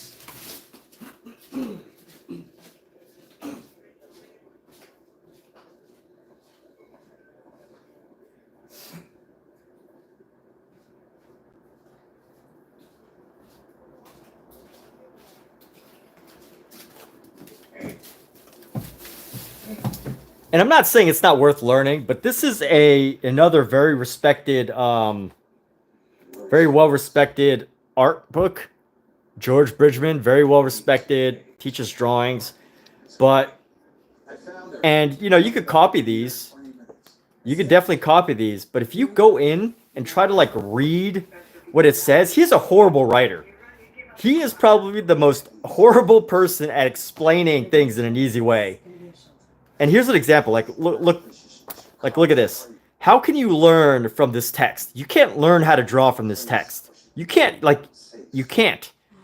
For so long a time has the oval been used as the basis for the construction of the human head and face that the use of the block or cube seems quite revolutionary, yet for many reasons the cube seems preferable. The oval is too indefinite and offers no points for comparison, no basis for measurement. The eye does not fix any point on a curved line. On the ground plan of a square, however, any form may be built. The block, moreover, carries with it, from any angle, its perspective and its foreshortening, and it carries with it, like, what a horrible... I'm going to criticize this guy, George Bridgman, but like what a horrible art explainer. Like this is way too technical. I'm sorry. I don't believe that anybody actually has learned how to draw from reading this text. because I can't imagine, because either that or they're not a visual artist, they are a word artist, and they thrive on like architecture or something. But you don't need to know the it helps, but you don't need to know the platysma moitus, and how it wrinkles the skins of the neck. The more you know, the better you can draw, of course, the more close you can get to, the spirit of Leonardo da Vinci and his dissections of the human body. But, I just want to stand by this idea that the less text that you learn to draw from, the better. You think it sounds like instruction? Yeah, I don't know. Like, this is way too instructional. Way too instructional for my taste. I don't think people can actually learn how to draw from this. They can learn anatomy. They can study anatomy, but it's not going to teach you to, understand the proportions. It'll teach you how, how to do some of this stuff, but I don't think it's necessary. I think really all you need to do is just figure out how to copy this. And then, but it's not the end all be all, right? Like, I don't know. I've learned more from this book than I have to learn how to draw from this book. But anyway, I think this is still a good book, though.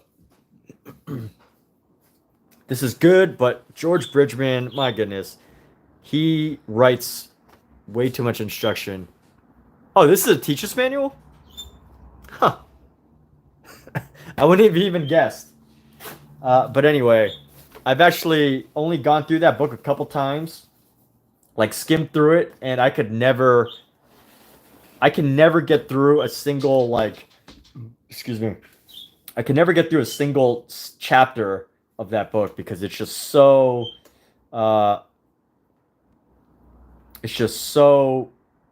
convoluted in its explanation. My goodness. It's like, who needs... Just imagine someone trying to talk to you and explain all of that, like as a teacher at the front of the classroom. Like, you didn't sign up for a biology class, right? Like, you wanted to go draw. So that's why I don't like Bridgman's books, but it doesn't mean that they're bad. I guess everybody has a different learning style, but I don't think it's conducive to actually learning the skill of like how to see, how to interpret, how to find proportion. Like, he doesn't explain any of that, the finding proportions. He kind of like just talks about the body and all these organs and parts. And it could just get way too much. It's too much. Too much talking. Too much words. Yeah. Like I do, right? Like, I usually say that I don't actually teach drawing. I really just like to be here and do these live streams so that, like Omizu does, grow and be part of a community. And yes, there we go. So, see muscles exposed. Copying is just the surface. Teacher's manual. Copying is just the surface. That's true, right? It is, the more you know about the muscles, the better you can do. The deeper understanding you have, the better you can draw something. And at the same time, though, like keenness of observation is helpful. Keenness of observation, and especially if you're moving into arts other than just drawing, like painting, understanding color, and there's so much that learning anatomy, if all you want to do is draw the human figure, then that's great. But, and that's very worthwhile. Learning to draw the human body is very worthwhile. But I just think there's better ways to learn it. That is my rant against good old George Bridgman. If I had George Bridgman as a professor, I probably would have quit art as like a drawing teacher. I definitely would have not stuck with it. Like, you could go to you could get your degree in biological science and just draw everything that you're learning and get as much benefit from it, if not more. Honestly, so my degree actually is in biology, and I got to tell you, there's way more in this than you learn in biology. Like I remember one time I had to memorize all the bones in the body, but it's like this is really overdoing it as far as drawing goes. But if I had to do college all over again, if I had to do school all over again, one thing that I would do in college differently, if I had going for a biology degree, is I would draw everything. I would spend time to draw everything out rather than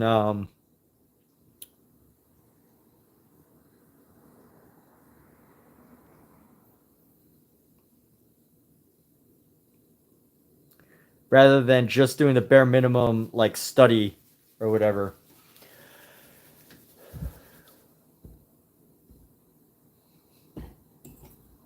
What's a bad thing?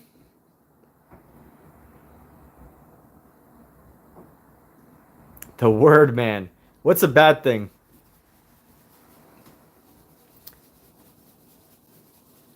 I kind of missed what you said there. I said kinda. Kinda. Bad word. Kinda.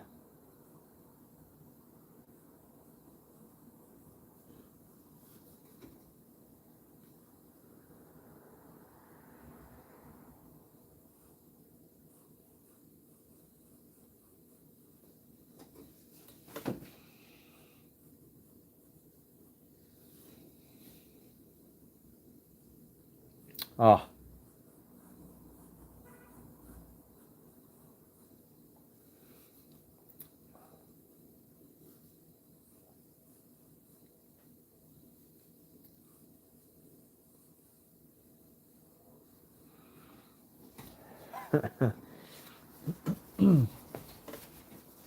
Let's go right down here.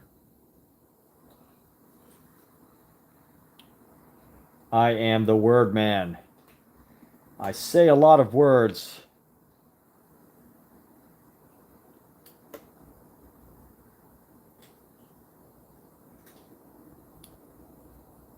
But I'm not teaching though. I say words because this is part of my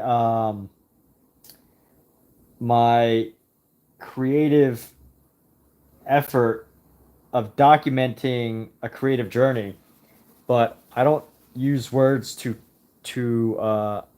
try to teach something visual.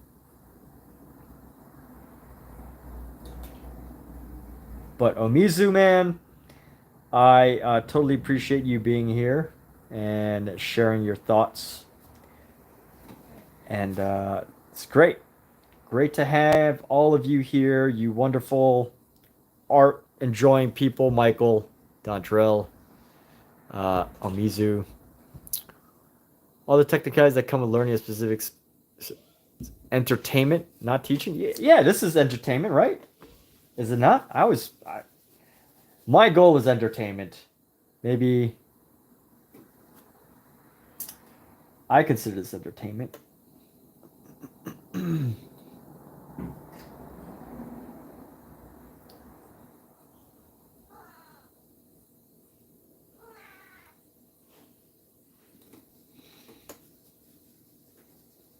And here we go. So we're going to go up.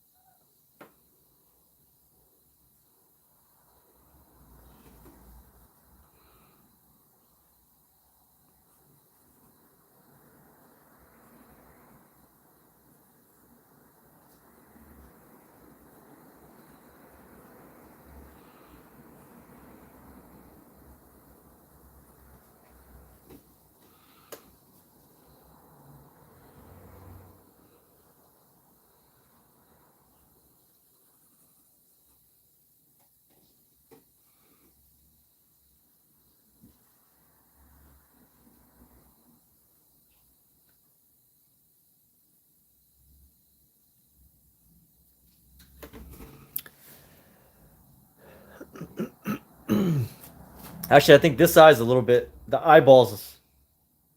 Well, see, now this might be why, if you don't have the reference, this is why knowing the structure is good, because, you know, I probably drew this eye a little bit off, a little bit wrong. But anyway, very wrong probably. But anyway, you find me entertaining. Thank you.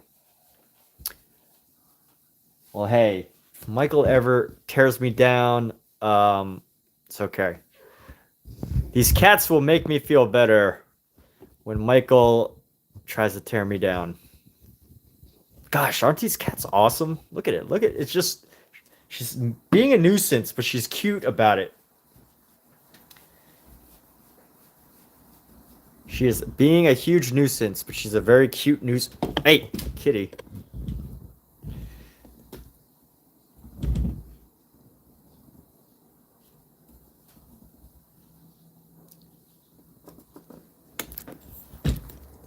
Gosh, she's so annoying. She's so cute but annoying. How do you deal with something that's so cute and annoying? I don't know. There is no solution. You just have to like put up with it.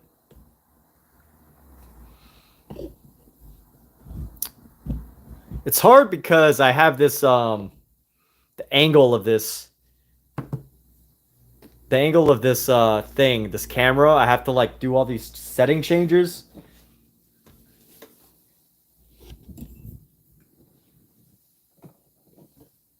You see her right there, right? Can you see her? She's trying to chew the wood right there. What's up with you, Pookie? What the heck are you doing?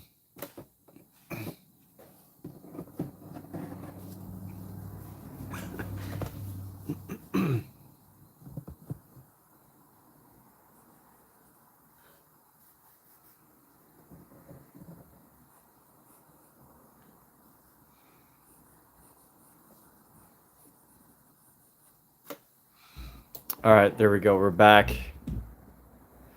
Come on, I want all the attention. Don't give it to my cat. I want all the attention. Attention on me. Just kidding. Kidding there. Hey, come on. Don't do that. Get your paw off my paper. Look at what she did. She made me draw this extra line. Pookie, look what you did. You totally ruined the masterpiece. Or maybe you made it better. I don't know. What is... She's got a paw up here. Stop. Stop.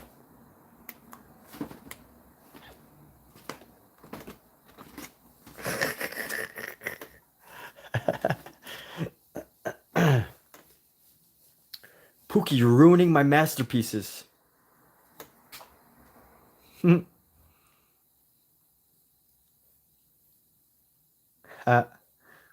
we go. You might argue that they're better masterpieces now than they were.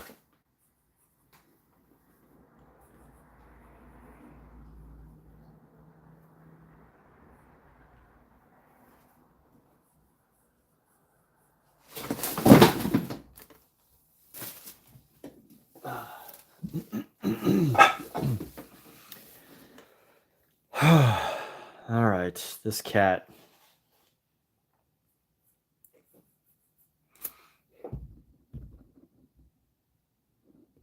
The art cat, yes. She will be an art cat.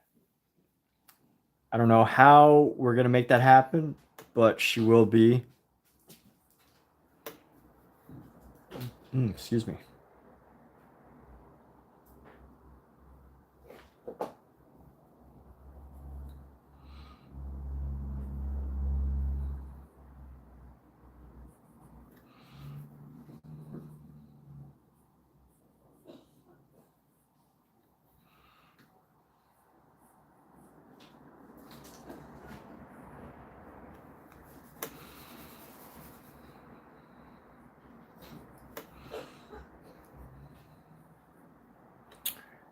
And here we go.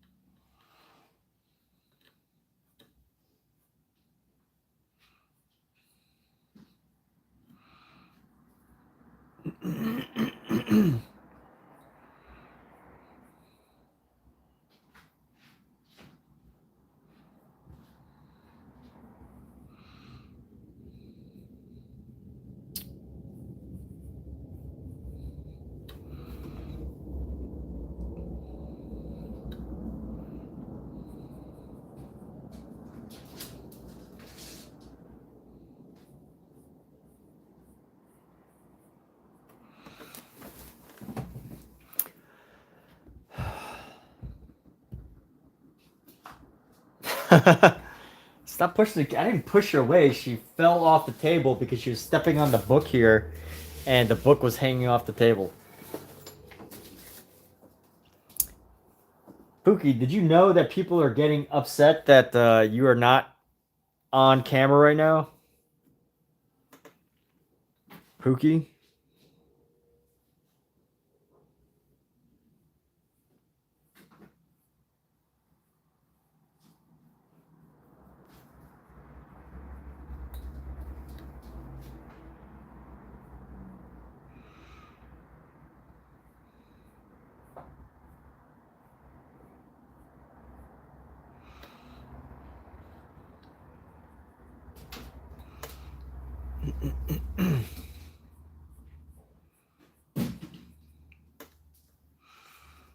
Let's see.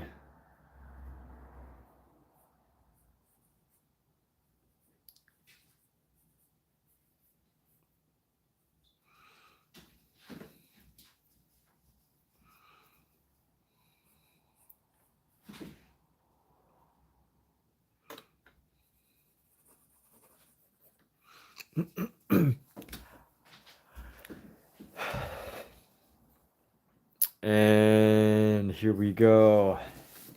So glad I decided to do this. This is great because I get to just zone out. I get to just zone out and just look and draw. Look and draw. I guess that's kind of what drawing is. You just look and draw, but it's nice that I can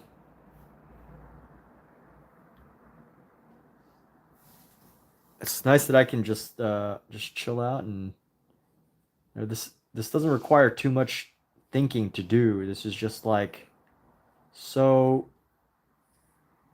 you just stay in a state of flow, right? And it's like every time you finish each piece, you've got this really cool looking eye. And when you have that cool looking eye, it's like a feeling of accomplishment here, right? That's the wonderful thing about drawing and art in general. So, let's see, I did that eye, doing this eye.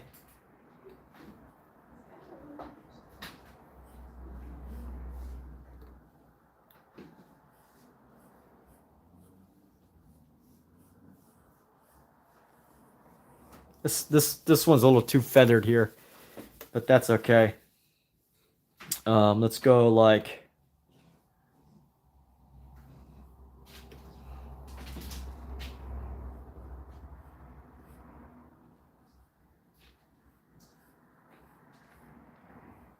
so feathered. This one looks horrible.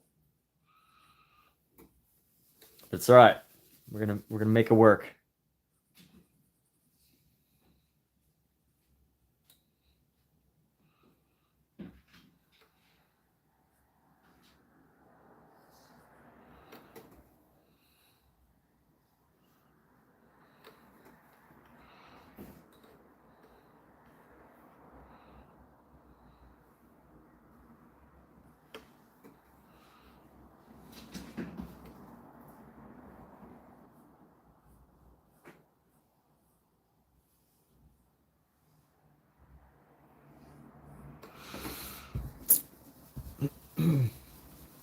The eyes have it. The eyes have it. And let's go like this.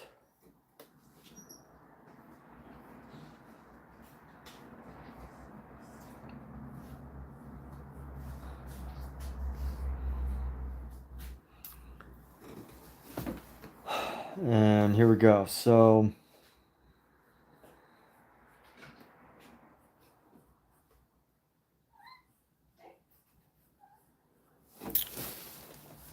too feathered. Too much feathering there, but that's all good. Let's draw our next set of eyes. See, it's 8:36. We still got a lot of time to keep doing this. You know what's funny though? When I first did these, I did these with color. I did these with oil pastels, and I thought to myself, wow, these take a long time with oil pastel. If I did these with pencil, it'd probably be much faster. But they're not much faster with pencil. They're actually taking still quite a long time. I think each of these takes at least like 5 minutes, right? I'm not timing these, but it takes a good like 5 minutes per each one.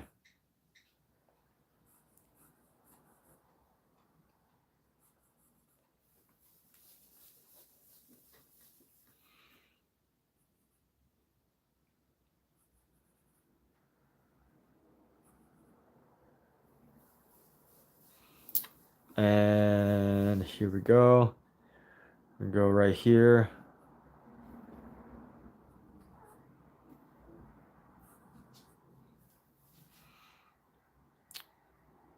This could be cut off a little bit, so we're gonna go like that, and then like that. Is it a human eye or an eye of a frog? It's whatever you want it to be. You can interpret it however you like. That is the beauty of painting or drawing.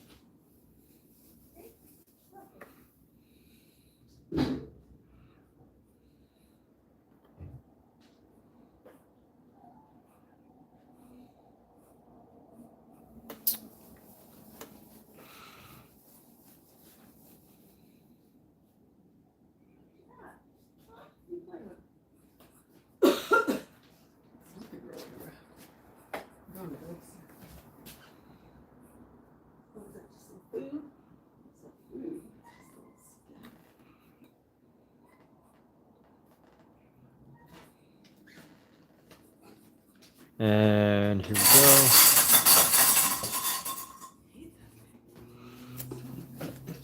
I'm always surprised at how these end up looking like real faces. Because each line you're building, you know, you're just building these straight lines, and then suddenly, like, you know, you're building up all these straight lines, and then somehow all of it just comes together to create this full dimension of a face. This full illusion of a face. It captures all of the subtle angles and everything. Specifically, Pepe. Isn't Pepe a penguin?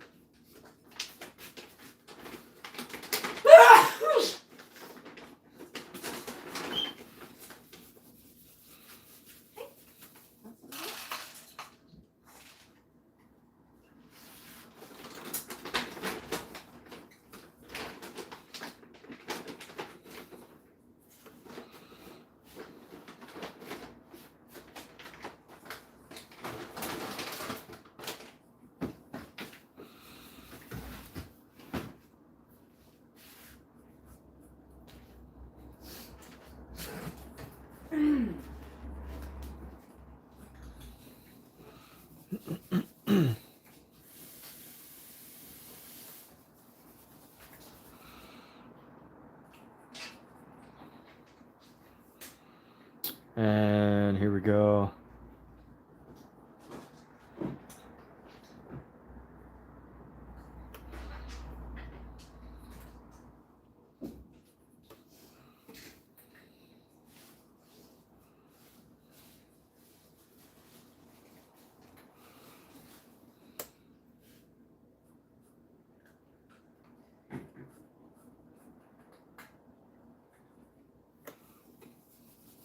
And here we go. It's gonna go.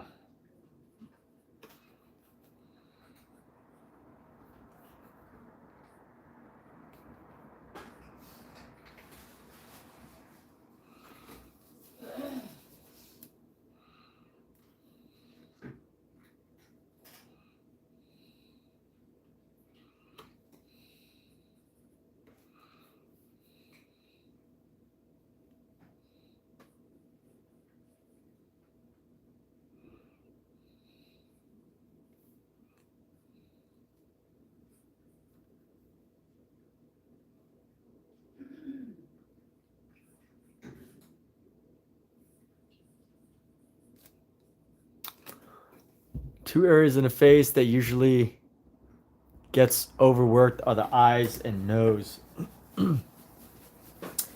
I mean, I think eyes, yeah. I mean, eyes are like so important though.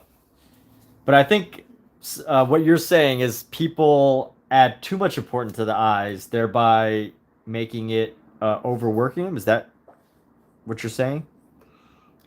Because you could definitely like, you know, people spend so much detail to add like the little piece of light into the eye, and then like do the eyelashes, but they'll ignore so many other areas that that can give so much to add so much to a character. I guess that's what you're saying. But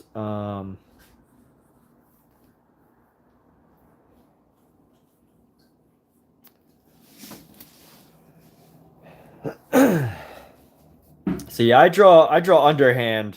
I know some people draw like overhand, but I draw underhand.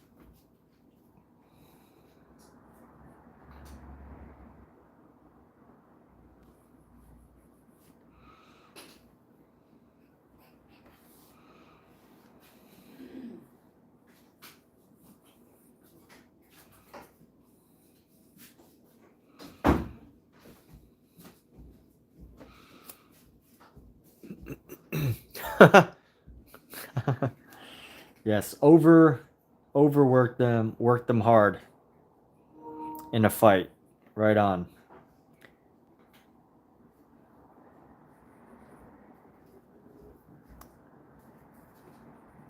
There's no need for violence, Omizu. No need for violence here.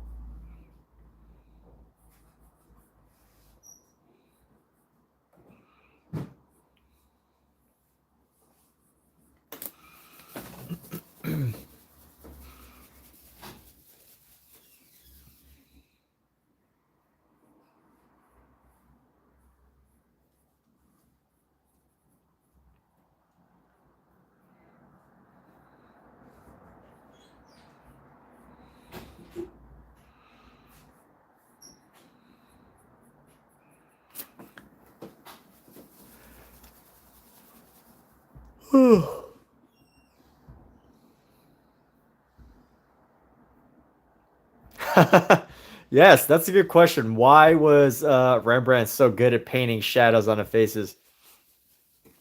What? The Mona Lisa is not signed? I did not know that. That's such a great fact. I feel like my life is complete now that I know that the Mona Lisa is not signed.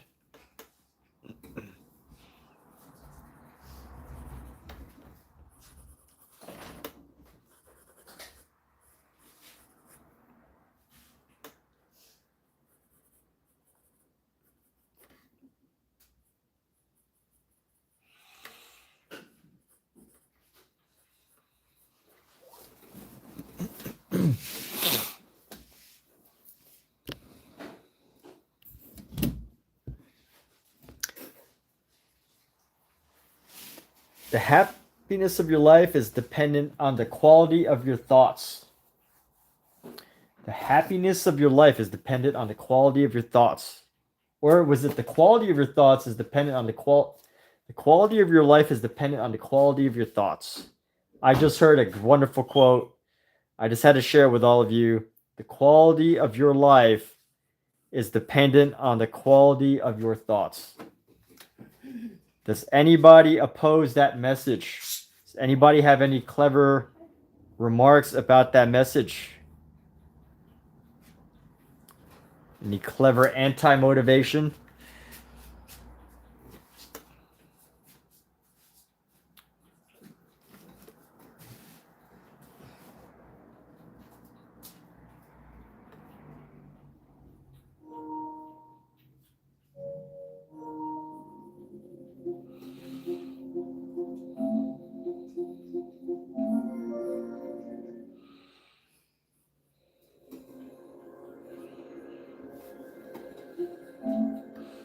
I know somebody here has a something to say about a motivational quote. A good joke. Who's got a good joke?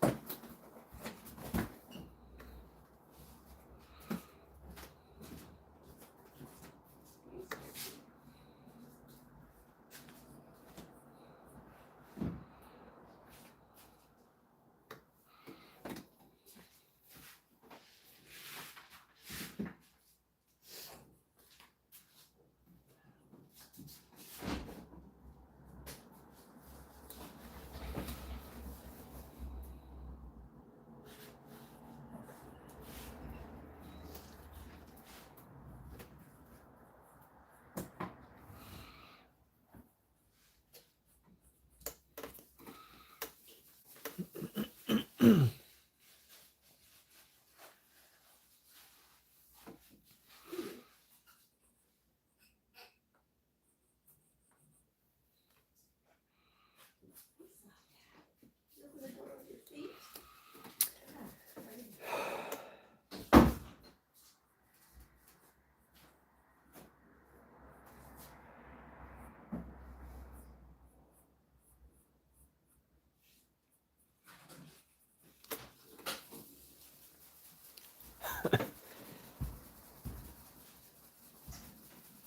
The story you told. You went to a sperm bank, got penalized for early withdrawal. Does a sperm bank have a drive-through? Brilliant. Awesome.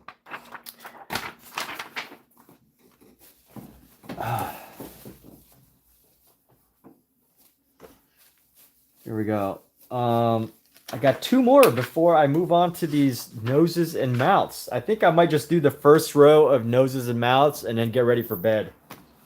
Because it's starting to get late, people.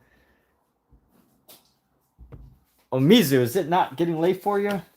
Surely you are not ready to go to sleep soon. So here we go. Just let's get a little copy.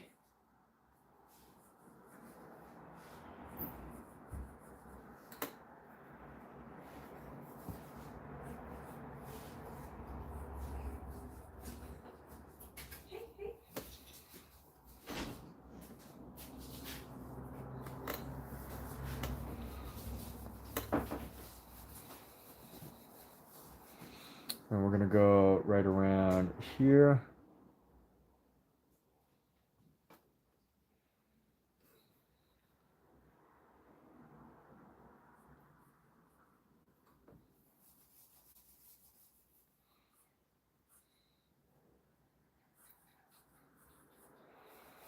Surely people are getting tired and sleepy here. Sleepy. Let's go like this. It's not the situation that makes the person, it's the person that makes the situation.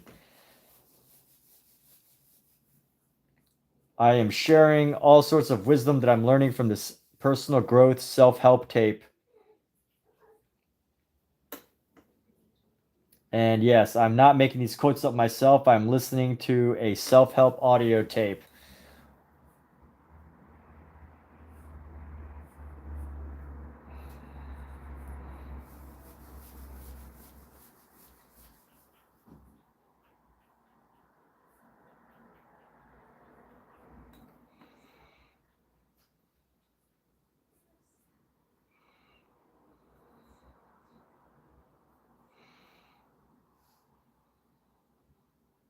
Or personal growth. I think the word that people like to use now is personal growth. No one likes to say self-help. That's kind of like... Self-help sounds kind of like lame, doesn't it? Like, I'm getting help. I'm getting self-help. But I think the real term nowadays is personal growth. That sounds cool, right? I'm listening to personal growth.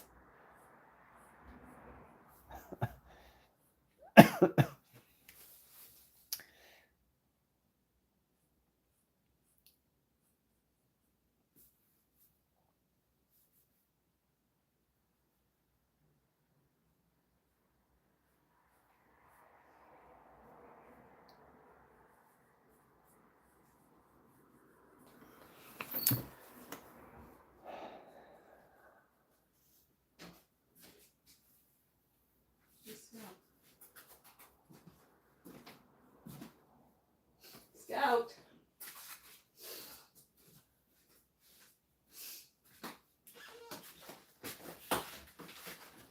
See Scout, Lloyd? Scout? I feel like all of these eyes that I've painted all look strung out. It's 11, you were working at least... Oh, you're at work. Okay, that's cool. Feedback loop, feedback tape. So good, so person. 80s called, they want their tape back. How did you know that this is from the 80s? It pretty much is. I mean, if I had to guess where the audio is from, it's definitely the 80s. Is self-help only like an 80s thing? I feel like surely people after the 80s needed help.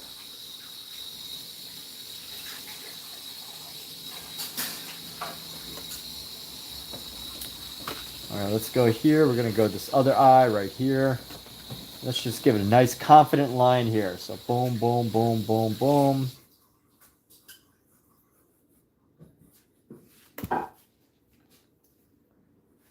So this is a ghost line. When you like kind of like what is it called, a ghost line, or what is it called? It's called like, there's a term for it when you like sketch over before you phantom line or something. Like when you do this a bunch of times to try to get the right line, phantom lining. Oh, tape. Show a box of 8-track tapes at a garage sale and just started laughing.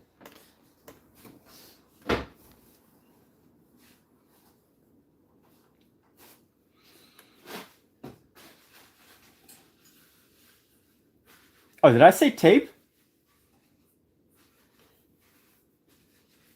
Audio tape. Did I say audio tape? I don't even know what audible book. Audible book. I guess that's better. I don't know why I call it audio tape. That's really weird that I would say that, right? I don't know what I say sometimes, but I'm glad that y'all here are here to make fun of me for the weird, unusual things that I say that make. So thank you for the roast. Thank you for the roast. You're very welcome to roast. There you are. And here we go.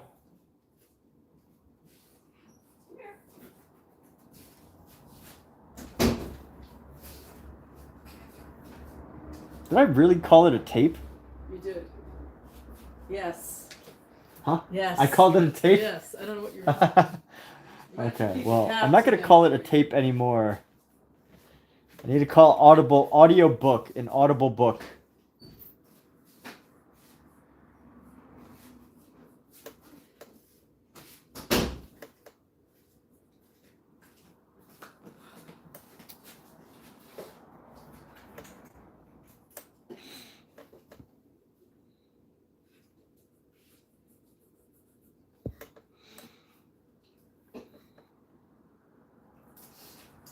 Here we go. Right here.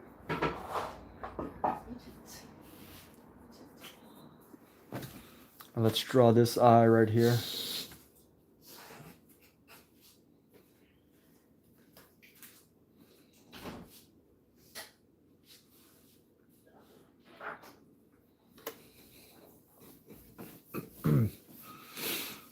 Got roasted.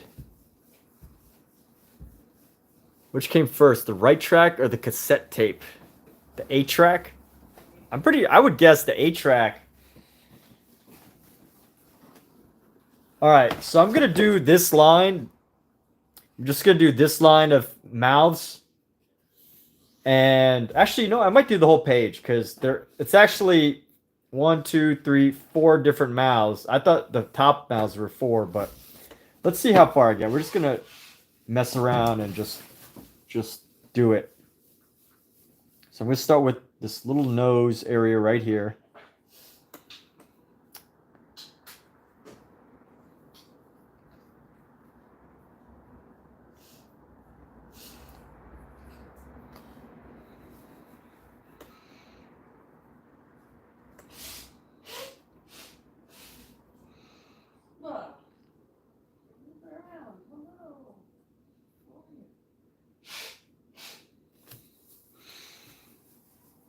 And I think this is already becoming bigger than this.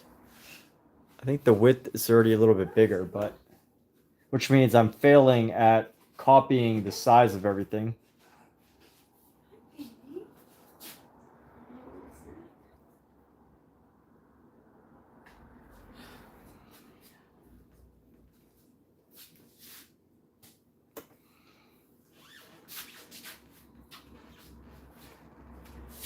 I'm gonna be in the bed. All right, I'm coming. Yeah, if you can make the Yeah, volume. okay.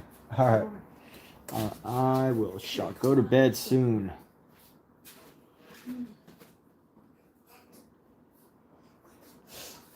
Am I blocking anything? No, right? I'm not blocking anything. You could see exactly what I'm doing here.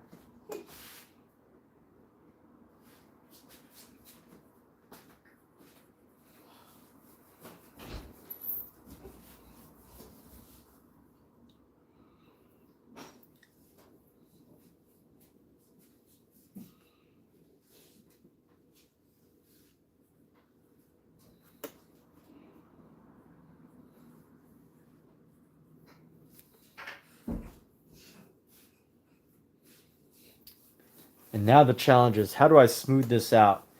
So I'm going to smooth this out a bit.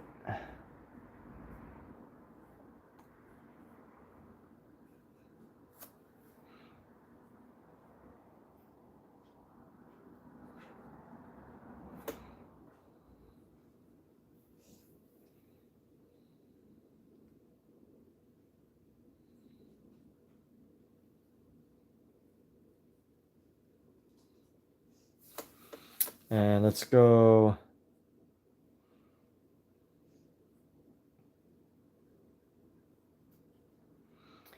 And just working on curving these features here, giving it a more natural feel.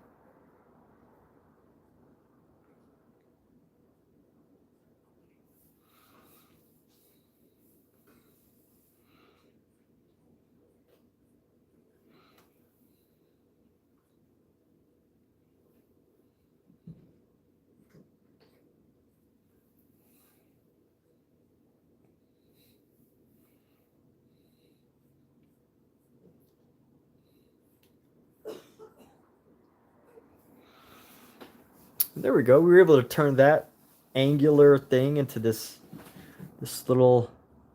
lip. Very cool. All right. Yeah.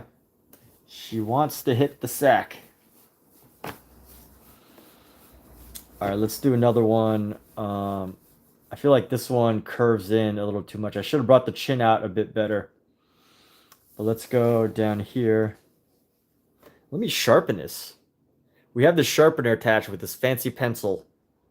Very glad I bought this pencil, but it has a sharpener attached.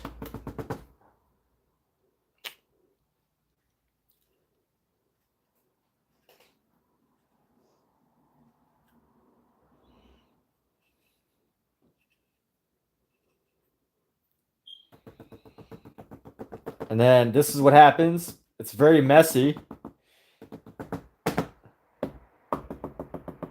It's a very messy pencil, but it does the job.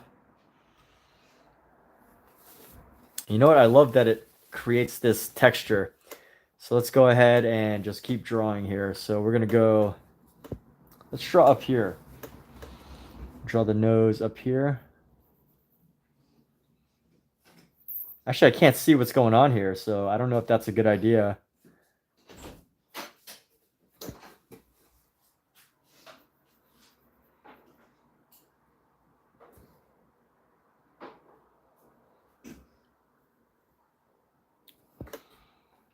Let's see, maybe I will...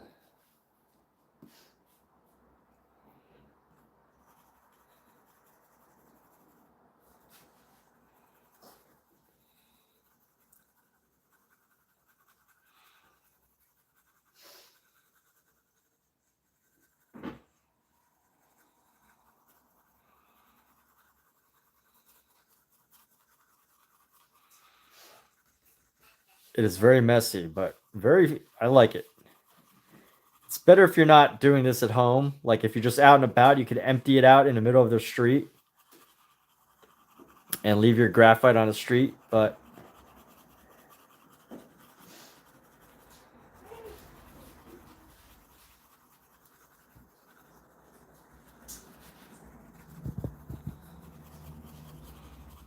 there we go. That's why this will probably be the last nose I do until tomorrow. Let's just do it right over here. I want to try to get this, the actual dimensions a bit more accurate here. Let's work a little bit harder just to get some accurate dimensions.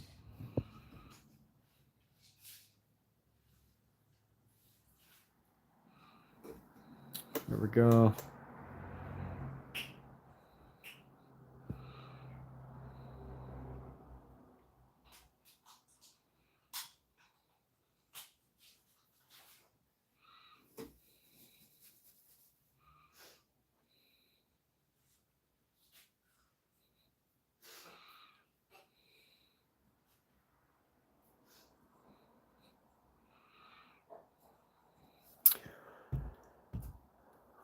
Take care. Hey, take care. Good night.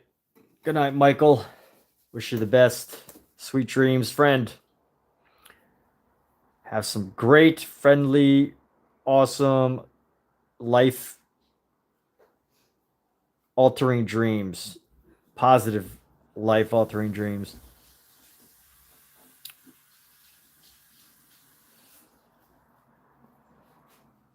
No, Pookie. Ah, Taking them to bed. ah. Let's go. Let's go to bed. I'm taking them to bed. Come on. Let's go. Come on. But keep the volume down, babe. Volume down. Oh, okay. Like you're really loud and I want to. I just want to relax. Come here. Come with me. Come.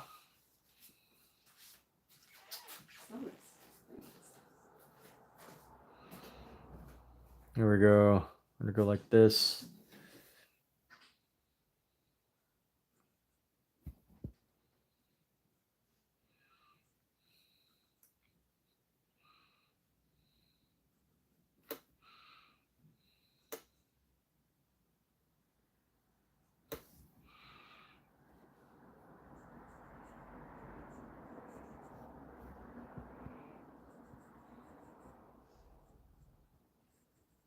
And after this, we're gonna go to bed.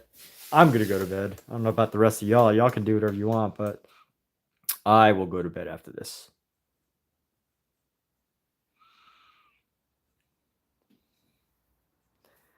And let's see, we're gonna round this piece out right here. Round that out. Round this out. Give this lip some dimension here.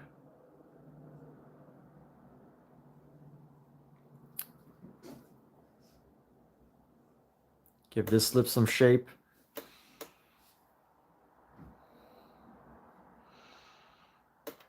And round out this area of the nose.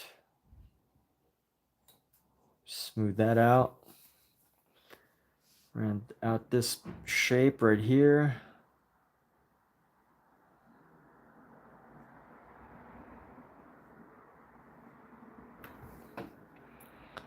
And finding a way to curve this down. There we go. So turn some of the very angular lines into these nice round lines. Created these textures. I want to do one more, but I've been doing this a lot today. Ready to take a break.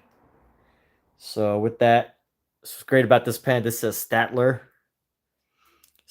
Mars Technico.